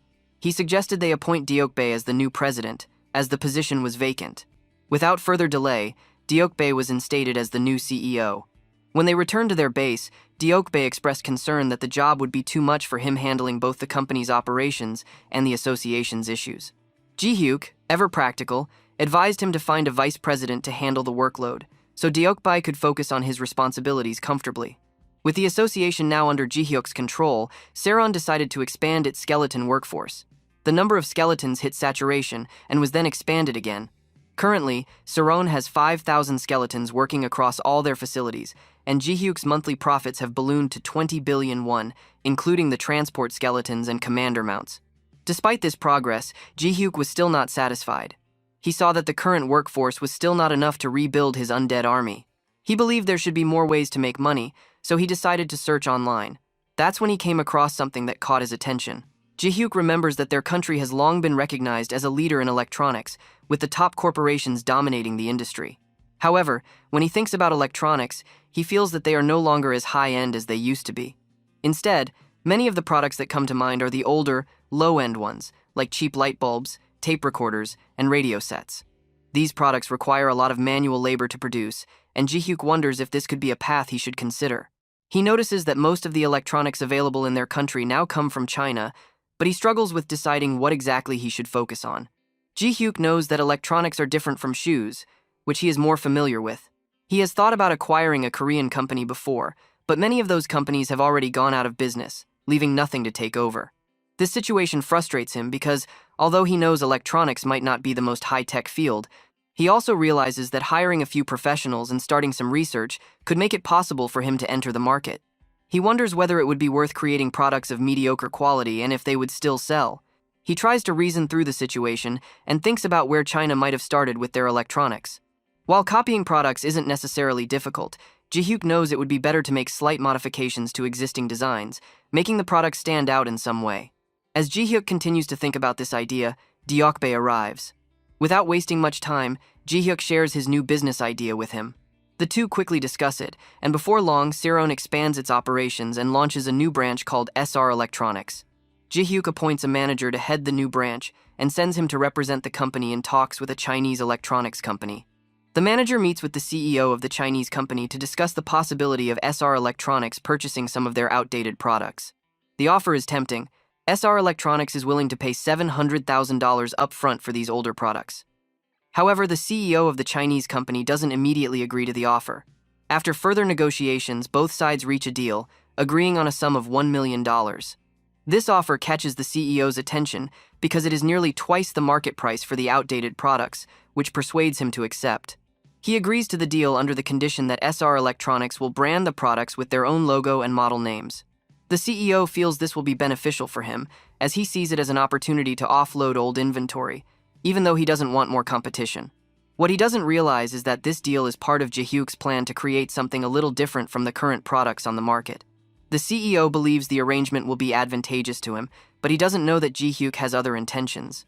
Before long, the deal is sealed, and SR Electronics successfully buys multiple product licenses from the Chinese electronics company. Ji-hyuk is pleased with the outcome, as it allows him to obtain products at a low cost without needing to buy entire factories. He also gets paid up front, which suits his business model perfectly. It's a win-win for both him and the CEO of the Chinese company, who offloads old products and receives a lucrative sum in exchange. Not long after, Baek, one of the workers in SR Electronics, comes to Ji-hyuk with news that the Chinese technicians are coming to inspect the products they bought. Ji-hyuk, with his usual calculated approach, instructs Baek to pretend that he's performing regular maintenance on the products. However, he also wants Baek to pay close attention to the operations of the Chinese technicians. The goal is to study how they work so that SR Electronics can later duplicate their processes using skeletons, a plan Ji-hyuk believes will make operations more efficient. Baek agrees to this without hesitation, understanding the importance of the task. A few weeks later, Ji-hyuk attends a supplier meeting with a representative from another Korean company. Initially, the representative asks about the types of products Ji-hyuk is thinking of, supplying mugs, textiles, and similar items. However, when Ji-hyuk clarifies that he isn't planning to pitch any of those, the representative is taken aback. He then asks what else Ji-hyuk will be supplying beyond shoes and textiles. With a calm smile, Ji-hyuk reveals that he has brought along some electronics appliances, products he's ready to offer. Ji-hyuk explains that while these products are priced at around 25,000 won online, his company's price is only 10,000 won. But as a special offer, he will sell them to this company for just 7,000 won. The representative, clearly surprised by the price, asks why Ji-hyuk would offer such a good deal. Ji-hyuk lies, explaining that his products are made in Korea, whereas the more expensive ones online are produced in China. This, he claims, justifies the price difference. The representative hesitates at first, skeptical about the quality of the products. To reassure him, Ji-hyuk emphasizes that all his products are fully legitimate, complete with legal licenses. With this reassurance, the representative seems convinced and proceeds to sign part of the contract for the shoe deal. However, he needs more time to make a final decision about the electronics. Ji-hyuk, ever prepared, is ready to leave the products with the representative, allowing him to test them and ensure their efficiency before fully committing. Ji-hyuk's first target for SR Electronics is the 1001 shops, and he carefully selects them because of their strong distribution network for budget electronics products. These shops have locations nationwide, which gives Ji-hyuk the perfect platform to introduce his products to the general public. His thinking is simple. By getting SR Electronics products into these shops, he will ensure that the exceptional value of the products is ingrained in the minds of customers. He believes that with widespread exposure through these stores, people will start recognizing the quality and affordability of his products. That's why he sees the 1001 shops as the most efficient way to distribute his electronics in Korea. However, Ji-hyuk soon faces another challenge: how to sell his products overseas. He thinks about ways to make SR Electronics products stand out in international markets. That's when an idea strikes him: why not offer a giveaway prize, such as the Sirron New Rider, to people who buy SR Electronics products. The plan is simple. Customers can enter the giveaway by purchasing an item, and with the allure of winning something as expensive as the New Rider, people will be motivated to buy the products, even if it's just for fun. When Ji-hyuk implements the giveaway plan, it works exactly as he expects. The stores become crowded as people rush to buy SR Electronics products, eager for the chance to win the New Rider. The products are priced very cheaply, adding further appeal. Even though some partners are hesitant about supporting the idea, others recognize the potential, and eventually, the plan catches on. More people start buying the products, and word quickly spreads about the giveaway. As customers begin purchasing the items, they start sharing positive reviews online, which only increases the buzz around SR Electronics. This surge in attention leads to even more people flocking to the stores, and soon, the company sees an influx of bulk export orders. Ji-hyuk's plan has paid off, as the giveaway not only drives sales domestically but also creates a strong demand for his products abroad. The combination of affordable prices, exciting giveaways, and positive online reviews quickly turns SR Electronics into a well-known name, both in Korea and internationally. Ji-hyuk meets with another Chinese distributor named Hak Meng, who is also interested in buying SR Electronics products in bulk. However, Hak Meng is shocked when Ji Hyuk reveals that the products were obtained from Inchu Company in China, which Hak Meng had previously sold but stopped due to low demand. Now, however, Ji Hyuk is selling these products at a much cheaper rate, which surprises Hak Meng. Despite his initial shock, the growing demand in the public makes him decide to buy them in bulk from Ji Hyuk. As the bulk orders continue to grow, SR Electronics ramps up its skeleton production to meet the overwhelming demand. With the two cycles of production and demand working in tandem, SR Electronics sees massive growth. The company's products begin to dominate the market, which causes the companies that sold them the licenses to start feeling nervous. These companies want to either terminate the contracts with SR Electronics or renegotiate prices to avoid lawsuits. However, Ji Hyuk doesn't take them seriously. Instead, he simply tells Baek to handle the situation in whatever way he sees fit. Baek, in turn, suggests a new business idea to Ji Hyuk selling products where brand loyalty isn't a factor, such as scales or desk clocks. Ji Hyuk finds the idea interesting, so he instructs Baek to choose products that require significant manual labor. This way, labor costs would become a major portion of production, and with their skeleton workforce, they can produce these items at a much lower cost. Ji Hyuk asks Baek to gather one of each item that has decent reviews and performance. However, Baek points out that this may not be as easy as the first time.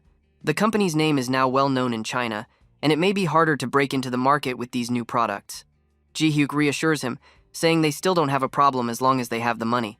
He is confident that with their mass production capabilities and better prices, they will be able to outcompete others in the market. After their discussion, Ji Hyuk recalls that it's time for the Sirron Rider giveaway, which is now going to be held online.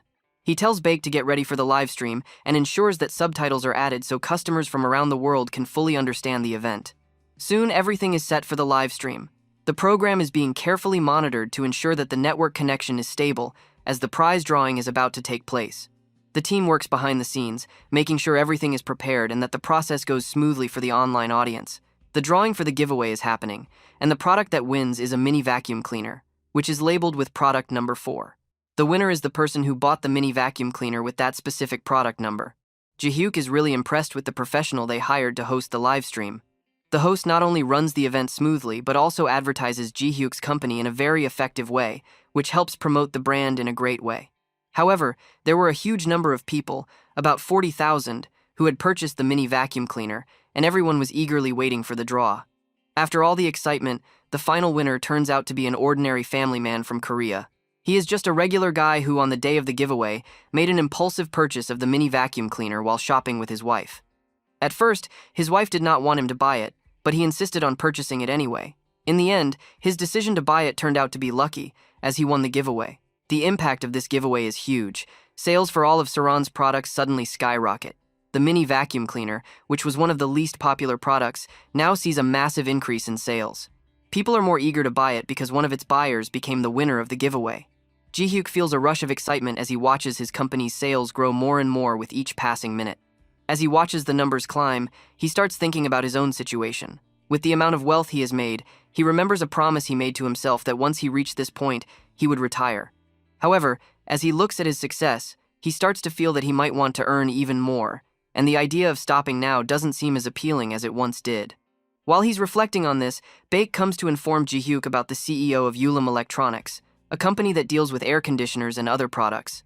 Ulam Electronics is a mid-sized company with a net profit of around 500 billion won. The CEO of Ulam Electronics wants to meet with Ji Hyuk, and since Ji Hyuk doesn't see any reason to decline, he tells Baek to arrange the meeting. Baek immediately sets about organizing the meeting with the CEO. Later, Ji Hyuk meets with Jin In-ji, the CEO of Ulam Electronics. They exchange greetings, and Ji Hyuk asks Deokbae and Baek to sit in on the meeting while they discuss the proposal. During the meeting, Jin shares the problems his company is facing, particularly with the high labor production costs involved in manufacturing. The cost of producing their products cannot be reduced any further, and as he looks for a solution, Jin recalls Sirron's ability to operate with lower labor costs while maintaining the prestige of domestic production, something customers highly value. After comparing Sirron to companies in Southeast Asia, he realizes that Sirron operates on a completely different level, which leads him to consider a new strategy. Jin then proposes two ideas to Ji Hyuk. He explains that Ulam has 2 factories in China, each generating around 200 billion won in annual revenue, but he wants to move these operations to Korea. His idea is for Sirron and Ulam to form a joint factory together in Korea. Although Jin knows that Sirron doesn't typically lend out its skeleton automaton systems, He is still fine with the idea of a joint venture. He suggests that while the factory would carry Yulim's name, Sirron would still have shares in the business. Ji-hyuk listens to the proposal carefully, and while he understands the potential profitability of the joint factory, he has concerns. He realizes that the joint venture might bring in profit, but he wouldn't have full control over the profits. He also knows that maintaining the undead army requires a significant amount of funding. If he agreed to the proposal, he worries that people would accuse him of embezzling company funds. So, he asks Jin if Yulim would be interested in signing a contract for the venture. However, Jin responds that Yulim is not interested in such an agreement. He explains that in-house production has always been the core strength that has kept Yulim alive and successful up to now, and he doesn't want to risk that foundation. Seeing Jin's point, Ji-hyuk suggests an alternative approach. Instead of a full joint venture, Ji-hyuk proposes that Yulim would build the factory, and Sirron would set up its skeleton automaton systems inside. In this setup, Sirron would handle the operation and management of the factory in exchange for a fee. This way, it wouldn't be a joint venture but rather a cooperative factory where both companies contribute in different ways. Jin is hesitant to support Ji-hyuk's proposal. He believes that as a company grows larger, the more complex the shareholding structure becomes. He worries that Sirron might eventually go public, and that could complicate things. However, Ji-hyuk reassures him that Sirron has no plans to go public. Despite this reassurance, Jin is still reluctant. Eventually, Jin admits that for him to trust Ji-hyuk's words, he needs some guarantees. He points out that if they go ahead with the deal, Sirron would essentially become an employee of Yulim for a fixed period. If Sirron ever refused to renew the contract, Yulim could suffer massive losses. Ji-hyuk, understanding the importance of Jin's concerns, suggests a solution. He proposes including a solid clause in the contract that ensures Yulim will not take any actions that could harm Sirron. In return, Sirron would automatically renew the contract. With both parties agreeing to these terms, they are able to proceed with signing the contract. As Ji-hyuk signs, he silently thinks to himself that this partnership could be expanded even further in the future. He sees the potential for even more profit from this venture. However, Jin is still worried about how this deal will affect the local workers in Yulim's Korean factory. He fears that the workers might feel their workload will be shifted to the joint factory, leaving them with fewer jobs. To address this concern, Ji-hyuk and Jin agree to meet with the labor union to explain the situation. They assure the workers that while skeletons will play a larger role, they will still need human labor to assist and support the machines. The workers will not lose their jobs. Instead, their work will be made easier with the help of the skeletons. Ji-hyuk and Jin successfully convince the workers that the creation of the joint factory will benefit them in the long run. With the overseas factories moving to Korea, more jobs will be created in the country. This news lifts the spirits of the workers as they see the potential for more opportunities. Ji-hyuk himself feels a sense of satisfaction. He hopes that more overseas factories will return to Korea, helping the economy grow, while at the same time allowing Sirron to continue expanding and bringing in more profits. Starting with Yulim Electronics, multiple overseas factories are reaching out, contracts are being finalized, and official agreements are being signed with over 10 companies. Beyond just profits, the repatriation of Korean companies and the influx of foreign investments are creating a positive domestic atmosphere. News coverage highlights the agreements signed with multiple mid-sized firms, confirming their relocation to Korea and estimating their economic impact to be at least several trillion won. Deokbae tells Ji-hyuk that he has noticed growing dissatisfaction within the electronics industry, as some companies argue that those with factories in Korea are facing unfair advantages. Ji-hyuk responds that Deokbae should just ignore them and publicly announce that Sirron will not collaborate with those companies, as it could negatively impact domestic job stability. Deokbae takes note of this and also informs Ji-hyuk that their partner companies are looking for factory sites and would like to hear their opinion on the best location.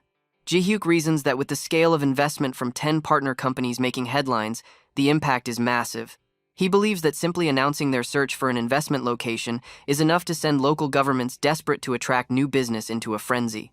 He also thinks this means they can use it as leverage in negotiations, so he decides to concentrate all their partner companies in a single location, making the local economy dependent on Sirron. He then tells Deokbae that he will be making a quick trip to Gunsan. Ji-hyuk, Seowa, and Deokbae are sitting together under a stand, enjoying a snack. During their conversation, Deokbae brings up the topic of Gunsan and wonders why Ji-hyuk chose that location. Ji-hyuk explains that Gunsan is a fairly large city with a nearby port, which makes exporting goods much easier. However, the most important reason is that KM Motors recently shut down its factory there. Because of this, the area has been designated as an employment crisis zone. This means many people in the city are struggling to find jobs and are in desperate need of new employment opportunities. Deokbei realizes the significance of this, while Ji-hyuk points out that this situation presents a great opportunity for them. Since the local government is eager to bring in new businesses, they will have a strong position to negotiate and secure as many benefits as possible. Later, Ji-hyuk meets with the governor of Gunsan, Yoon Ho-chang. The governor is curious about Ji-hyuk's visit and asks if he is here to discuss ways to attract Sirron's partner companies to the city. Ji-hyuk confirms this and explains that having all their partner companies in one location would make collaboration much easier. However, before making any decisions, he wants to know exactly what benefits they would receive if they chose to move their operations to Gunsan. Yoon Ho-chang provides a detailed explanation. He states that since Gunsan has been designated as a special industrial crisis response area, companies that set up operations there will receive significant benefits. These include a full exemption from corporate and local taxes for 5 years. Additionally, the government offers special guarantees through credit and technology guarantee funds. Companies can also receive extra subsidies based on the number of employees they hire, along with various other financial and administrative support. After hearing this, Ji-hyuk points out that Gunsan is not the only area with this designation. Other crisis areas also offer similar benefits, meaning they have more options to consider. Yoon Ho-chang explains that tax exemptions are determined by the central government, meaning no other region can offer better tax benefits than what Gunsan provides. However, Ji-hyuk remains skeptical. He points out that he operates multiple factories and faces several challenges in doing so. Since they use skeletons as workers, maximizing space efficiency is critical to increasing production. Unfortunately, the current floor area ratio restrictions prevent them from fitting as many skeletons into their facilities as they would like.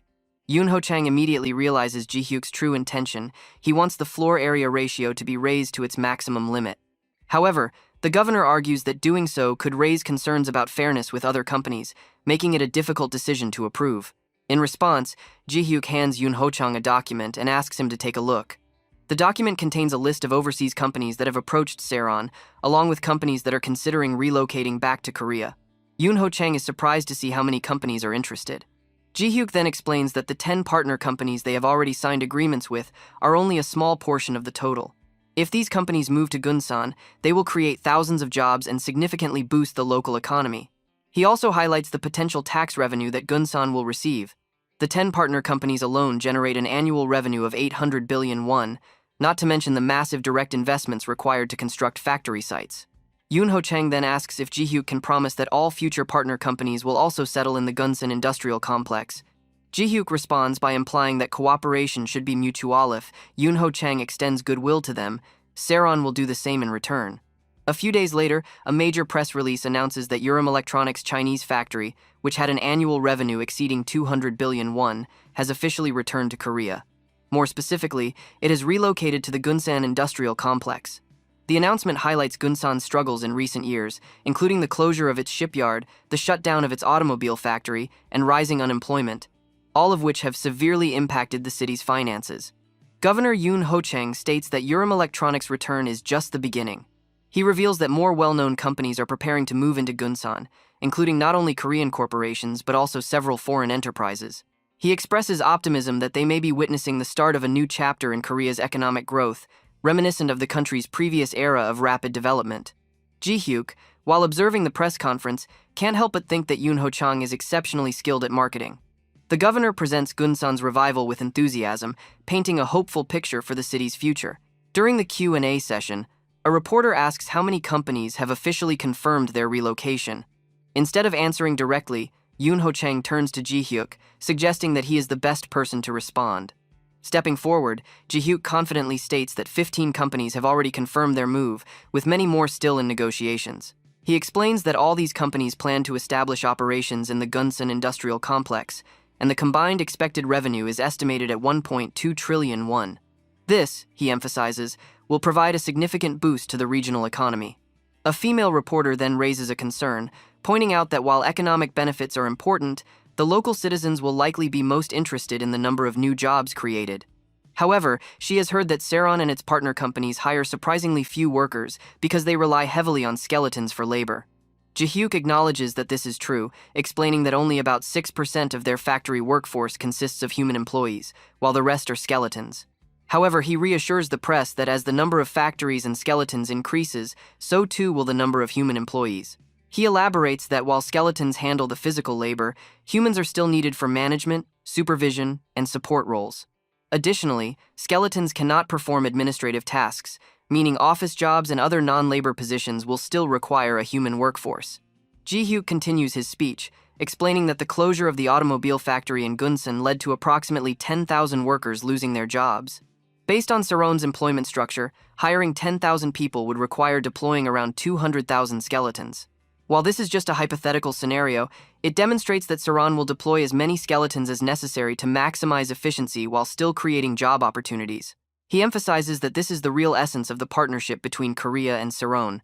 The skeletons are not stealing jobs from people. Instead, they are bringing back jobs that were previously outsourced overseas. By making manufacturing in Korea more competitive, Sirron is ensuring that companies no longer need to move their operations to other countries for cheaper labor. This is why Sirron remains fully committed to attracting even more foreign businesses to Gunsan, contributing to Korea's economic growth and ensuring long-term stability for the region. With these words, Ji-hyuk concludes his speech. The audience, including government officials and reporters, takes in his statement. Yoon Ho-chang expresses his gratitude and asks if there are any further questions from the press. As Ji-hyuk steps back, he reflects on the future of Gunsan. He envisions a day when the entire city realizes how deeply they rely on Sirron, not just the partner companies, but every single citizen of Gunsan. The economic revival, job creation, and prosperity of the city will be tied directly to Sirron's presence and continued expansion. With this in mind, Ji-hyuk silently affirms his ultimate goal to turn Gunsan into Sirron City, a place that thrives under his company's influence, ensuring that Gunsan and Sirron remain inseparable in the years to come. 3 months after Urim Electronics successfully settled in Gunsan, Sirron made a significant move by establishing its headquarters in the city while maintaining its existing factories elsewhere. With more and more partner companies relocating, the economic revival in Gunsan became more evident. The number of newly created jobs steadily increased, reaching around 800. The once struggling city was now buzzing with renewed activity, and the local government was more than satisfied with the transformation. During this period of rapid growth, Deokbae provided Ji-hyuk with an updated list of incoming companies. These were businesses that met Sirron's standards or were slightly below but still showed potential for growth. As Ji-hyuk reviewed the list, he couldn't help but notice that even after filtering, the number of companies remained quite large. Deokbae explained that the first batch of partner companies, like Urim Electronics, had been performing exceptionally well. Their success had attracted competitors who now wanted to move in as well, hoping to benefit from the same opportunities. Ji-hyuk, however, was not concerned about competition. Instead of limiting entries, he instructed Deokbae to bring in as many companies as possible. If their current partners raised concerns about increased competition, they should be encouraged to focus on expanding their exports rather than worrying about a limited domestic market. The goal was not just to dominate Korea, but to create a powerful industrial hub capable of competing on a global scale. Deokbae then brought up another topic. Some people were suggesting that Sirron should extend its prize events to include partner company products as well. When Ji-hyuk inquired about the source of this suggestion, Deokbae admitted that it was not a formal request, but rather something that had been circulating as a rumor. It seemed that instead of asking directly, some companies were subtly spreading the idea in hopes of influencing Sirron's decision. Ji-hyuk dismissed the idea, instructing Deokbae to ignore it for now. However, for everything else, he gave Deokbae full authority to proceed as he saw fit. The most important thing at this stage was to keep expanding Sirron's network of partner companies. As long as they were generating substantial revenue and maintaining control over the market, there was no reason to slow down. A subordinate rushes into the office, urgently informing Ji-hyuk that the fire department is requesting Sirron's assistance. A massive fire has broken out at a nearby logistics warehouse, and the situation is quickly spiraling out of control. Without hesitation, Ji-hyuk takes immediate action. High above the warehouse, Ji-hyuk hovers in the air, observing the inferno consuming the massive structure. Thick smoke billows into the sky as flames devour everything in their path. The fire department works tirelessly, blasting water at the blaze, but their efforts seem ineffective against the raging fire. The scene is chaotic. Firefighters shout orders, sirens wail, and civilians watch in shock from a safe distance. As Ji-hyuk lands on the ground, a firefighter immediately approaches him. Recognizing Ji-hyuk, the firefighter quickly apologizes for the sudden request but explains that the situation is desperate. With no other viable solutions, Ji-hyuk is the only person they can think of who might be able to help. Ji-hyuk reassures him that there is no need to apologize and asks what needs to be done. The firefighter quickly lays out the situation. A major fire is tearing through the warehouse, and 5 workers are still trapped inside. The biggest problem is that the fire has spread too aggressively, making it impossible for rescue teams to enter. Additionally, the interior of the warehouse is complex and difficult to navigate under these conditions. The firefighters are unable to locate the trapped workers and need another way to conduct the rescue. Ji-hyuk listens carefully as the firefighter then asks if it is possible to send in skeletons to search for the missing workers. Ji-hyuk immediately confirms that it is possible, but the main issue is identifying where the workers are trapped. Without knowing their exact locations, it will take time to conduct a thorough search. The firefighter admits that they have no clear idea of where the workers are, which makes the situation even more dangerous. He then suggests deploying multiple skeletons simultaneously to comb through the burning structure, hoping that they can locate the trapped individuals quickly. Ji-hyuk considers the request but realizes that controlling multiple skeletons at once in such an environment requires an immense amount of mental energy. Even though he has grown accustomed to commanding skeletons, maintaining their movements under extreme conditions like fire, smoke, and collapsing structures is significantly more challenging. Instead of immediately agreeing, Ji-hyuk proposes another idea. He suggests that the skeletons could be equipped with fire hoses to extinguish flames as they advance into the warehouse, making it safer for the rescue operation. However, the firefighter quickly shakes his head, explaining that this fire is not something that can be put out so easily. The flames are too intense, and the warehouse structure itself is already at risk of collapsing at any moment. Any delay could cost the lives of the trapped workers. Ji-hyuk decides to give it a try despite the difficulty, and quickly comes up with an idea. Without wasting any time, he instructs everyone around him to take out their phones. He assures them that if their phones break in the process, he will compensate them. There is no time for hesitation, they need to act fast. He then tells them to install a CCTV app immediately. His plan is simple but effective. The skeletons will be equipped with cameras, allowing them to move through the warehouse while the firefighters monitor the footage in real time. By doing this, they can pinpoint the locations of the trapped workers without relying solely on blind searches. The skeletons will follow preset movement patterns or macros, while Ji-hyuk manually adjusts their actions as needed. As soon as everything is set up, the skeletons enter the burning warehouse. The firefighters carefully watch the live feeds, calling out any signs of movement or potential survivors. After a few tense moments, one of the firefighters spots something on the screen and urgently announces that they need to open a door. Without hesitation, Ji-hyuk relays the command and personally takes control of a skeleton to force the door open. The search continues, with the firefighters shouting out possible locations where survivors might be. Each skeleton methodically sweeps through the warehouse, avoiding falling debris and moving deeper inside. Eventually, one of the skeletons, number 67, finds a survivor trapped under a collapsed shelf. Just as Ji-hyuk prepares to maneuver the skeleton to assist, he suddenly notices something alarming. The building is on the verge of collapsing. Acting on instinct, he immediately controls the skeleton to push the survivor out of harm's way. The skeleton sacrifices itself in the process, getting crushed under the falling debris. Ji-hyuk clenches his jaw, realizing that the entire structure is becoming more unstable. There is no time to be cautious anymore. He quickly redirects all available skeletons to focus entirely on rescuing the remaining survivors before the building fully collapses. After intense effort, the team successfully pulls out the first survivor, who has no life-threatening injuries. Ji-hyuk urges everyone to keep up the momentum and continue rescuing the others. Time is running out, and they cannot afford to slow down. After what feels like an eternity, the operation finally comes to an end. Every single trapped worker is rescued without any casualties. The warehouse, however, is left in ruins. A firefighter approaches Ji-hyuk, visibly exhausted but deeply grateful. He profusely thanks Ji-hyuk for his help, stating that without him, the situation could have ended in disaster. Before Ji-hyuk arrived, they had even considered going in themselves, despite knowing the risks. Thanks to his quick thinking and the use of skeletons, not a single life was lost.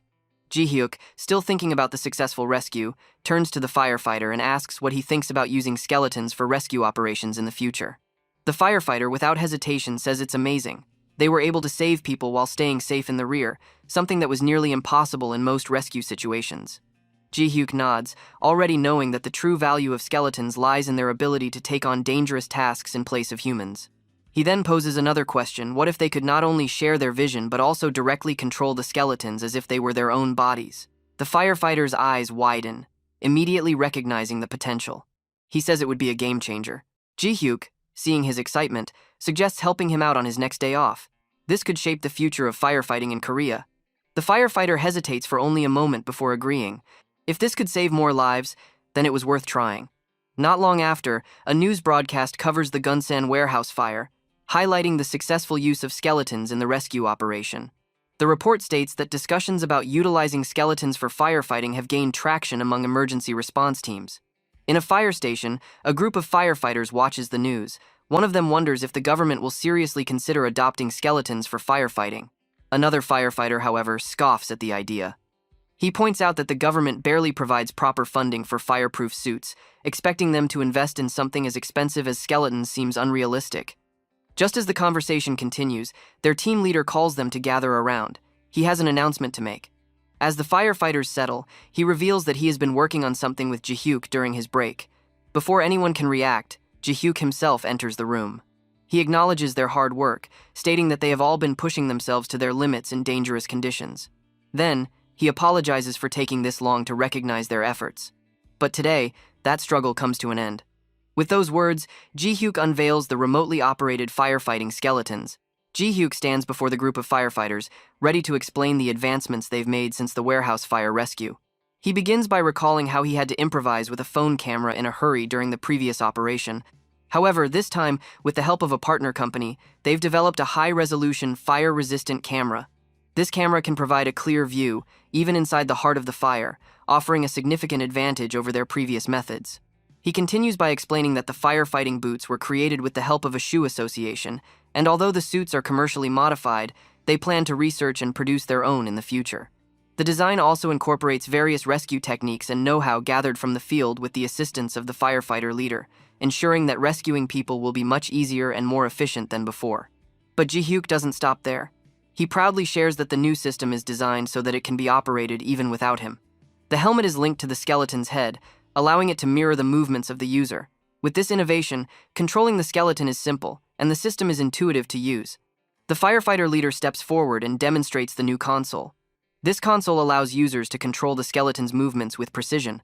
He explains that the gauntlet can also be used for performing intricate tasks, which adds another layer of functionality. Though there will be a learning curve, the leader assures the team that once they get the hang of it, they'll never have to enter dangerous flames directly again. The firefighters look on, visibly impressed by the demonstration. Despite their excitement, one of the firefighters raises a concern. Although the technology seems incredible, it still feels too far-fetched, almost like a dream, he says. Their leader, however, reassures them, telling them not to worry. He explains that Jung Yuk has made the decision to donate these skeletons for the safety of the citizens of Gunsan. The room falls silent, and the firefighters exchange glances, stunned by the news. Jung Yuk adds that his plan is not just to donate a few units. He intends to donate 90 skeleton units to other fire stations throughout Gunsan, ensuring that the city's firefighters have the tools they need to protect their communities. Furthermore, he promises that lifetime free maintenance will be included. This decision, he explains, is made to show support for the hard work and dedication of those who risk their lives to keep the citizens of Gunsan safe. The firefighters are overwhelmed with gratitude. The deployment of unmanned skeletons for rescue operations quickly becomes a hot topic. The media buzzes with coverage, and the news of Jung Yuk's donation of skeleton units spreads like wildfire. However, while the public responds overwhelmingly positively, some experts begin voicing concerns about the risks associated with deploying unverified skeletons. Despite these concerns, the overwhelming support from the public drowns out the criticism, and the skeletons are smoothly delivered and officially deployed to rescue sites. Still, the fire department, despite both the citizens and firefighters eagerly wanting the technology, remains silent and hesitates to take any action. They do nothing as time continues to pass. However, as the skeletons continue to prove their effectiveness in real-world rescue operations, another sector, the third industry, expresses interest in the unmanned skeletons. A group of officials from this industry meets with Jung Yuk, eager to discuss how the skeletons could help prevent workplace accidents. They are aware of Jung Yuk's sensitivity toward the potential connection between skeletons and job losses, but they can also see that his efforts are starting to pay off. The official explains that the unmanned skeletons could be especially useful in reducing workplace accidents by taking on dangerous tasks that would otherwise put human workers at risk. However, the official also emphasizes that the skeletons are still considered equipment and require human control. After reviewing the idea, the official points out that, while the skeletons may not be suitable for detailed tasks, they are more than capable of performing simple jobs such as transporting materials. Jung Yuk listens carefully and, while acknowledging the potential benefits, reminds the official that the skeletons cannot be provided for free. He then asks the official to explain how the construction industry works, as he is not very familiar with it. The official takes a moment to provide the details, explaining that heavy equipment operators are typically employed by rental companies, not by construction firms themselves. Jung Yuk finds the information amusing and, with a thoughtful smile, tells the official to give him a moment. He reveals that he will establish a company specifically to rent out the skeletons to industries like construction. A few days later, Ji-hyuk successfully establishes Sirron Rental Company. When the job listing goes live, the response is overwhelming, so much so that Ji-hyuk remarks on how quickly the people swarmed in despite the advertisement being limited to just within the city. Deokbae explains that it's not surprising given the recent spike in the unemployment rate, which has been on the rise in a very short period. Ji-hyuk then asks about the general response, and Deokbae shares that while many people are interested, there's uncertainty because the job is neither full-time nor contract-based. It's simply a short-term daily position. This has caused some hesitation among the applicants. Taking the situation into his own hands, Ji-hyuk steps forward to address the crowd. As he introduces himself, he acknowledges that many people must have been disappointed upon seeing the job listing. However, he urges them to listen carefully, saying that this could very well turn into their lifelong career. Ji-hyuk explains that Sirron Rental operates similarly to a labor agency, supplying workers wherever manpower is needed. However, the manpower in question is actually skeletons, and the people's role would be to wear the control equipment and operate the skeletons remotely. He emphasizes that this is a symbiotic relationship between humans and skeletons, controlling the skeletons from a distance to perform tasks like transporting materials. He showcases a demonstration of the skeletons in action, efficiently moving materials under human control. The most important part, Ji-hyuk stresses, is that the skeletons will be doing the heavy lifting and physically demanding work, while the human operators will be safely controlling them from a distance. This, he explains, means that they will be robot operators, operating skeletons as if they were machines. Ji-hyuk reassures the crowd that not a single transport skeleton operator has ever been laid off due to a lack of work. He acknowledges that adapting to operating the skeletons might not be easy since controlling a robot is a very different skill compared to physically doing the work themselves. However, he assures them that once they get the hang of it, they will be able to make good money. Most importantly, Ji-hyuk promises that as long as they are willing to work, they will never run out of jobs. Ji-hyuk addresses the crowd, urging anyone interested in applying to submit their resumes to the staff up front. As the applicants file in, there's a sense of anticipation in the air, and the response to his speech continues to echo throughout the room. The vision of controlling skeletons remotely, in partnership with cutting-edge technology, is starting to appeal to many of them. Meanwhile, at a construction site, a foreman looks at a list of available workers and is surprised to see only 4 men scheduled to work that day. He points out that they don't have any general laborers available. Just as he begins to worry, another worker reassures him that new help is on the way, and this time, it's not just ordinary workers, but equipment. Moments later, a bus pulls up to the construction site, and a group of unmanned skeletons disembarks. They are equipped and ready to work. Ji-hyuk arrives on the site to meet the foreman, telling him that they've delivered the 20 units of skeletons he requested. The foreman is intrigued and asks about the bus. Ji-hyuk explains that the bus is actually the workstation for the operators inside the bus. Workers can control the skeletons remotely. He notes that the skeletons are essentially the new workers on the site, while the human operators are stationed in the bus, safely operating them. As the skeletons get to work, they move efficiently, carrying cement and other materials to the necessary locations on the construction site. Their movements are precise and swift, demonstrating just how capable the skeletons are in replacing manual labor for physically demanding tasks. Ji-hyuk is informed that Jangwoo Construction needs skeletons for an apartment project in Seoul, and he is glad to hear the news, as it implies things are going smoothly. It seems putting manager Kang in charge was the right decision. He tells his subordinate that since they have enough skeletons, they should send them over. However, the subordinate points out that, while they have enough skeletons, they are short on manpower. Ji-hyuk is stunned, and the subordinate explains that each skeleton requires a 3-person team, so they need quite a few people. Most of their skilled employees are already working on other sites, and the remaining staff are still inexperienced. Ji-hyuk remarks that this is the first time he has faced a manpower shortage in this business. He then asks the subordinate to split the teams, mix the rookies with the veterans, and send them to both Seoul and Daejeon. They should offer extra pay to the senior employees and have them train the newbies when they get the chance. He adds that if this continues, they will face a constant shortage of workers, so they need to find a better solution. He proposes setting up a training center, more like a specialized school, where applicants must complete the course to guarantee a job at Sirron. If they don't meet the standard, they will be dropped. The subordinate asks if there will be tuition fees, to which Ji-hyuk replies that they won't charge tuition. If they did, people would accuse them of taking their money and not giving them jobs when they fail. Instead, they will only charge a small material fee for practice supplies. The subordinate agrees, and Ji-hyuk asks him to bring in team leader Baek, who is later seen in Ji-hyuk's office. Ji-hyuk asks team leader Baek to take a seat, making sure everything is going smoothly with their current work. Team leader Beck replies that there are no issues at all. The team has managed to bring in more programmers, and everything is functioning as planned, with no major problems in sight. Satisfied with this update, Ji-hyuk then asks about the new recruits.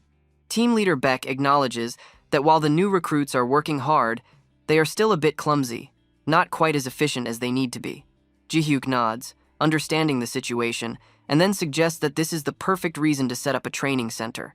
He tells Beck that he wants him to take charge of the center. This unexpected request surprises Beck, as he didn't anticipate being given such a responsibility.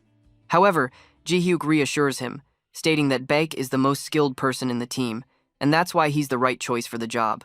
Beck, still feeling unsure, nervously responds that he believes he is better suited to handling skeletons on site rather than managing a training facility. Ji-hyuk sees Beck's hesitation and offers reassurance. He explains that the training center won't be a permanent assignment. Beck will only need to set up an instructor team and create a basic training system. Once that's in place, Beck will be able to move on to other tasks. Beck asks how long it will take to establish the system, and Ji-hyuk estimates that it will take somewhere between 3 to 6 months. Beck, realizing he has little choice in the matter, agrees to the plan. As the discussion continues, team leader Beck asks whether the training center will require a lot of practice skeletons. Ji-hyuk confirms that it will. Then, Ji-hyuk notices that Beck seems to have something else on his mind, so he encourages Beck to share his thoughts. Beck pauses for a moment before proposing an idea. He suggests that they could enhance the worker skeletons by giving them 3 or 4 arms, since their perception is already quite advanced. With more arms, the skeletons could handle multiple tasks at once, improving their efficiency even further. Beck mentions that he has thought of various ideas to increase productivity, but he feels limited by the default functions of the skeletons. However, with the training center, there would be an opportunity to experiment and push the skeletons beyond their current capabilities. Beck believes that if they can play around with practice skeletons, they might discover some interesting and useful results.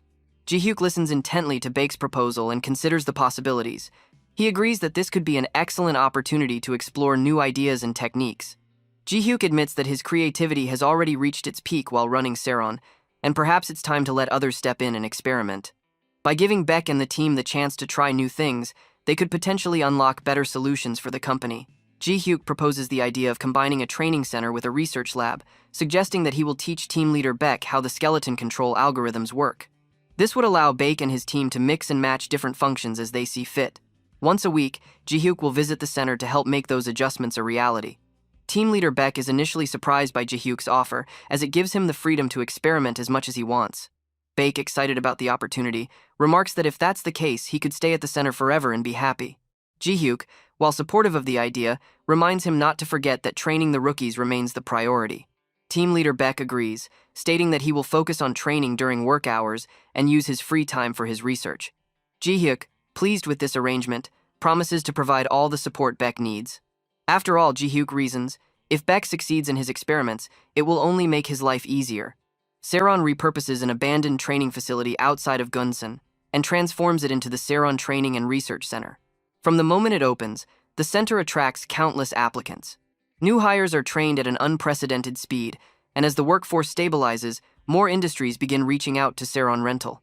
The subordinate informs Ji-hyuk that inquiries are pouring in from various fields, all requiring manual labor.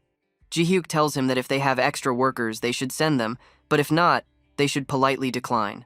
He emphasizes that the company should prioritize long-term contracts over short-term gigs, ensuring stability and growth for Sirron. The subordinate also mentions that construction workers are asking whether Sirron has precision skeletons, available skeletons capable of performing more detailed, intricate work. Ji-hyuk understands that they could develop such skeletons, but he recognizes that this could negatively affect Sirron's image. Their brand is built on the motto that skeletons handle brute labor, while humans handle the more delicate tasks. Ji-hyuk decides to maintain the integrity of this image, so he directs the subordinate to relay the message accordingly. Meanwhile, Ji-hyuk reflects on Sirron's success. With their footwear, electronics, and rental businesses combined, they are now raking in 300 billion won per month. Ji-hyuk feels that at this point, they might as well be called the Sirron Group. He imagines himself being called Chairman Han Ji-hyuk of the Sirron Group, and a smug expression crosses his face.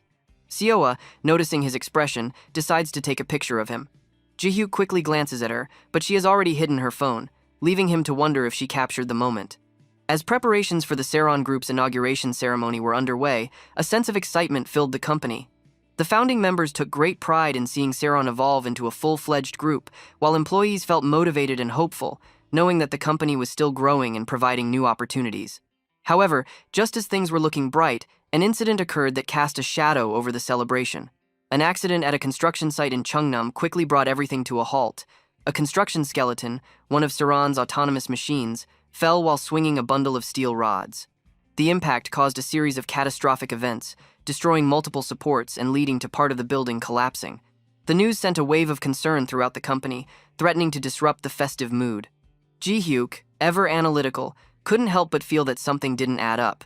From his deep understanding of how the skeletons operated, he knew that the autonomous machines followed directional inputs from their operators, with movement being dictated by pre-programmed algorithms. These skeletons were designed to maintain balance automatically, correcting their posture whenever they lost it. Furthermore, the moment they encountered resistance, they stopped applying force. For this reason, he found it hard to believe that such an accident could occur under normal circumstances. His thoughts raced as he tried to piece together what might have gone wrong. He asked his subordinate for more details, eager to get to the bottom of it. The subordinate informed him that, according to the operator, the skeleton had tripped, causing it to swing the steel rods uncontrollably. Jung Yuk frowned. If the story spread, people might begin to associate skeletons with danger, undermining everything Sirron had worked for. He knew he had to act quickly to prevent any damage to their reputation. His anger simmered beneath the surface as he realized someone might be trying to cover up the true cause of the incident. His frustration boiled over as he ordered that they retrieve the footage from the skeleton's camera. He needed to see exactly what happened. He also insisted that the operator be brought in for questioning. He was determined to get to the truth and make sure the operator and anyone else involved would never consider trying to deceive Sirron again. This situation needed to be handled swiftly and decisively before it escalated further. The operator stands nervously in front of Jung Yuk, deeply apologizing for the incident, but Jung Yuk remains focused. He briefly glances at the operator's profile, noting his 5 years of experience in construction and the fact that he recently completed training at the Sirron Training Center. Despite the apology, Jung Yuk's mind races, trying to make sense of the situation. The operator explains that the skeleton gets crushed by a collapsing ceiling at the construction site, and the camera gets destroyed in the process. He also mentions that the memory chip gets mixed up with the debris, and there are no witnesses or other skeletons in the area when the incident happens. Jung Yuk feels his suspicion growing. He asks the operator again, a hint of doubt in his voice, if the skeleton really tripped. The operator quickly swears that it is the truth, insisting that the skeleton did indeed trip. Jung Yuk's expression stays cold. He asks the operator to understand how serious the situation is. If this incident destroys trust in the skeletons, it could severely damage Sirron, as the company's entire foundation is built upon the technology of these machines. Jung Yuk's tone sharpens as he warns the operator that if someone tampered with the incident in any way, he will personally make sure they regret it. He then asks the operator one more time, with a sharp edge to his words, if he is absolutely sure the skeleton tripped.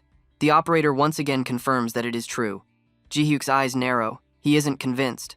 To prove a point, he summons a construction skeleton into the room. Looking directly at the operator, he says that skeletons are not designed to trip so easily. He asks the operator to try and make the skeleton fall, giving him permission to use any tools he wants to do so. The operator hesitates but then tries his best, using all the force he can muster to make the skeleton fall. He pushes and pulls, using various techniques, but despite his efforts, the skeleton doesn't budge even an inch. Jung Yuk watches the scene with a stern expression before speaking. He tells the operator that unless an awakened being with significant strength forcibly pushes the skeleton down, it will not fall so easily. He then points out that this isn't the only detail that doesn't add up in the operator's story. Jung Yuk summons an apple and places it in front of the construction skeleton, putting on a gauntlet as he directs the operator to observe how he closes his fist. As the skeleton attempts to squeeze the apple, its fingers don't close. The skeleton's actions are restricted by safety protocols that prevent it from applying excessive force. Despite this clear demonstration, the operator continues to claim that the skeleton swung a bundle of rebar and destroyed the surrounding supports. Jung Yuk watches with a cold expression, his eyes narrowing. The operator nervously insists that it's the truth, but Jung Yuk isn't convinced. He asks the operator if he is aware that the skeletons are equipped with a 360 degrees black box camera that records everything, including the operator's actions. Jung Yuk explains that while the cameras are designed to capture the operator's perspective, he himself can review everything and will know exactly what happened. He keeps this part of the story to himself, not revealing that he is aware the footage can be manipulated. Ji Hyuk then points out that the only issue is the skeleton's head being destroyed, which will make restoring the footage time-consuming. However, while they waste time, public perception of skeletons will only get worse. He gives the operator one final chance. If he tells the truth, Ji Hyuk promises to go easy on him. The operator hesitates then, in a moment of honesty, admits that the skeleton didn't even touch anything. The part of the building that collapsed did so unexpectedly. The operator doesn't know exactly why it happened, but he suspects that the construction team rushed the job due to tight deadlines, cutting corners on safety. Ji Hyuk's eyes flicker with a mixture of frustration and disbelief as he asks about the skeleton's head and camera. The operator finally reveals the truth. After the incident, the site manager ordered the head and camera to be smashed with a rock. Ji Hyuk knows he needs to uncover the full extent of the situation, especially if the site manager was acting under orders from someone higher up. He needs to find out if this was a lone decision or if others were involved. He asks the operator if he was dragged into the incident without knowing the full picture. The operator, with a defeated look, confirms this. He explains that he has a family to support and felt he had no choice but to go along with it. Seeing the operator's reluctance, Ji Hyuk offers him a deal. He tells the operator that if he cooperates, things will be much easier for both of them. Ji Hyuk's words hold weight, and he hopes to get the operator to share more, but he knows it will take time to build his trust. Later, the operator meets with the site manager at a cafe. The operator nervously expresses his concerns, saying he just wants to make sure everything is settled. He is anxious because if the truth comes out, they'll both be in serious trouble. The site manager, however, remains calm and reassures the operator. He tells him to relax, emphasizing that there's no proof of any wrongdoing. He points out that there weren't any CCTV cameras at the site and that the operator is the only one who witnessed the incident. The operator, feeling uneasy, presses the site manager further. He asks what the plan would have been if there were no skeletons available to handle the collapse. The site manager grows slightly irritated, asking if the operator is being nosy or if he's simply looking for more money. He reminds the operator that he already paid him 80 million won for his silence. The site manager rises from his seat, seemingly preparing to leave, but then stops. He turns back toward the operator, his demeanor shifting. With a sudden movement, he reaches for a recording tape that was tucked away and asks if Sirron had ordered the operator to act. The operator freezes, knowing that his involvement has now reached a dangerous point. The site manager, now visibly tense, tells the operator that if he continues being difficult, they'll both go down. After all, the operator has already accepted the money, so they're both in this mess together. He demands that the operator make up his mind, either help him cover this up or return the money. The site manager, trying to calm the operator's nerves, claims that even if there's evidence, it won't matter. He insists that if they stick to their story, they can easily cover it up. He's confident that with the right narrative, they'll be able to avoid any serious consequences. The operator, still on edge, then reveals the existence of the black box that Ji Hyuk had mentioned earlier. He tells the site manager that Ji Hyuk has access to the footage, which could expose the truth of what really happened. The site manager, however, becomes suspicious. He pauses, his expression darkening, and remarks that something doesn't add up. He points out that Ji Hyuk, with his ability to create skeletons instantly, would not be claiming that it would take time to restore the footage if he already had it. The manager reasons that Ji Hyuk hasn't seen the footage yet, which means he's trying to deceive the operator. This suggests that Ji Hyuk is setting him up, making it seem like he has proof, but in reality, he doesn't. If Ji Hyuk had the evidence, there would be no need to trick the operator into confessing. Meanwhile, just a short distance away from the cafe, Ji Hyuk is sitting with Seawa, seemingly casual as they enjoy a quiet moment. However, unbeknownst to the site manager and the operator, Ji Hyuk is using his ability to eavesdrop on their conversation. He listens carefully, his mind processing every word that's being said. As the conversation continues, Ji Hyuk taps his phone, and it becomes clear that he's recording everything that's happening. Han Ji Hyuk was feeling wicked all of a sudden. He thought to himself that the Sirron group inauguration was coming up soon, and man, it'd be wild to light up the event with a bang. Maybe by blasting that recording he had just gotten. A few days after that idea popped into his head, the Sirron group's big inauguration went down. Ji Hyuk stood front and center, cutting the big ribbon. All the reporters snapped away, their cameras flashing like strobe lights. Ji Hyuk simply smiled, acting cool as ever, and thanked everyone for showing up at this huge moment. Then, his face got all serious. He told everyone he really appreciated the warm welcome, but he couldn't just sit back and party, not with what had just happened. Everybody knew about the recent accident where a skeleton got blamed. Ji Hyuk said they should invite the reporters inside, since they all claimed a skeleton caused the mess. Honestly, he thought it was a dumb excuse. Ji Hyuk reminded the crowd that he'd busted his back trying to make sure people saw skeletons as their partners, not monsters, A real helpful summon, not a threat. That's why every skeleton was packed with so many safety settings, and yet, despite everything, that accident still happened. He told the room how he had run a full investigation himself to find out exactly what the heck had gone wrong. He even repeated that those safety features should have made it impossible, so what happened still bugged him. That was how he discovered something pretty wild. He let everyone know that, together, they were all about to listen in on something juicy. The recording started with the voices of the operator, and then the site manager admitting the whole deal. If they got caught, it was over, so obviously, they pinned the blame on the skeleton. Right then, the president of Taiyu Construction, the very company trying to frame Ji-hyuk, piped up. He hinted that if Ji-hyuk wanted to have any future at all in construction, then he should drop the matter. But Ji-hyuk didn't back down. He shot back that he'd never play so dirty as to show fake evidence at an event this freaking important. He knew it might not hold up in court, but if he kicked off an official investigation, the truth would spill out in no time. And honestly, even that would not make up for this mess. Taiyu Construction had straight up dragged his company's name through the mud. From that day onward, Ji-hyuk said, Taiyu Construction was absolutely blacklisted from Sirron. Around that moment, Taiyu Construction chairman caught the eye of his old rival from Boeing Construction. The other dude seemed to have this sly smile and gave Ji-hyuk a nod. When he spotted that, the chairman of Taiyu Construction suddenly started to catch on, looking nervous. Ji-hyuk grinned right at the Boeing Construction chairman, then coolly announced they should start a great partnership together from now on. Meanwhile, back at their office, the Taiyu chairman lost his temper and barked at his son. He couldn't believe his son's first move when something went wrong was to pay people off, and worse, they'd gotten caught red-handed this time. The son just apologized over and over, but the chairman just kept shouting. He ranted that they already had way too many problems and nasty incidents to deal with. He grumbled about how there had already been a string of mishaps, and all of them had happened while his son was in charge.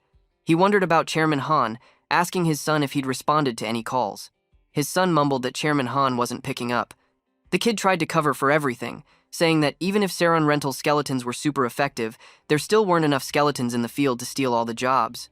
He asked, why not just ignore that cocky punk Ji-hyuk and run business as usual? The chairman glared. Was his son serious? He pointed out that every construction company out there had now tried those skeletons from Sirron Construction, and they were loving it. Sirron Rental was pushing out new skeletons at crazy speed. If things kept up, he said, skeletons would totally take over all the grunt work in construction. He asked, would his son still be so chill when that happened?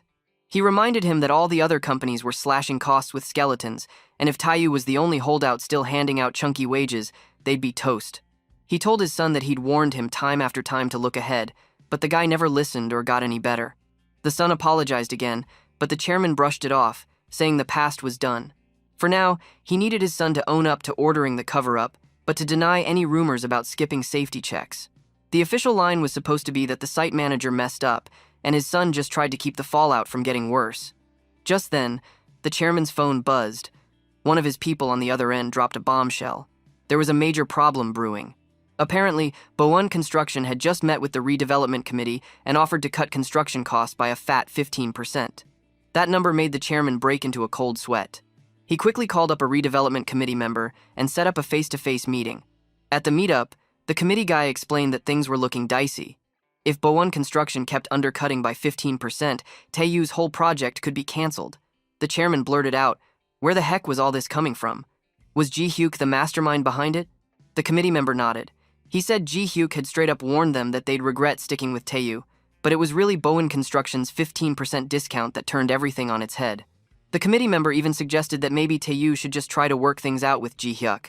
He told the chairman that, at first, he took Ji-hyuk for a desperate businessman, hungry for workers, but he'd gotten it all wrong.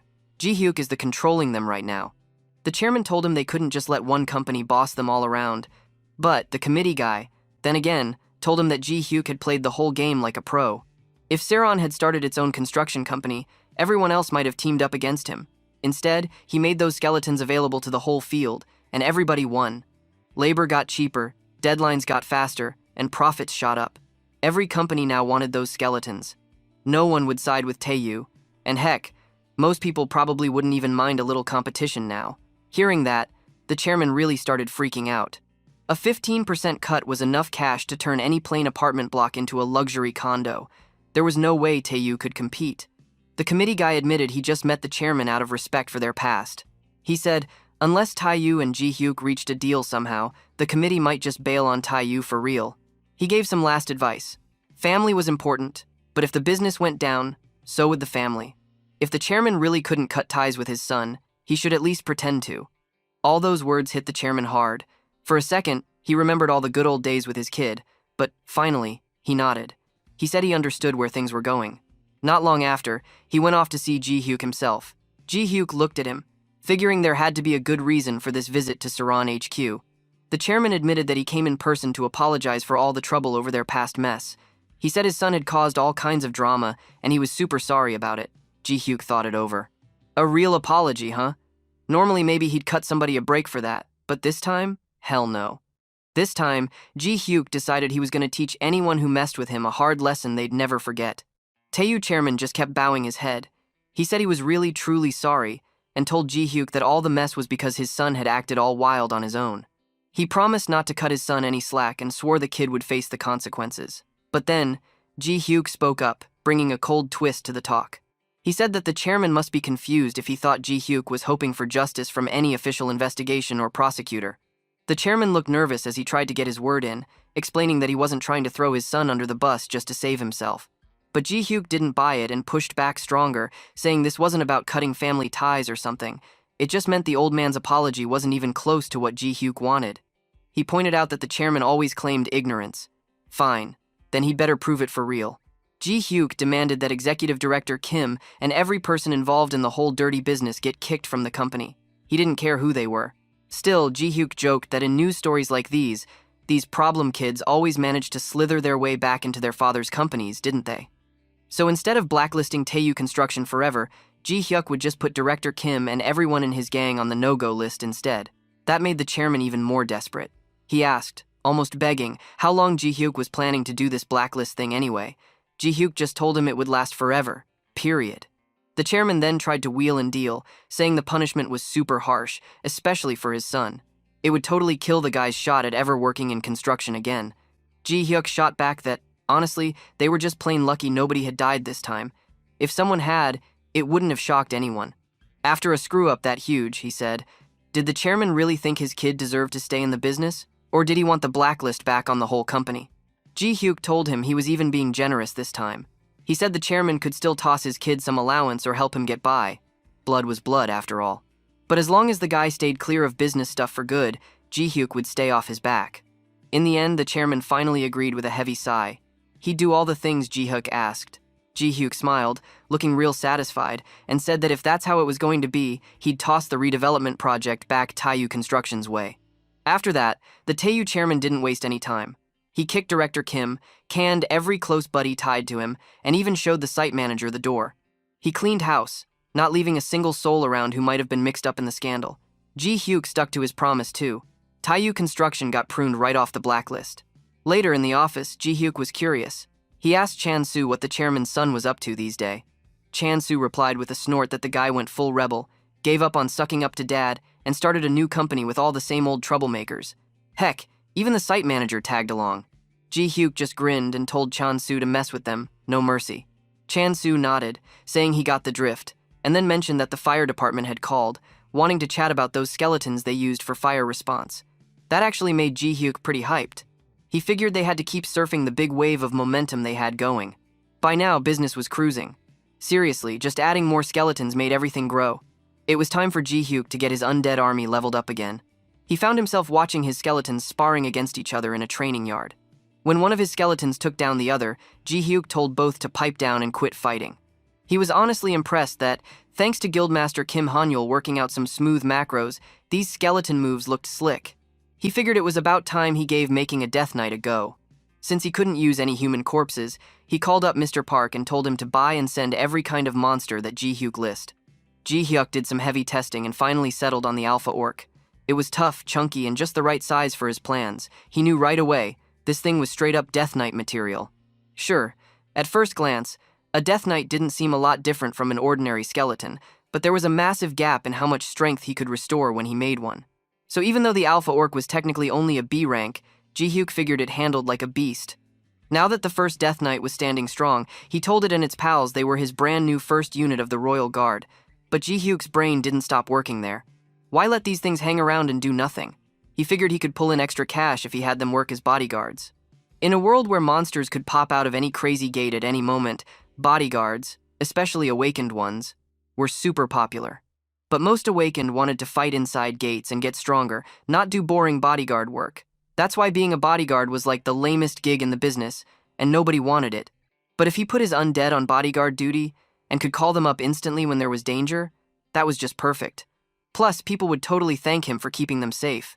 Ji Hyuk figured he was already treated like an A-rank awakened by now, so making undead bodyguards wouldn't be any trouble. And anyway, they weren't for fighting, just for blocking attacks. Next, Ji Hyuk called Park Woojin. Woojin had once helped him out with making those cool skeleton mounts, so Ji Hyuk greeted him and said he wanted to meet up to ask for a favor. Woojin guessed it was about skeleton mounts, since he had a new idea cooking. But Ji Hyuk told him this was actually all about public safety this time. Woojin was confused but agreed to swing by. Soon enough, Woojin showed up at Sirron, and not wasting a second, went on the attack. He tried every trick he knew on the new skeleton bodyguard right there. His strikes barely scratched it, leaving Woojin shocked. He asked himself what on earth was going on, but Ji Hyuk was just watching and egged him on, telling him to keep going and try any idea to crack the thing. Whatever Woojin threw at it though, the skeleton stopped everything easy. Woojin ended up admitting the new skeleton really was insanely tough, and even wondered if this was Ji Hyuk's first true combat type. Ji Hyuk told him nah, not even close. Didn't Woojin see that the skeleton never attacked at all? Ji Hyuk explained his plan was to use it as a pure bodyguard. He'd made this one a D-rank Death Knight meant only to protect people. It was basically a skeleton, really. Naturally, anyone would want a bodyguard skeleton that could block even an Awaken's attacks. He said he wanted to roll them out in all sorts of ranks. Woojin nodded and agreed. There would definitely be a crowd lining up. He even admitted he was jealous of Ji Hyuk's power. He could also tell Ji Hyuk had intentionally made the bodyguard skeleton unable to fight back, and asked why not just make them for hunting monsters in gates. Ji Hyuk had his reasons. First, jobs. If skeletons overran the gates, Awakened would get real salty. Second, money. People paid a fortune for bodyguards, so it made way more sense to do it this way. Woojin asked what Ji Hyuk meant about different ranks, and how high he planned to go. Ji Hyuk said he would start small for now and create B rank as the highest grade skeleton. With all of this, Woojin replied that he figured Ji Hyuk at least A rank hunter, or maybe even higher. Ji Hyuk told him to dream all he wanted. But Ji Hyuk wanted to stick to testing for now, not get ahead of himself. He still had to try out the lower rank models. If Woojin had any team members with time to kill, Ji Hyuk asked if he could borrow them, and Woojin was totally cool with it. In a world where anyone could get snatched or worse at any moment, not even the rich or criminals were safe. People always worried about Awakeners, those folks with scary powers. The richer someone got, the more tense things became, because it seemed like every other week the news blared out another story about some Awakened kidnapping or extortion. Yup, every big shot knew it could happen to them. Take Chairman Young-gu of Yoon Group, the guy sitting pretty at 23rd in the business world. When he was a kid, an Awakened had kidnapped him, and ever since, security had been his top obsession. Now, present-day Young-gu was kind of freaking out. He turned to Chief Park and nervously asked if he was really quitting his post. Young-gu wondered if this was about money or what, but Chief Park shut that down quick. He actually felt a bit overpaid, to be honest. The chairman pressed harder, saying he'd change whatever Park wanted. He trusted him more than anyone. But Park said that was exactly why quitting was so tough. He confessed he was turning 40 soon and wanted to jump into new challenges while he still had the chance. That answer just made Young-gu panic more. He suggested that maybe, instead of quitting, Park should take a long, fancy vacation and come back refreshed. But Park shook his head, telling him it wasn't just about the grind. He was flat out worn down, inside and out. Besides, there were other guards on staff, and everything would be okay. Young-gu almost teared up then. Without Chief Park, his only E-rank guards would be left, while all the rest were even weaker. If a top-level Awakened charged in, no way his security could handle it.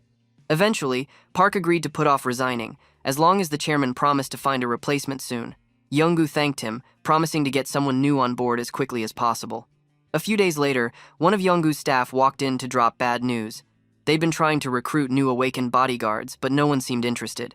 Young-gu assumed he just hadn't offered enough cash, but the staffer explained he was wrong. Even when the salary was tripled compared to what folks made in gates, the Awakeners still said nope. Most didn't want their lifestyles cramped or tied down. Some C and D rankers said they might join, but only if their pay skyrocketed to 5 times normal. Young-gu shook his head, saying it was never about the money. Given how weak those candidates were, maybe he'd have to get a whole crowd of them just to make him feel safe. Suddenly, his phone rang, snapping him out of his gloom. Guess who it was? Ji Hyuk. Ji-hyuk said he'd heard Young-gu was looking for bodyguards, and he just happened to have some to offer. Young-gu lit up like a kid at Christmas, asking right away for Ji-hyuk's address so they could meet immediately. When Young-gu showed up, Ji-hyuk greeted him at Sirron's grand office and told him to step inside. The chairman was buzzing with excitement. He just wanted to see these hotshot bodyguards Ji-hyuk had mentioned on the call. But when he walked into Ji-hyuk's office, all he saw was a skeleton. He stared, confused, and asked if this skeleton was the bodyguard. Ji-hyuk told him. Yep, this was it. Young-gu brought up that he always thought skeletons weren't made to fight. Ji-hyuk replied, well, technically, he'd just never designed them for that before. But now, with all the security drama lately, he'd actually put in some real work for the job. Young-gu admitted straight up that what he really wanted was a bodyguard tough enough to go head-to-head with Awakeners. Ji-hyuk said it was easier to show than tell, so he asked if an F-rank Awakened was present. Sure enough, one of the chairman's bodyguards said that was him. Ji-hyuk set up the challenge. If this F-rank could break through the skeleton's defense and land a hit, there'd be a juicy reward. Everyone in the room traded nervous looks, but the F-rank just squared up. He threw a couple of punches, but the skeleton just blocked them with ease. The guard tried tricks, juked around, and made a break right towards Ji-hyuk, trying to attack the client. He even gloated, thinking the skeleton was fooled. But then, bam! The skeleton zipped right in, blocking the hit with its own body. Young-gu freaking loved it, eyes lighting up in pure joy. This skeleton was a beast. Ji-hyuk ended the test, saying sorry, but since the guard couldn't break through, no prize. He explained, clearly the skeleton was built all about defense, ready to shield its VIP above anything else.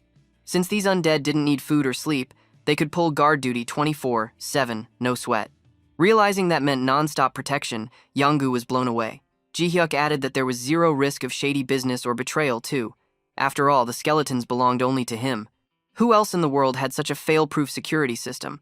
Young-gu couldn't help but say he was super impressed, but he did have one gripe, the skill gap. Chief Park's shoes wouldn't be easy to fill. No worries, Ji-hyuk told him. The skeleton they just saw was just an F-rank. Sirron also had E, D, and even B-rank skeletons, fully able to block B-rank Awakeners. Young-gu wanted to know, if he bought a gang of B-rank skeletons, could they really hold off an A-rank threat? Ji-hyuk explained that it kind of depended on the fight, but it wasn't impossible. Young-gu asked how many B-rankers Ji-hyuk could send.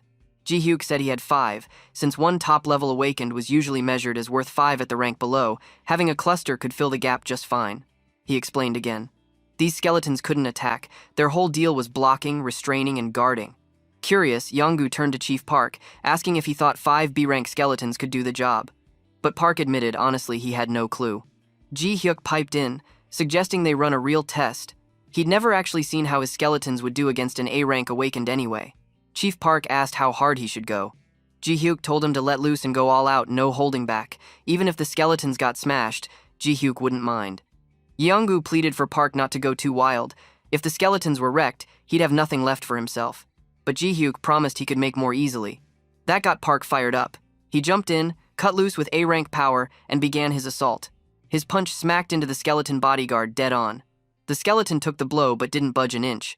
Didn't fall, didn't stagger, didn't even flinch even when their body was blown away. Park was shocked. Most people would be toast after that hit, but these skeletons were still holding him back the whole time. As Park dodged, trying to avoid the skeleton's calmly advancing grip, he had a wild thought. Dang, these things were acting like real bodyguards with not a single fear of death, and they were just skeletons? No way, this was more strong. Chief Park soon found himself blocked by 3 skeletons, while 2 others stood guard around Ji-hyuk like stone-cold bodyguards. Chief Park didn't hold back. He started laying into the skeletons again, doing his best to tear through every single one. But then, out of nowhere, one skeleton scooped Ji-hyuk up in its bony arms and started making a run for it. That threw Chief Park for a shock. He wondered what in the world was going on. The skeletons he'd busted up, even half-crushed, tried grabbing his legs, just barely keeping him from giving chase. Annoyed, he fought to shake them off. Most of those skeletons were looking rough by now, twisted and barely hanging onto their parts, but they refused to let go. From a distance, Ji-hyuk called out that the test was over and admitted he was impressed with how escape mode had kicked in. Chief Park had to ask, what was escape mode supposed to be? Ji-hyuk explained that when things look totally hopeless, I think unstoppable enemy. One unit is programmed to grab the client and get out. The rest are supposed to buy time by holding off the danger, even if it means getting wrecked. It's their ultimate last resort. Hearing all this, Chairman Young-gu got pumped. He already knew Chief Park was a monster in a fight. Ji Hyuk agreed, saying, honestly, he'd figured 5 skeletons would be plenty to keep an A rank busy, but he'd clearly been wrong. He asked what Chief Park thought. Chief Park admitted these skeletons were top-tier guards. Unless somebody threw an S rank at them, they'd pretty much guarantee the boss would get away safe at least once. The chairman asked, what if they upped the number to 7 units? 5 felt a bit on the risky side, especially since Chief Park wouldn't be around much longer. Ji Hyuk said sure, he could handle that. He'd set up 7 skeletons for the job. Since they didn't attack, he'd price them at half the cost of a regular awakened bodyguard, but then you got all day, all night coverage. Pretty sweet deal, right? The chairman thought it sounded fantastic. Chief Park just stood back watching Ji Hyuk and his skeletons, thinking it over. Creating skeletons as strong as awakeners, and more than 10,000 regular units, this guy could seriously do anything. Chief Park admitted he was counting on Ji Hyuk now, finally he can retired. Ji Hyuk just flashed him a grin and said not to worry, till he had it covered. A few days later, in a sketchy alleyway, a bunch of shady guys gathered to plan their next move. They were plotting to ambush Chairman Yonggu. But honestly, the gig was about scaring him more than actually hurting anyone. They'd been hired by someone in the chairman's own family, after all. His family stated that Chief Park had finally quit. That just left 7 newcomer B-rank bodyguards at the house, which made it the perfect time to act. Later that night, they sneaked up to Yonggu's home ready to pull off their scheme. The gang boss sent in his minions first, telling them to get it over with. But when he stopped hearing anything from inside, he decided to go in and see what was up himself. The second he saw what had happened, nerves hit him hard. His crew had all been taken out, pinned down and unable to move by the bodyguards.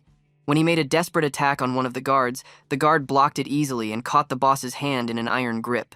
He swung a punch and knocked off the bodyguard's helmet, only to come face to face with a grinning skull underneath.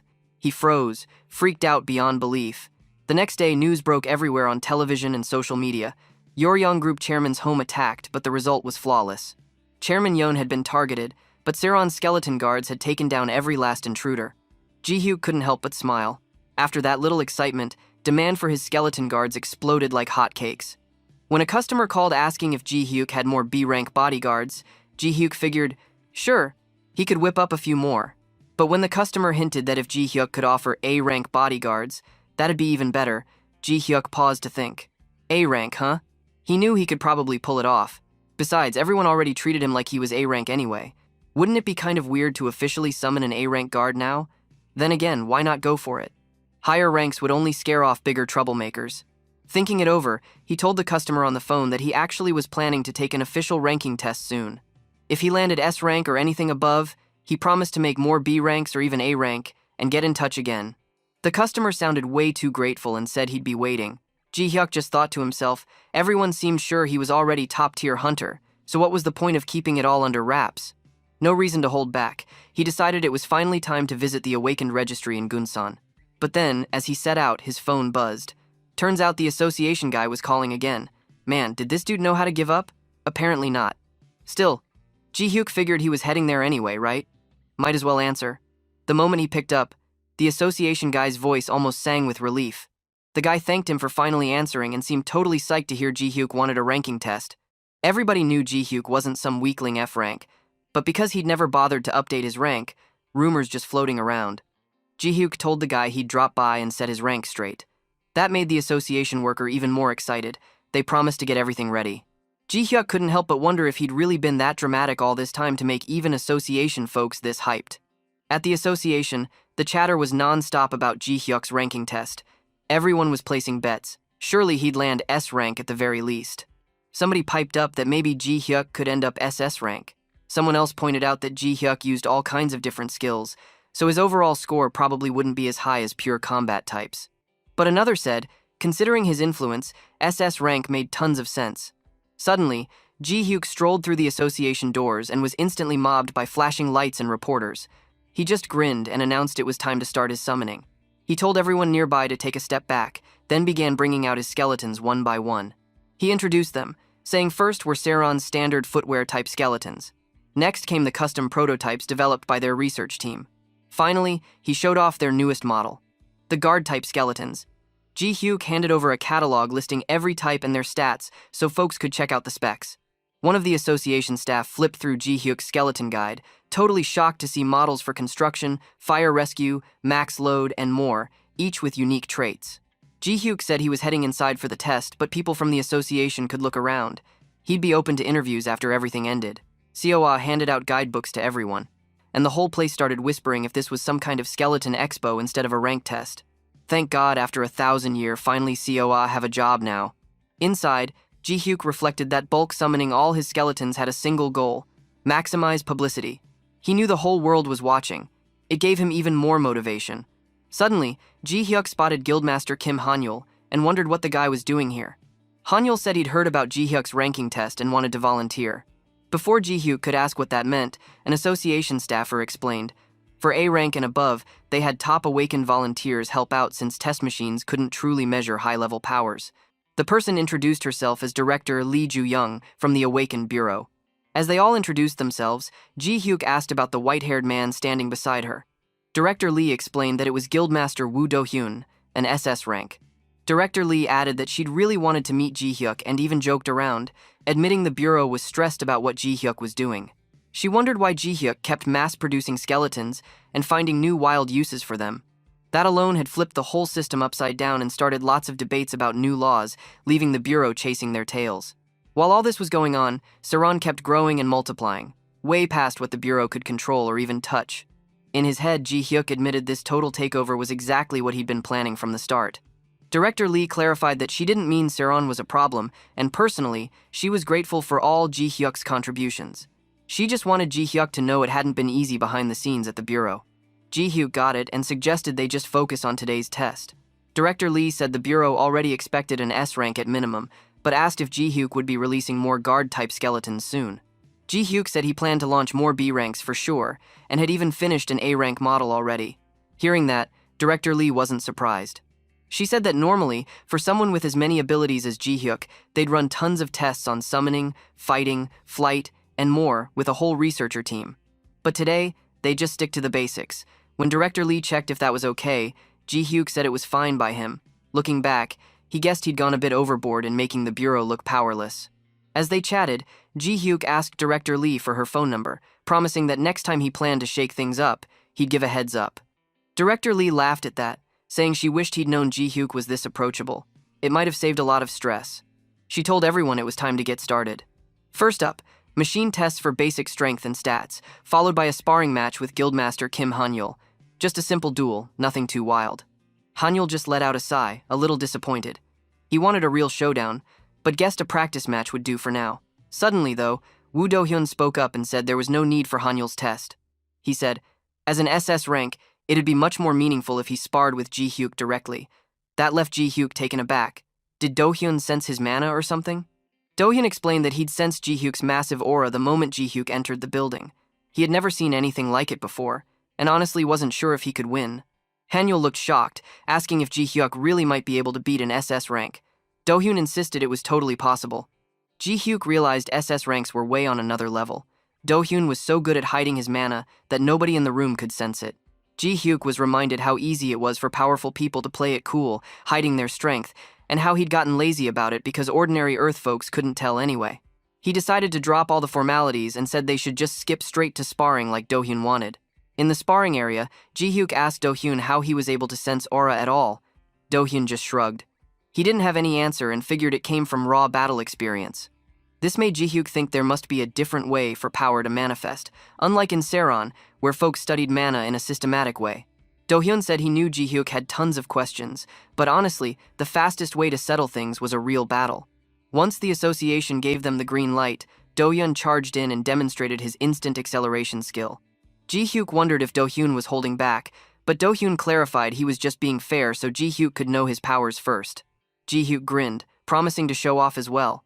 He summoned a bunch of magical bones and started the match. Right away, his bones shot at Do-hyun, but Do-hyun dodged everything and sprinted at Ji Hyuk instead. Ji Hyuk coolly dodged every blow using bony shields that danced around him. Do-hyun, a little out of breath, asked if this bone shield was really enough to block him. Ji Hyuk explained the shields just used a bit of aura, same as Do-hyun's moves. It was an aura versus aura fight after all. Do-hyun wiped sweat from his brow, kind of excited that it had been ages since he'd gone all out like this. Ji Hyuk just smiled, saying they'd better not stop now. Do-hyun grinned and picked up the pace, launching another attack as the spar continued. Do-hyun charged in for another round, throwing punches and going all out at Ji Hyuk, But Ji Hyuk just looked super calm, almost bored, easily stepping out of the way of every attack. He thought, yup, this is what SS rank really meant. Most people couldn't even imagine it. Even throwing 10 S ranks probably wouldn't be enough to take Do-hyun down. Still, Ji Hyuk reminded himself that he was Sirron's master, and he had to hold his own. Do-hyun, frustrated that none of his hits were landing, finally asked why Ji Hyuk wasn't striking back and just kept blocking. Did he think Do-hyun wasn't strong enough to even bother? Do-hyun said if that was the case, he'd have to use his secret weapon. He revealed he had an ability called Berserker, which cranked up his physical power big time, but also made it harder to control himself. The air around him suddenly turned red, his aura flaring, and his power shot through the roof. Seeing this, Ji Hyuk could feel the boost. For once, even his bone shield started to crack under Do-hyun's fierce attacks. The moment Do-hyun saw his strike punch through Ji Hyuk's bone shield, he wasted no time. He unleashed all his power and went for a smash, flooding the area with killer aura. Ji Hyuk flew back, crashing into the wall, smoke and dust everywhere so no one could see what happened. Do-hyun stood there, worried he might have gone too far. But then, just as the dust faded, Ji Hyuk walked right back out, looking a little sheepish, but perfectly fine. He admitted it was kind of embarrassing to get tossed like that, but hey, he wasn't even scratched. Ji Hyuk, now a little annoyed, muttered that awakened powers just didn't make sense. Just lose your cool a little, and boom, you shoot up in strength. He figured it was about time to show one of his own secrets too. He asked if anyone knew why he was obsessed with bones. The truth was, bones stored fighting spirit. When he needed some punch, he'd release that energy and blast it out, basically using the bone like a bullet and the spirit inside as the gunpowder. As he spoke, Ji Hyuk started forming a tiny black orb, drawing in all his power. He explained that bones were great to work with, but limited. So if he wanted to do some real damage, he'd squeeze all that fighting spirit down, compress it together, and create something like pure dynamite. He asked Do-hyun if he could feel it, the sheer nastiness coming off that orb, and added, this should be enough. Do-hyun saw the black orb floating toward him. At first it looked small, moving a bit slow, but suddenly, Do-hyun's instinct screamed at him to run. Panic hit. If that thing got him, he could actually die right there. He threw up his hands and surrendered on the spot. Ji Hyuk just gave him a sly smile and said it was a solid choice. Further away, Director Lee watched from outside the ring. He wondered what just happened. Hanul, also confused, admitted he thought Do-hyun could have evaded that. But Director Lee guessed there was something invisible going on. Maybe it was aura or some mysterious force none of them could see. Lee said there wasn't any doubt now who'd won. She told her staff to go prep for a press conference. When asked what to announce, Director Lee confidently said Korea had just gained its 6th SS rank awakened. In her heart, though, she thought Ji Hyuk might be even stronger than plain old SS rank. The media went wild after that. Headlines blasted everywhere. Korea's 6th SS rank awakened appears. It was a global status boost just from having this one guy. News of Ji Hyuk's fight with Woo Do-hyun spread fast. An epic battle with master-level fighters throwing everything at each other. Seeing Do-hyun power up in the middle of a fight had everyone hyped. Ji Hyuk started thinking, if he wanted to keep up, he'd have to make an S-rank skeleton able to hold off an SS rank awakened. He checked the facts. Korea didn't have any S-rank gates, but China did. So there were only 2 options. Either jump in himself and take down an S-rank monster, or buy the corpse. Ji Hyuk figured it was easier to just buy it. He called up his regular contact, Manager An, asking if he could find and ship over an S-rank monster corpse from China for crafting a new S-rank skeleton. But things started getting messy right away. China wasn't selling. They worried Ji Hyuk would whip up an S-rank skeleton and get even more unstoppable. Ji Hyuk was annoyed. Did they really think he couldn't find one elsewhere? He told An to look for S-rank corpses in other countries. After getting stonewalled and rejected by a bunch of folks, Ji Hyuk was officially exasperated. This was beyond ridiculous. Was the whole world out to block him now? In the end, though, he landed a deal in Europe and finally got his hands on an S-rank monster body. He managed to craft it into an S-rank skeleton. Mission accomplished. But he had to admit, if other countries started pulling this kind of stunt, he was going to have real headaches ahead. He wondered what exactly he should do about China's new blockade. Just then, his phone rang. Director Lee Jin-young was on the line with news. Ji Hyuk picked up, asking what was up. Lee reported that an SS rank gate had just opened in China, and, get this, undead were pouring out. They were officially asking for Ji Hyuk's help. Ji Hyuk was stunned. An undead gate? Seriously? He told Lee he'd get back to her soon and hung up, thinking fast. Why did it have to be now, and why in China? There was definitely something fishy going on. If this was a trap, he'd just use it as an excuse to bleed them dry. After all, he was a necromancer at heart. a true dark type. So what did anyone expect? That's just how guys like Ji Hyuk rolled. Now, Ji Hyuk was cruising high above the clouds on a plane, headed to China. There were wild rumors flying around about an undead gate appearing there. Monsters nobody had ever seen before came crawling out. A whole squad of awakened pros had gone in, but none made it back. If this was really an SS rank gate, then even those S rank hunters got toasted. Maybe the nightmare about his undead army from Sirron was actually real. Ji Hyuk thought, well, he was from Earth after all, so he'd go over and clean up the mess himself. When he landed in China, Ji Hyuk went straight for the gate site, where he was met by a team giving him a full briefing. They pulled out some photos, but Ji Hyuk squinted at them, not totally convinced there was any real proof the monsters inside were skeletons. One person stepped forward. Ingui, an SS rank awakened and a Korean who now a hunter from China. He explained that they found some body cam footage from a dead hunter. The shaky clip did show something that kind of looked like a skeleton, but it was hard to see. Ingui apologized, explaining no one ever came back out of that gate to confirm it for sure. Ji Hyuk, feeling a bit let down, glanced at Director Lee standing nearby and pressed for answers. Were they even sure this was actually undead and not just really pale monsters? Ingui said maybe there was a language barrier, but the hunter in the footage definitely called the thing skeleton. Ingui explained that a single skeleton had stalled the whole hunt, but they couldn't just ignore the problem. If things got out of control at the gate, it could be a disaster.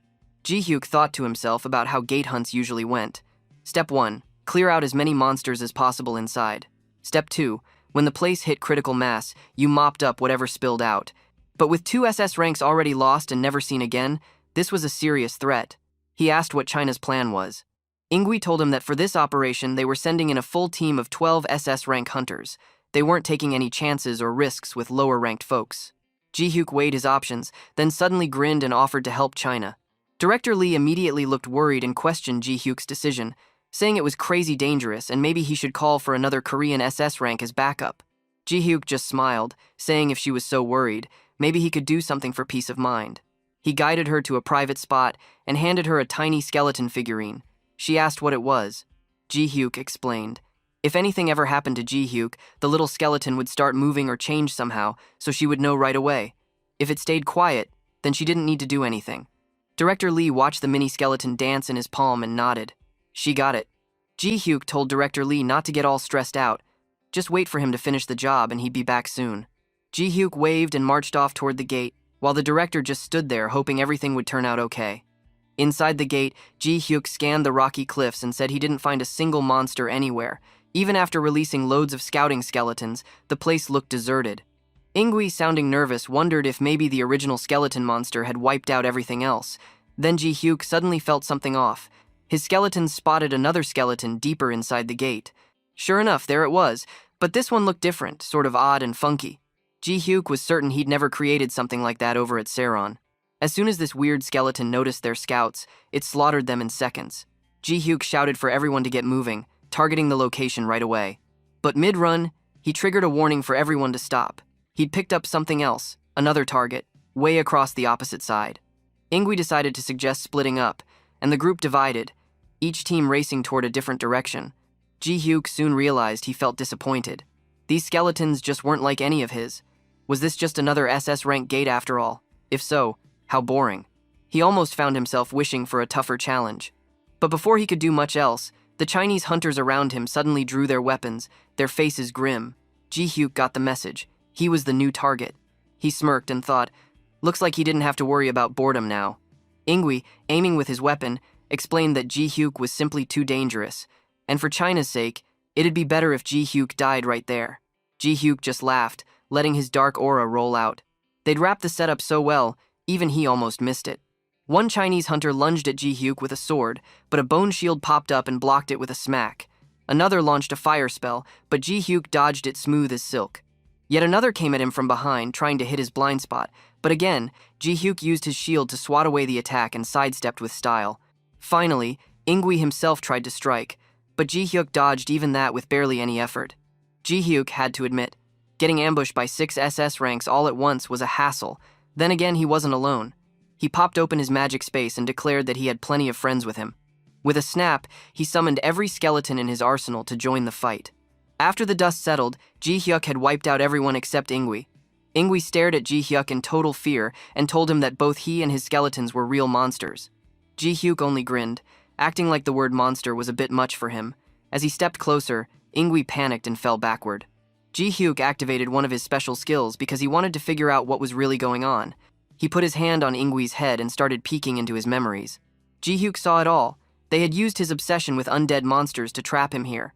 Their plan was to fake his death inside this SS rank gate. They had set up a whole new E rank gate and packed it full of elite hunters to kill off the monsters. There was one shapeshifter tagging along with a teleporter, and they'd even sacrificed some low-level local hunters who didn't have a clue. Ji-hyuk also noticed there were 2 skeletons in the plan. He wondered if that meant there were 2 shapeshifters. Ingui tried to explain, saying there was only 1 shapeshifter and 1 teleporter. Hearing this, Ji-hyuk guessed these 2 were probably the missing SS rankers. He shook his head, realizing China had really just sent in and killed low-level hunters just to trap him, which made him think they were completely heartless. When Ingui insisted he was being forced by China, Ji-hyuk scoffed. He told Ingui not to say dumb stuff like that. No government could really push around an SS rank hunter that way. Ji-hyuk then asked about the other 6 SS ranks still inside the gate. Ingui said they were just there as witnesses, to prove there was a monster skeleton inside. Hearing this, Ji-hyuk gave a cold smile. He figured those 6 hunters, plus the 2 fakes pretending to be skeletons, were basically a gift from China to him. That idea left Ingui shaking, and he asked what Ji-hyuk was talking about. Ji-hyuk simply told him that all he really wanted were SS rank skeletons anyway, so this setup worked out great. Then he warned Ingui to thank China for the bonus, but teased that skeletons usually couldn't talk at all, making it extra creepy. Ingui begged for mercy, apologizing over and over. Ji-hyuk didn't want to hear it, so he shut Ingui up with a bone gag and went straight to work making skeletons. First, he made all the dead SS rank hunters decay until their bodies were just bones. After everything was ready, he used his power to bring them all back as new skeletons. Right after, Ji-hyuk noticed something wild. One of the new skeletons suddenly started floating in the air. Ji-hyuk literally had to cover his mouth because he was so shocked. He realized the corpse had kept its awakened ability even after turning into a skeleton. This was a jackpot for him. He shot Ingui a sly grin and asked if Ingui wanted to be a skeleton, but Ingui shouted that he wasn't interested and promised he'd do anything if Ji-hyuk would just let him live. Ji-hyuk explained that if Ingui wanted to survive, he'd better find replacements, other people to take his place as a skeleton. Ji-hyuk guessed there were probably plenty more awakened dogs working for the Chinese government, and he said, how could he even sleep at night with those guys still running around free? He told Ingui to lure them out for him, promising maybe he'd let him off the hook if he did a good job. A little while later, Ingui met up with a couple of his comrades from China. He told them straight up that all the hunters on the squad had been wiped out by Ji-hyuk, and that he needed more help for backup. He said Ji-hyuk was a monster and he barely made it out alive. While his 2 buddies started whispering, planning what to do next, Ingui suddenly whipped out his sword and attacked. He cut down one guy right away. The other hunters started to scream, calling Ingui a traitor. As he tried to escape, Ji-hyuk popped up, blocking the path, and told the man there was no way out. He was basically a present for Ji-hyuk. Ji-hyuk then made a gesture for Ingui to finish the job. After Ingui killed both of his comrades, he nervously asked Ji-hyuk if this was enough and hoped he would be spared. Ji-hyuk replied he wouldn't kill Ingui, but there was a twist. He promised a bonus. Naturally, Ingui wanted to know what kind of bonus he meant. Ji-hyuk told him to leave the gate and report that the mission had failed, but that he had managed to injure Ji-hyuk and needed help. Ingui, worried, asked what would happen if he was found out. Ji-hyuk just shrugged, saying nobody would suspect a thing, since technically Ingui was the one who killed his own teammates, making them accomplices. Ji-hyuk told Ingui he needed someone to be his shadow from now on, and since Ingui spoke Korean, he was perfect for the job. Ji-hyuk tapped into his mana, making it seem like he put a curse on Ingui so that if he ever betray him, he'd instantly become a skeleton. In truth, it was just a bluff. No way was he going to really let Ingui off the leash completely. After that, Ji-hyuk told him the next part of the plan. Once out of the gate, Ingui played his role, stumbling out and acting traumatized. His boss ran up, asking what happened inside. Ingui said everyone else was dead. When the boss asked if Ji-hyuk was at least killed, Ingui lied and said that Ji-hyuk was badly hurt, but they could never take him down alone and needed all the backup they could get. Even SS rank hunters if possible. After hearing what Ingui said, the Chinese government sent in 40 people, including several SS rank hunters. Outside the gate, the boss was thinking that with 40 people, they should definitely win this time. Still, something in his gut made him nervous, and he could not shake that uneasy feeling. A while later, some people came out of the gate, including Ingui. The boss rushed over to ask if they succeeded, but Ingui told him the operation had failed again. The boss wanted to know what really happened. One of Ingwe's teammates explained that at least Ingwe had managed to deal a fatal wound to Ji Hyuk. Ingwe warned that China could not give Ji Hyuk any time to recover. They needed to kill him as soon as possible, or he would become an even bigger problem in the future. The boss started panicking, thinking about how he could possibly call for even more support. At this rate, he wondered if there would be any high-ranking awakened left in China at all. But Ingwe kept pushing, insisting time was running out and they had to act before it was too late. Suddenly, one of the boss's subordinates burst in with news. There were reports that all the skeletons in Korea had stopped working at the same time. The boss was shocked when he heard this. Ingwe quickly spoke up, guessing that this must be happening because Ji Hyuk was at his limit inside the gate and could not control his skeleton army. He kept pushing the boss, saying they had to make a decision fast. In the end, the boss decided they would gather another team and said that this time, they just had to succeed no matter what.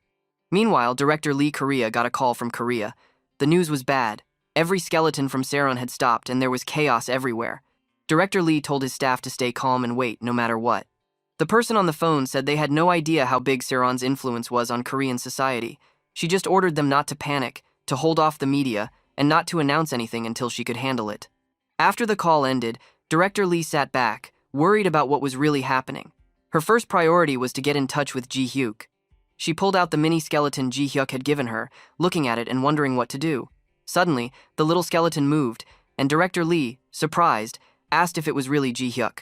The skeleton minion used its bony arms to make an O shape above its head, showing it was Ji Hyuk for sure. Director Lee quickly asked if Ji Hyuk was hurt or in danger inside the gate, but the minion flexed, showing it was still strong and that Ji Hyuk was fine. Director Lee sighed in relief and muttered, "Thank goodness." She asked if Ji Hyuk shutting down the skeletons was all part of the plan and what he was going to do next.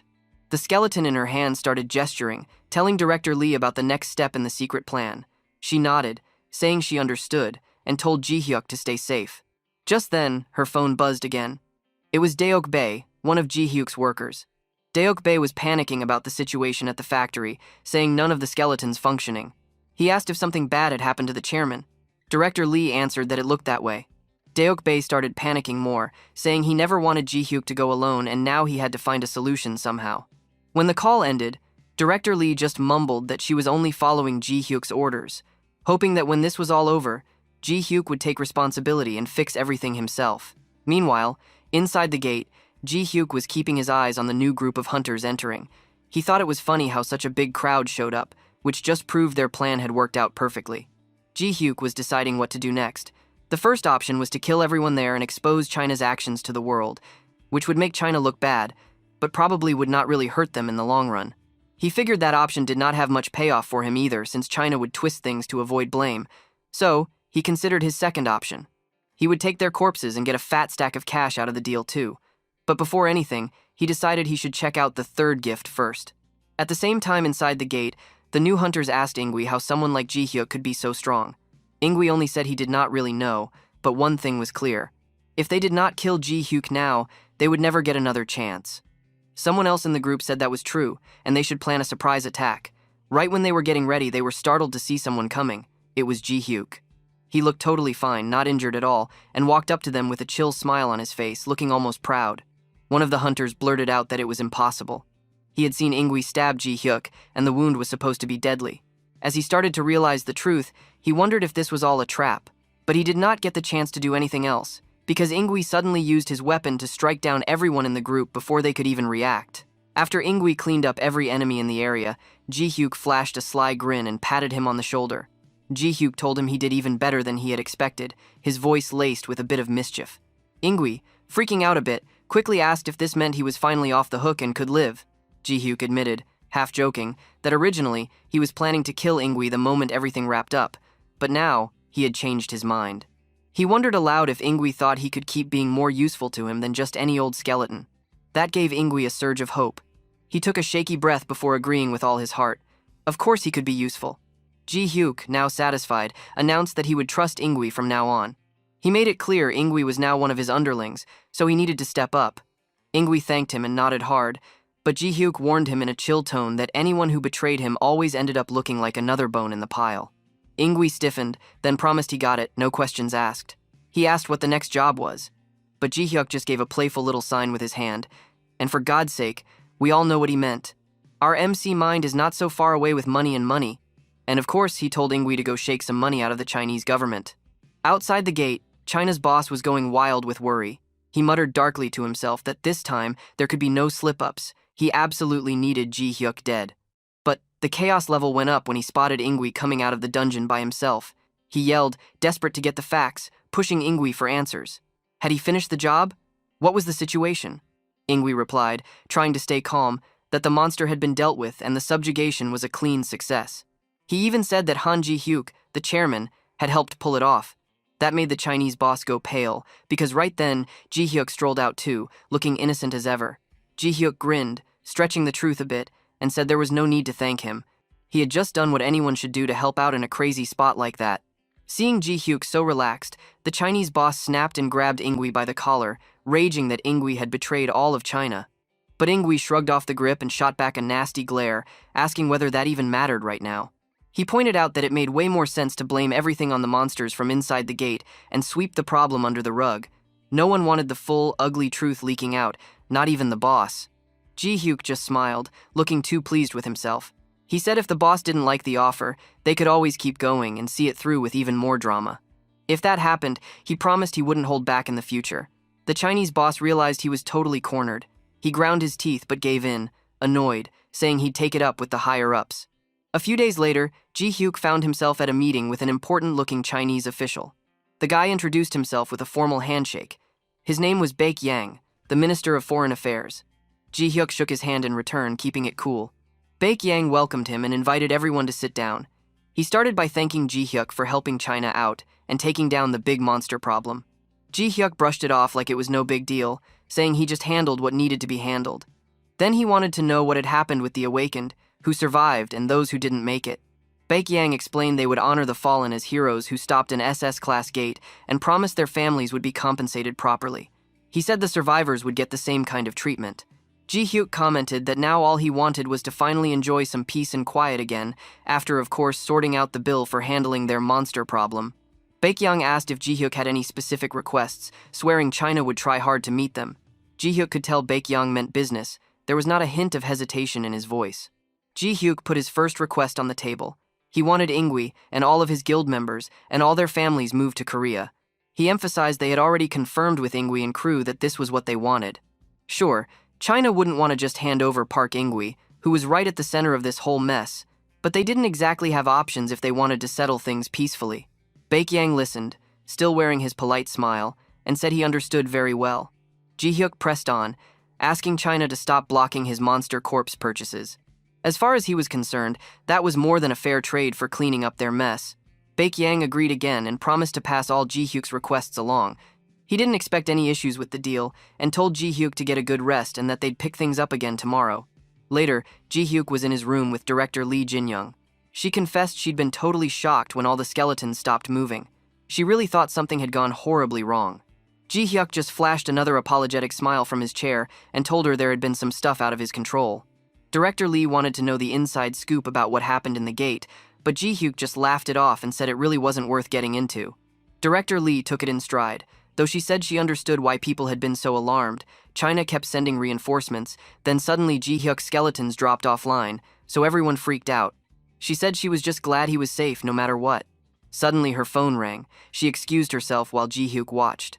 She answered, sounding calm at first, but then her eyes popped wide. Director Lee blurted out she'd just received word another SS-class undead gate had popped open in China. Ji Hyuk sat up, just as thrown. Another undead gate now? Of all times? He couldn't help but sense this was just the beginning of even bigger trouble. Ji Hyuk felt his stomach twist as he tried to wrap his head around the news. He asked, a little rushed, if Director Lee was really saying there was another SS-rank undead gate in China. Director Lee confirmed it, her face serious. She said a skeleton monster had been spotted wandering the woods, outside the dungeon. Ji Hyuk froze a bit at that. She explained that luckily, a high-ranking awakened had rushed to the scene and handled the monster, which turned out to be S-rank level. After that, a bunch of awakened entered the gate to check things out. Not far in, they found the boss room. While tracking down where the monster came from, the scout team discovered a crazy scene. Tons of skeletons lined up in perfect rows, like soldiers waiting for orders. The group freaked out at the sheer number of monsters and bailed fast. Director Lee sighed and suggested it was probably smartest for all of them to get back home to Korea before getting dragged further into trouble. Ji Hyuk, sweating a bit, said no to that plan. He explained in a firm but jittery voice that they were headed to the gate instead. Director Lee couldn't believe it and almost shouted, wanting to know if he'd really go through with it. He had just gotten out of one gate, and now he wanted to walk straight into another? Ji Hyuk agreed, it sounded wild, but pointed out that China had just lost a bunch of their top-tier awakened in the last mess, so they'd struggle to clean this one up alone. Wouldn't it be good to help out? Director Lee lost her chill and snapped that being nice had its limits. She demanded to know why he'd volunteer for something so risky when there wasn't any real reason for him to stick his neck out. Ji Hyuk nodded and said she was right, but he had his own reasons. He said that, with so many monsters inside the gate, if he threw in his own skeleton crew, maybe damage could be kept to a minimum. Plus, since it was all undead monsters, he figured he was probably the most useful guy to send in.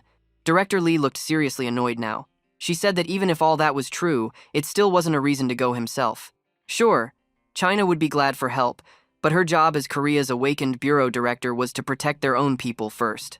Ji Hyuk had literally just gotten out of a tough gate event, so why take another crazy risk? She told him it was really China's mess, not his, so it was okay to let China clean it up on their own, unless Ji Hyuk was hiding a different reason for going. Ji Hyuk kept his thoughts to himself.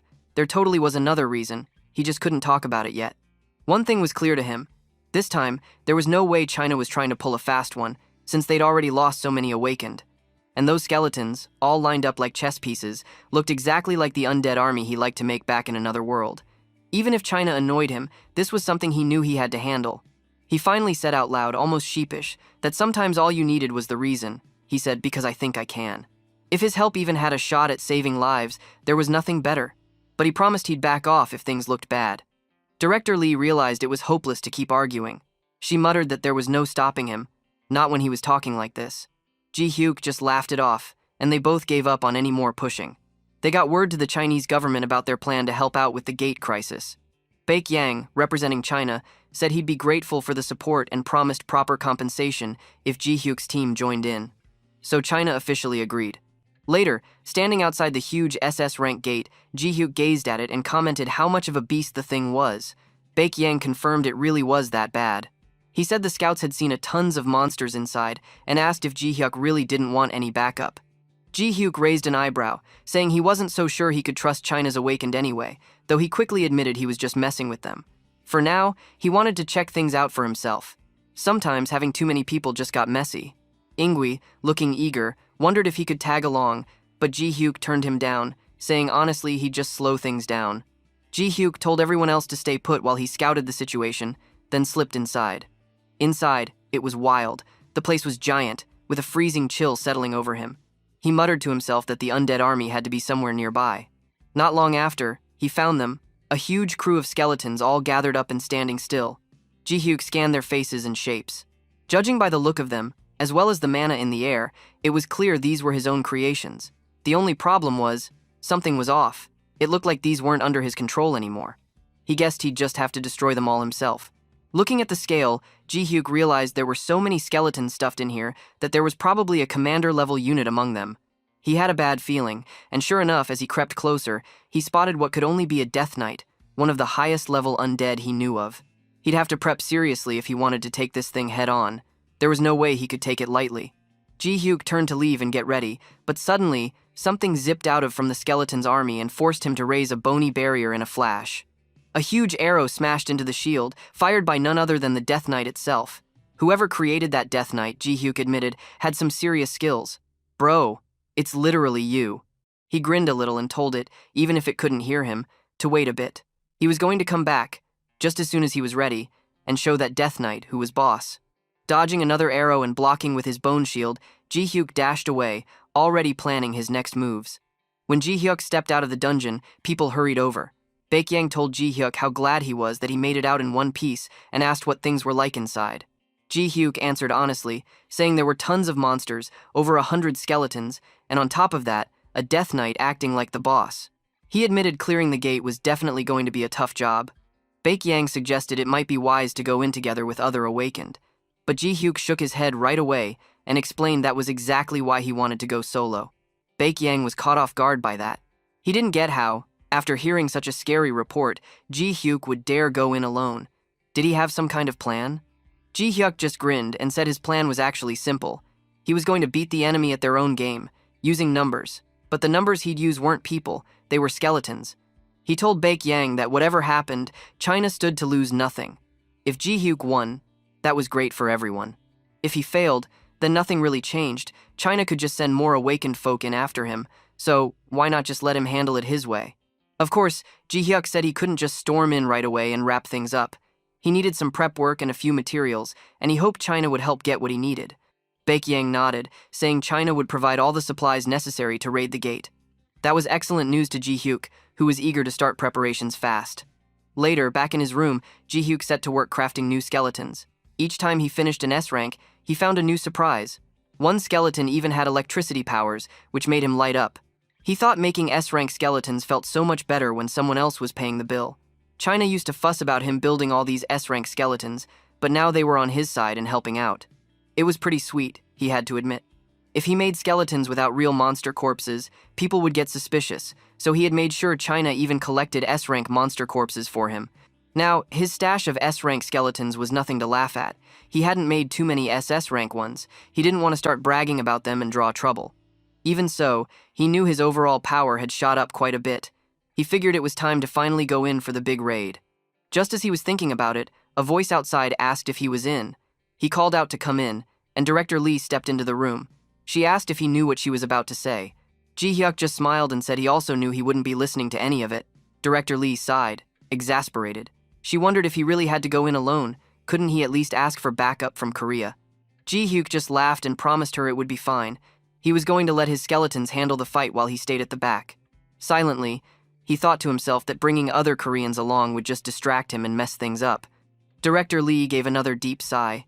She admitted she had tried convincing him every day, but it was no use. Ji Hyuk just chuckled harder, thanking China for helping him get even stronger, so she didn't need to worry. Director Lee admitted that was a comfort. She wanted to know when he was planning to start the raid. Ji Hyuk told her his preparations were just about done, so he was thinking of going in the next day. Director Lee asked if there was anything more she could do to help. Ji Hyuk considered it, then said if she wanted to help, she should just keep an eye on China to make sure they weren't trying anything sneaky while he was gone. Director Lee asked if China had done something suspicious, but Ji Hyuk reassured her, telling her to just be alert. She confirmed she'd keep watch on the situation. The next day, people gathered to see Ji Hyuk off. They told him to be careful out there. Before heading off, Ji Hyuk called Park Ingwi over for a word. Quietly, he told Ingwi to keep a close eye on China while he was inside. He'd already spoken to Director Lee about this, but Ingwi would understand exactly what he meant. He warned Ingwi not to get any funny ideas. Ingwi gulped and promised he wouldn't even dream of it. Ji Hyuk gave Ingwi a light pat on the shoulder and turned to everyone else, saying this time he was really ready and about to head in. Everyone watched as Ji Hyuk walked up to the gate, then stepped through. Once inside, Ji Hyuk flew up right away, trying to spot where the skeleton army was hiding. He quickly located them and, thinking to himself that the first move was the key to victory, he activated a bunch of his magic circles all at once. With a flat face, he launched into the attack, shouting in his mind a goodbye, blasting into the middle of the horde of skeletons, ready to show them who was the real boss. After the attack, everything looked wild, but honestly, his latest magic attack did not do much. He thought the battlefield was nuts, and he said to himself that, of course, this plan was not really working out. Still, he wanted to smash as many of these rogue skeletons as possible. He looked over the valley. Bro, there were so many enemy skeletons it was insane. But Ji Hyuk was never a guy to back down, right? He thought that if it was a numbers game, he could bring his own army too. Suddenly, a cool blue light started shining around Ji Hyuk. He summoned his own skeletons through a portal. These guys were not just warriors. He had tactical units, some dressed like construction workers, and even a few wearing heavy armor. It was like mixing a worksite and a battlefield. Who does that? Ji Hyuk, of course. But that poor worksite skeleton is almost crying. I feel bad, bro. Now, two skeleton armies smashed into each other. One skeleton tried to cut down Ji Hyuk's team with a huge sword, but one of Ji Hyuk's bodyguard skeletons blocked it with a jackhammer. Like, no big deal. But his worksite skeleton is so weak that one slash could kill him. Oh, our poor little guy. Ji Hyuk realized pretty fast that both sides were strong. His army today can stand almost identical with his past skeleton. He thought the real problem was coming fast. He saw a monster, the real boss, a death knight riding a spooky skeleton horse. This dude was scary. It was covered in big, dark armor and made every other skeleton look like a joke. This Death Knight charged and swung its sword. With just one move, it sent out a giant wave of dark energy that smashed a bunch of Ji Hyuk's skeletons. Ji Hyuk started sweating, and he thought that maybe things were going bad. It looked like his whole army could get wrecked. Jackpot retirement? Not today, bro. He understood that if he just stood back, all the skeletons he'd worked so hard to gather would get wrecked. He had wanted this fight to be easy, but nope, it was turning into another tough day at the office. So he decided that he would take care of the boss himself. The Death Knight looked right at Ji Hyuk. Then, after he tried to use some dark magic on the Death Knight, the monster could deflect it. Then, like a smart skeleton, he changed his weapon to bows. Suddenly, the arrows were on fire. The Death Knight let loose, and fiery arrows filled the sky. Ji Hyuk floated up in the air, dodging all the explosions like some kind of superhero mage. Not bad, bro, Ji Hyuk grudging. Why is he so smart and make an OP macro? His Death Knight can even access the enemy and change his weapon. Knowing Ji Hyuk was a mage. But here came the big move. The Death Knight used his ultimate move with his giant blade. It jumped super high and came smashing down at Ji Hyuk. The hit exploded, throwing up earth and snow everywhere. Ji Hyuk just managed to block it using his bone barrier. He looked at the big crater and thought this damn Death Knight is indeed strong. What a pain, but he remembered his own rule. A necromancer never fights alone. So, why not bring in the heavy hitters? He decided to summon 2 of his strongest SS rank skeletons. One showed up in all black armor. The other had a hammer as big as a car. He told them to charge. The SS rank skeletons rushed the Death Knight. One threw a huge fireball, and the other got ready with that giant hammer. The fight was wild.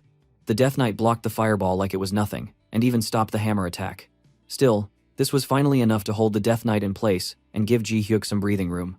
While his top skeletons kept fighting the big boss, Ji Hyuk started charging a giant ball of dark, purple energy. This thing was massive, dude. Once he was ready, he let it fly. The energy sphere blasted out, swallowing up everything, especially the Death Knight. There was a huge purple explosion all over the mountains. After everything faded, Ji Hyuk stood there, thinking it was over. The Death Knight is gone and has become dust. But then, something weird dropped from the sky. It was a burned piece of paper. Ji Hyuk caught it and looked confused. He read the message. At first he did not get it, but then his eyes got wide. The note said there was some old grudge from Palrayam, and whoever wrote it was coming for him. That was creepy. Ji Hyuk was shocked. Whoa, did someone just leave him a spooky message? He had no idea what or who was waiting for him next, but it sounded like big trouble. Who the fuck is that bastard that dared to mess with our cool MC? After that, Ji Hyuk came out of the giant SS rank gate. Director Lee was waiting for him and looked super worried. As soon as she saw Ji Hyuk, she ran over and started checking if he was hurt. Ji Hyuk laughed and told her that he was completely fine, like he just took a light walk in the park or something. She was so relieved, dude. Right after that, Baekhyang and a bunch of other big shot officials walked over. They said they were really happy that Ji Hyuk came back in one piece and thanked him for saving everyone again. They promised to reward him big time, and Ji Hyuk was totally chill about it. He said he would not refuse a nice reward. A few days later, back in Korea, things got kind of wild at the airport. Ji Hyuk landed, and suddenly there were a gazillion reporters and flashy cameras everywhere. He just put on some cool sunglasses, acting like a total celebrity, and said he could answer a few questions. One female reporter asked if it was true that his skeletons had stopped moving during the last crazy battle because he got hurt. Ji Hyuk said that nothing bad happened, just some aura power got unstable because the fight was super intense. But look at him. He was perfectly okay. The news anchor on television said that now people were worrying about Sirron Company because it depended so much on Ji Hyuk's power. They thought there needed to be some backup plan in case things went bad. The reporter asked what Ji Hyuk thought about this. He agreed it was a fair point and said he realized something important from the whole mess. He planned to make sure Sirron could keep running even if he disappeared. When someone asked if that was really possible, Ji Hyuk kept things mysterious and said he was working on some experiments, something called an energy business. Sounds cool, right? At Sirron's headquarters, Ji Hyuk sat with his main squad. After the whole press game, he told everybody about his new plan. He wanted to create artificial essence, which was just a fancy way of saying artificial monster essence, or mana stones. The big idea was to collect tiny amounts of energy from regular people, put it together, and make a sort of magic battery. Ji Hyuk thought it could work better on Earth because, unlike in Sirron, people here did not care as much about mana, and he could even pay them for it. Still, someone thought it sounded kind of iffy to take people's energy. Ji Hyuk said it should be fine if he controlled it right, and only took a little, so people would just get a bit tired. Deokbae, who always cared a little too much, told Ji Hyuk he should take a break anyway. Bro, the guy just cleared 2 SS rank gates and still wanted to jump right back into work. Deokbae even pointed out that a new guy was standing behind Ji Hyuk, and he asked, "Who is that person?" Ji Hyuk explained that his name was Ingui, the hunter Ji Hyuk met in China. Ingui was going to become a Korean citizen, and now, Korea had its 7th SS rank hero. Songho was super impressed. But Ji Hyuk was just like, yeah, China had way more big league awakened than Korea, so they still had a long way to go. He also said China gave them a mountain of gifts, so there would be lots of business to handle, but Deokbae was not having it. He said Ji Hyuk needed a real vacation, no more excuses. Ji Hyuk tried to argue, saying he already rested in China. Deokbae, and honestly, everyone, did not believe that counted as rest. So, someone threw out an idea. How about all of them just go on vacation together? Ji Hyuk started thinking, maybe that actually sounded pretty awesome. And the story switched to a nice plane flying over the bright ocean. Look at this. Ji Hyuk and his crew finally got some peace and sunshine, on their way to chill and relax. But, while Ji Hyuk was getting ready for a vacation, something creepy was happening somewhere else. Deep inside a scary, dark throne room, a horned man sat on a super huge throne and was not even a little bit worried. One of his guys kneeled and reported that Ji Hyuk had totally destroyed the Death Knight army. The horned man just acted all cold and asked about the letter. The guy said it got delivered. The horned man stated as expected.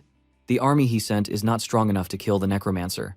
He then decided to send out, well, something called the Meat Golem. He sounded pretty salty because he got beat by it before and thought Ji Hyuk needed to suffer just like he did. He seemed really fired up for revenge, dude. Shit, so this demon lord is not dead? This is messed up. How the fuck can he even control Ji Hyuk undead? Back to the sunny beach.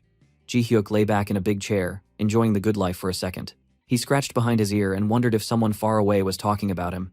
Bro, it looked like trouble was coming again, whether Ji Hyuk liked it or not. But for now, the dude finally got a real vacation.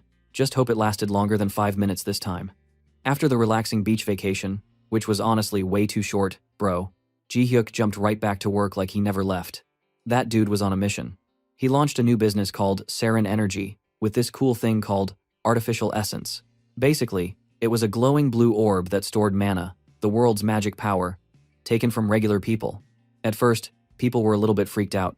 I mean, who wants to have their energy zapped, right? But Ji Hyuk made sure the process was safe, and when everyone saw they could sell a little energy for some quick cash, people started lining up. Imagine getting a text on your phone, and boom, 10,000 won just got dropped into your bank account for selling a bit of your tiredness. Not a bad deal. I will do that for real. With this new artificial essence, anyone could use it to run Ji Hyuk skeletons, kinda like remote control robot soldiers. He even set up a big skeleton competition where people used game consoles to fight each other with bony warriors in a ring. The winner got a fat prize, and Ji Hyuk got sweet new fighting programs for his skeleton army. Everybody won, so the crowd loved it. Bro, imagine MMA but with undead. Chef kiss. Meanwhile, Ji Hyuk made a ton of money by spreading his skeleton helpers into every possible kind of business. Freight, factories, you name it, they did it. All the money went straight back into cooking up better, crazier, SS-class skeleton warriors. But even while his empire was crushing it, Ji Hyuk felt nervous about that weird note he found after the Death Knight fight. The message said the sender would pay him back for something that went down at a place called Palm. Ji Hyuk knew Palm. He fought the final battle against the demon tribe there. He started thinking, so many people could hold grudges against him from that war. But the biggest beef probably came from the Demon King himself. But wasn't that dude supposed to be dead?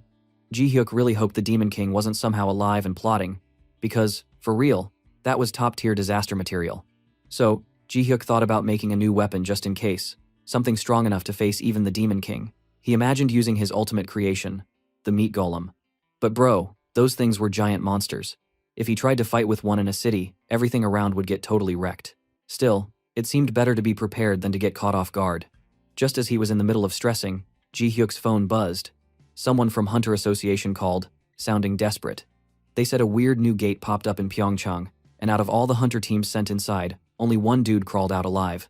Even an S-class hunter didn't stand a chance. Some kind of giant undead monster came out, a type nobody had ever seen before. They then sent Ji Hyuk a video. Ji Hyuk looked at it, and his jaw basically hit the floor. He realized this monster was a meat golem. Not just any meat golem, but one of his own 5 most insane war weapons. That thing could even take on the Demon King by itself. The person on the phone begged Ji Hyuk to check it out, since nobody else in the world knew more about undead monsters. Ji Hyuk agreed, but, dude, he was sweating bullets inside. He thought he was totally screwed.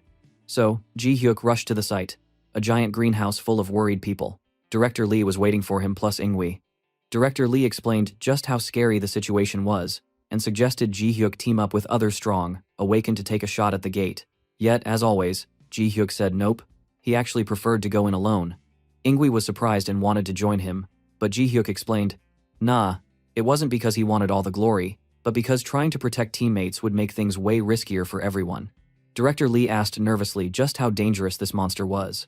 Ji Hyuk said he really had no clue yet, but seeing the video, he wasn't feeling very confident. Luckily, the gate wasn't going to explode open right away. Director Lee said the experts said they still had about a month before it got really dangerous, but Ji Hyuk wondered if even that was enough time to get ready. Still, he said he would check it out for himself.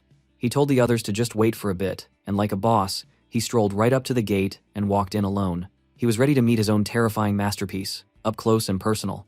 Bro, this was going to be nuts. Now, Ji Hyuk stood inside that super creepy red wasteland of the gate. It was empty, just gross and dead. He was not messing around this time. He loaded himself up with every protection spell he knew. Shield, barrier, shield again. Bro was basically wrapped up like an armored burrito.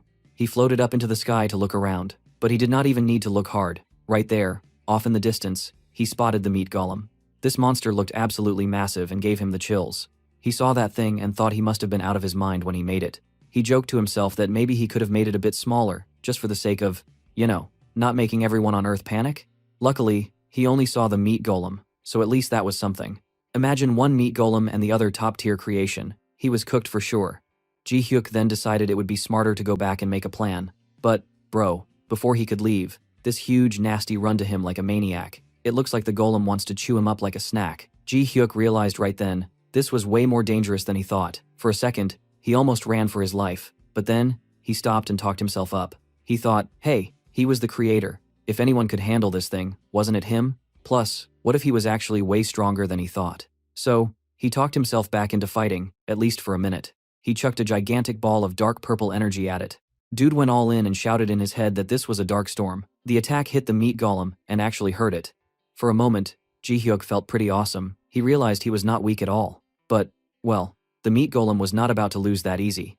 It ripped its chains out and flung them back at Ji Hyuk, swatting him right out of the sky. Ji Hyuk crashed down hard, and honestly, if he hadn't stacked his defenses, he probably would be meatloaf right now. He peeped over and saw the wound he made on the golem, just healing up super fast, and he let out a little laugh. Yeah, these things could regenerate like crazy. Lying there, Ji Hyuk yelled up at his own creation like a disappointed parent. He called the meat golem an ungrateful brat and said a disobedient kid needed discipline. Bro really tried to reason with a 10-ton meat monster.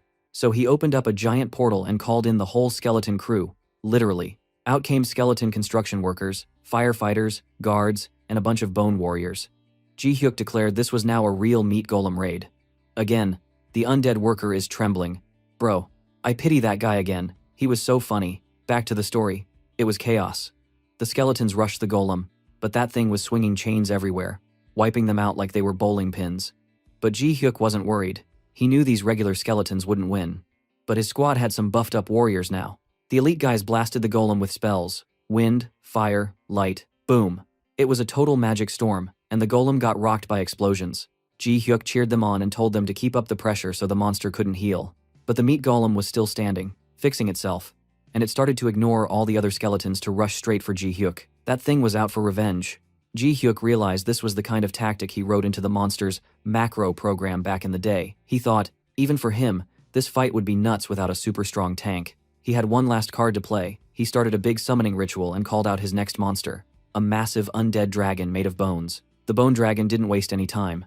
It blasted the meat golem with a wild stream of dark purple fire. But the meat golem shot back with its own attack, and honestly, it pushed the bone dragon back like it was nothing.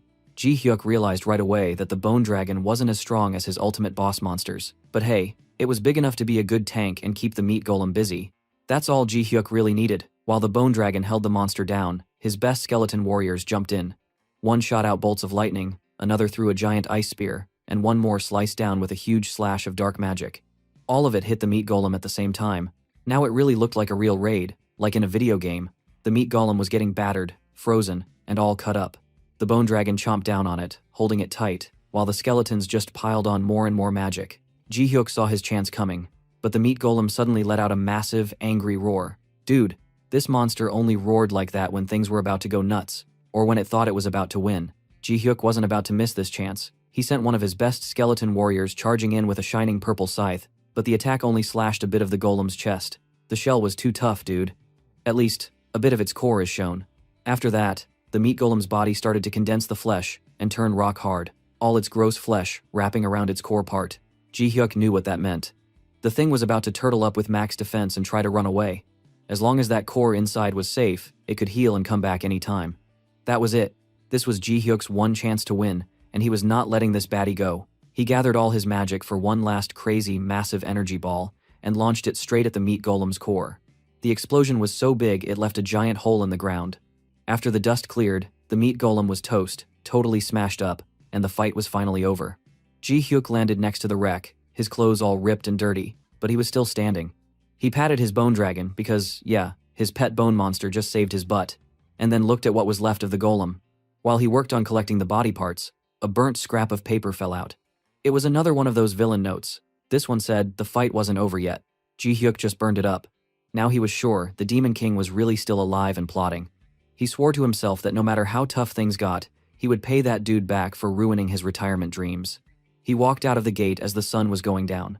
The assistant and Ingui ran up, super worried, but Ji Hyuk told them, nah, he was fine. He explained he took down the monster by himself, which honestly blew their minds. They said they were about to send in a rescue team, but Ji Hyuk arrived before they had to.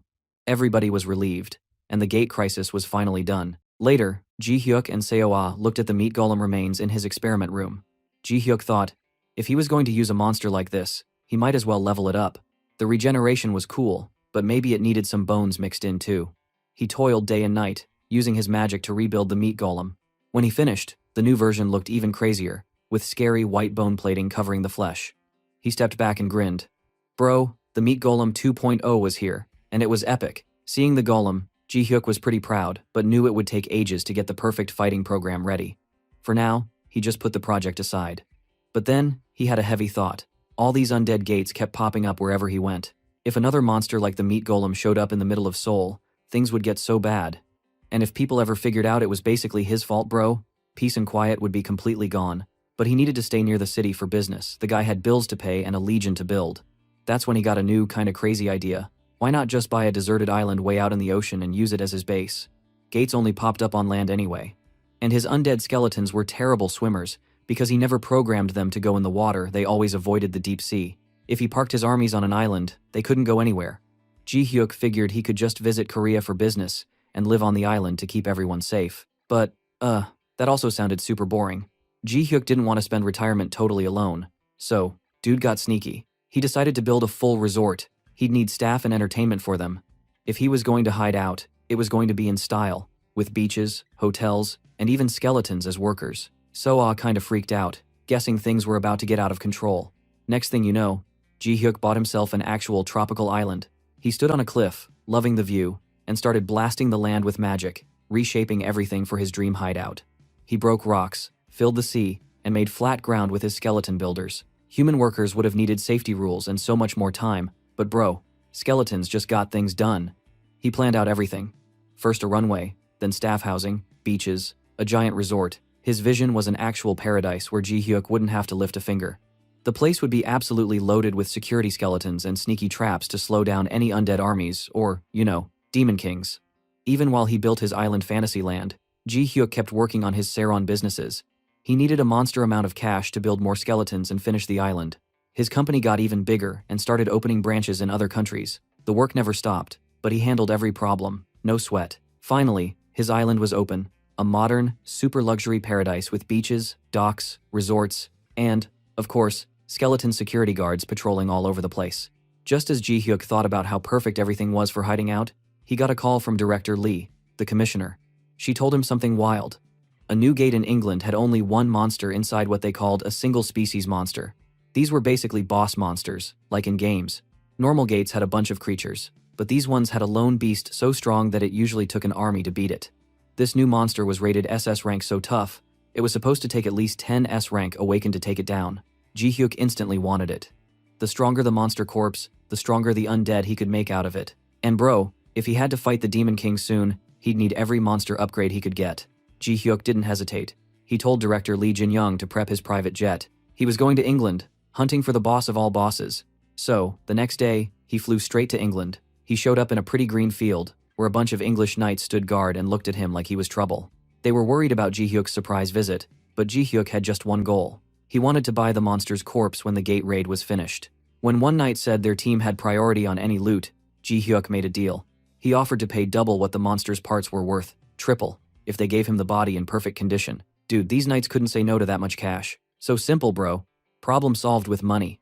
After the raid, Ji Hyuk got what he wanted, a giant ultra bear corpse. Back home in the experiment room, he stood in front of it, geeking out about how fresh it was. He said the best undead came from the best bones, and having a complete, newly killed monster made things easier. So, Ji Hyuk locked himself away for weeks, working like a maniac. He poured in all his company's money. Heck, he almost bankrupted Sirron Group, but finally, he did it. The ultra bear came back to life, its eyes glowing purple, ready for action. Ji Hyuk cheered, proud that spending so much really paid off. Now he had 2 super weapons ready to smash even the Demon King, the Meat Golem 2.0 and the Ultra Bear. But man, he was worried there were still more out there. He'd made 5 mega weapons in Sirron, and so far he only had 2. If the Demon King showed up and used the rest, Ji Hyuk felt like he'd be toast for sure. So, he went all out, sold everything he could, like Sirron's shoes, took max loans, and bought every high-grade bone on the market, making prices explode overnight. Bro is serious. People in the media only thought Sirron was about to launch some wild new business, if only they knew, right? From then on, Ji Hyuk sat in his office on Sirron Island, day and night, making more undead. Underground monsters, weak zombies, strong ones, he made a full legion, just in case the Demon King attacked for real. He felt this was the only way to be ready, even if he lost. Being stuck on a private island meant at least he'd have some time to fight back. Then, boom, a weird feeling hit him. A gate had appeared, right there on Sirron Island.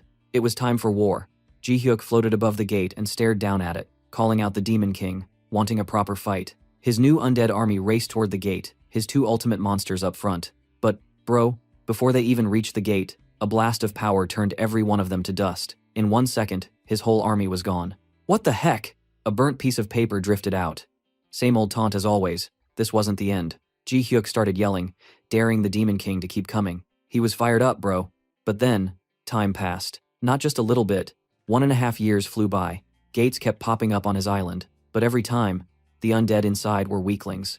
The only excitement was another villain note daring him to look forward to it. Ji Hyuk was so bored, he thought the Demon King was trying to annoy him to death. And if that is the case, he did it. Ji Hyuk will give him 100 marks for making him bored like this. He sighed.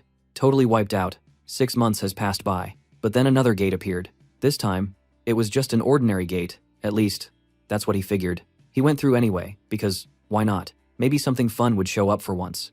Inside, things looked different. A throne room made of blue light, and at the very center floated a figure with long, black hair, a ripped-up cloak, and the most evil red eyes ever. Ji Hyuk stared in shock.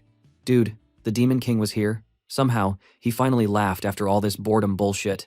Even Ji Hyuk himself wouldn't believe that he looks this excited at the Demon King. Inside the strange throne room, Ji Hyuk came face to face with the Demon King at last. Honestly, Ji Hyuk was pumped. He happily yelled that it really was the Demon King, and joked that he'd missed him. He asked how the heck the Demon King was back and alive after being sealed away before. The Demon King, acting super chill, said he had a family secret for returning from the dead. Ji Hyuk just called that some weird, knockoff resurrection move.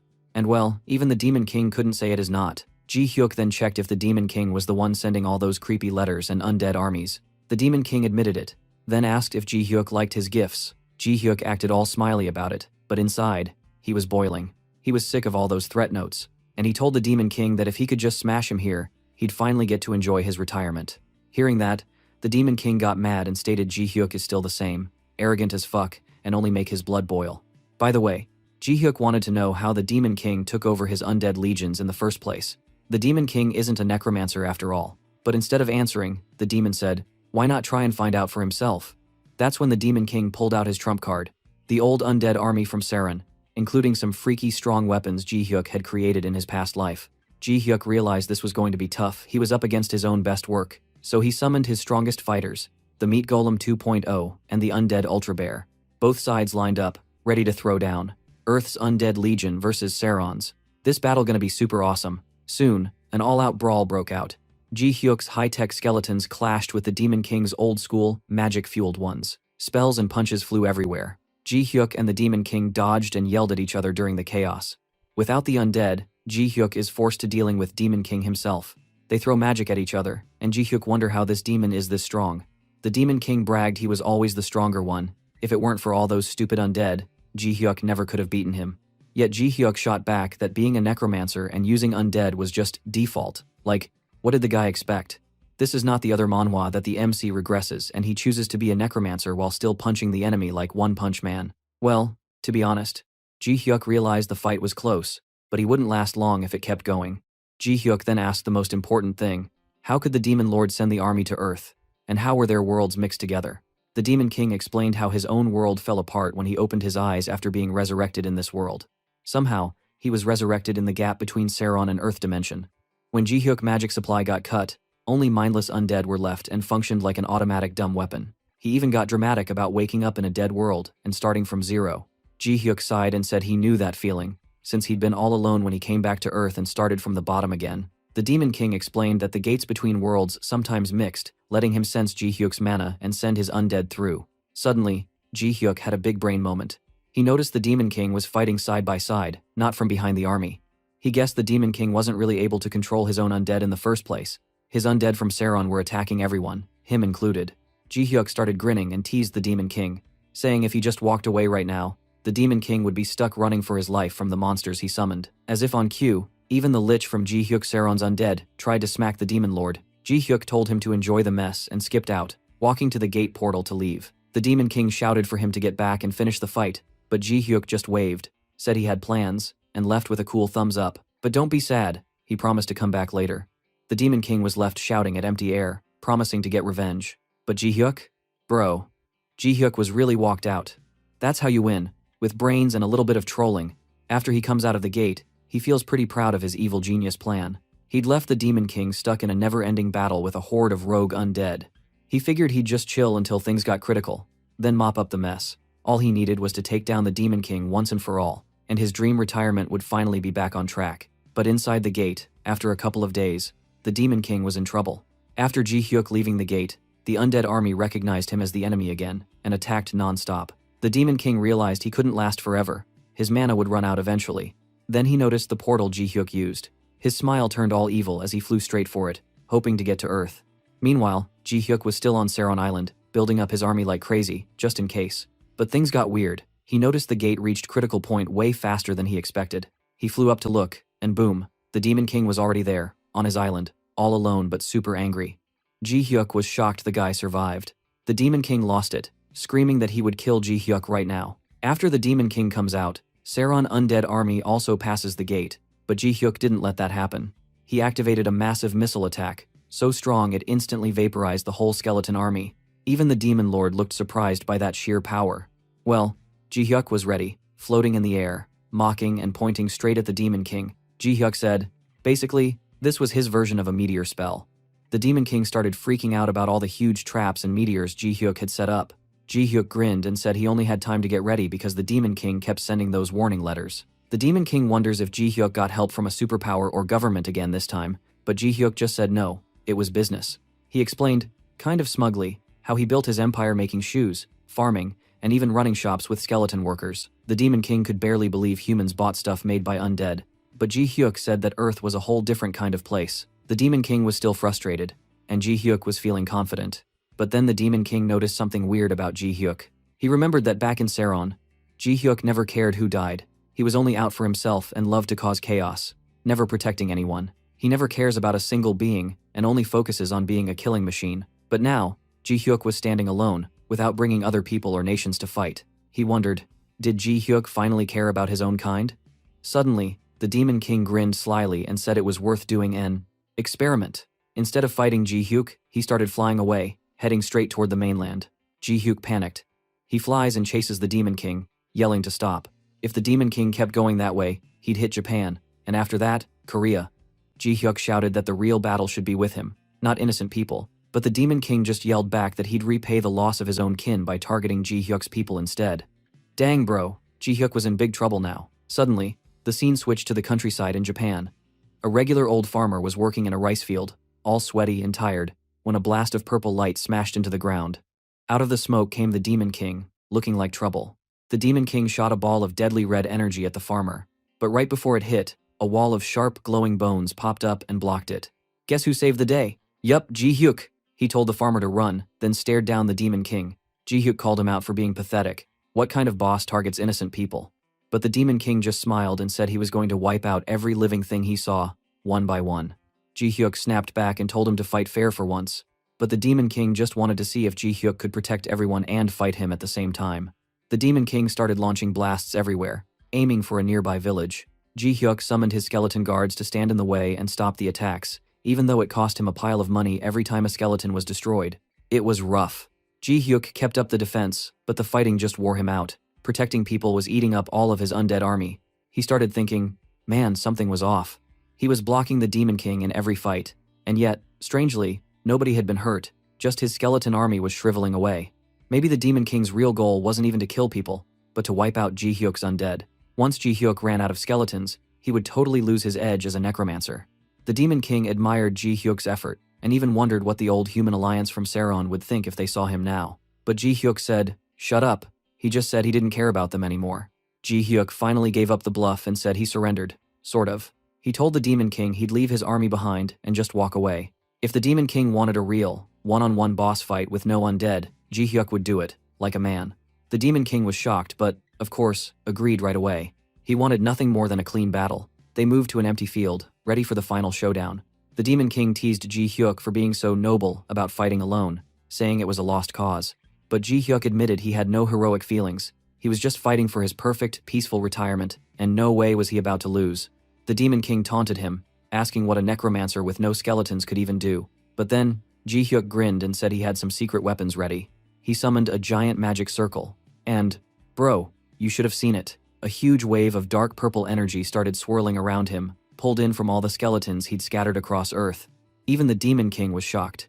Ji Hyuk explained that he was pulling the magic and fighting spirit from every skeleton he ever made, soaking up all that power for himself. It was going to cost him a massive amount of money, like, maybe he'd go broke, but for a showdown like this, it was worth it.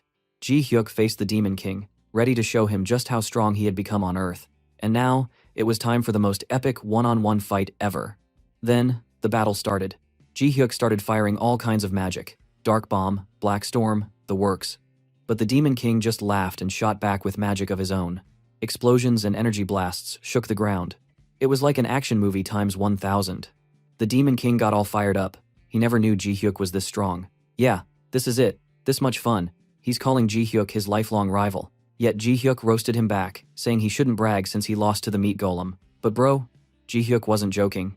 He was reaching his limit. Using all this mana is too much for his body. His magic core felt like it was about to break, and he figured he only had about 20 minutes left in him. That's when the Demon King powered up for a full-force attack. Red energy swirled like a thunderstorm. Ji Hyuk braced himself, throwing up a crazy magic shield. This is the ultimate skill. If he can deflect it, he could win this stupid battle. Then, the blast hit him like a truck and threw him to the ground, hurting him badly. The Demon King stood over him, breathing hard but finally thinking he'd won. But Ji Hyuk started to laugh. He said he wasn't the one who was finished here. Suddenly, the Meat Golem 2.0 came flying from the sky and punched the Demon King straight into the dirt. Plot twist. The skeletons Ji Hyuk left earlier had actually just been simple fakes packed with tons of mana to trick the Demon King. This made the Demon King angry. Ji Hyuk has no shame to cheat in this manly battle. But dude, our MC is not your naive guy. He comes here to be retired, not dueling a demon lord like a stupid hero. Ji Hyuk hopped up, super happy, and said he could finally retire in peace. All he had to do was clean up a few leftover undead, and he was done. The Demon King tried to sound cool, but he sneered from the ground and gave one last threat. He had set it up so that undead legions would keep pouring into the world, showing up at random, forever. If Ji Hyuk wanted a chill retirement, he'd have to keep fighting them off for the rest of his life. Hearing this shit, Ji Hyuk became super angry. This fucking demon lord always has a way to make him annoyed as hell. But dude, Ji Hyuk had his own plan. He said, wait, isn't he a necromancer? Instead of killing the Demon King, he captured him, make him an undead himself, and let him handle all the undead nightmares he made.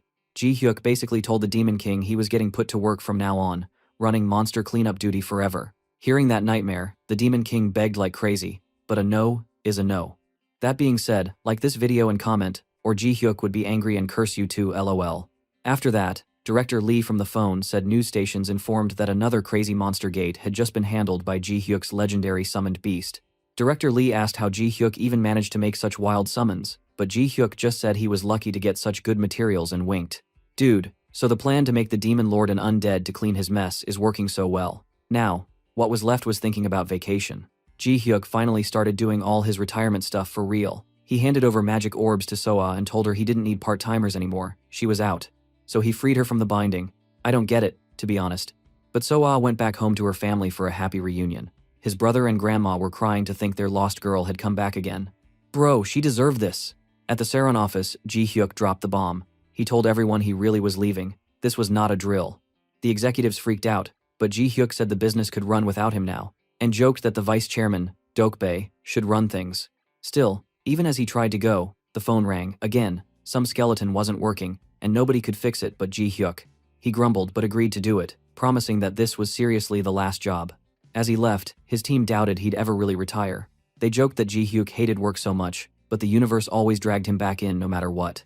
They said he had the destiny of a guy born to work forever. And that's how it ended. Ji Hyuk finally got to retire. Or did he? Well guys, this is the end of this story. There is no next part because the writer really ended this. The author is a goat man. He finds a way to put 10 years of story from the beginning to the end with all the time skips, and give us a 50-chapter manhwa. He did tell all the whole story, but I was hoping for more on the business side of a necromancer. I got to say though, the fight scene was suck. Ending felt rushed, but whatever. I'd rather it have an ending than it just get cancelled for one reason or another and left unfinished. So, hope you tell me if you like this series or not, and please comment and like. Bye guys.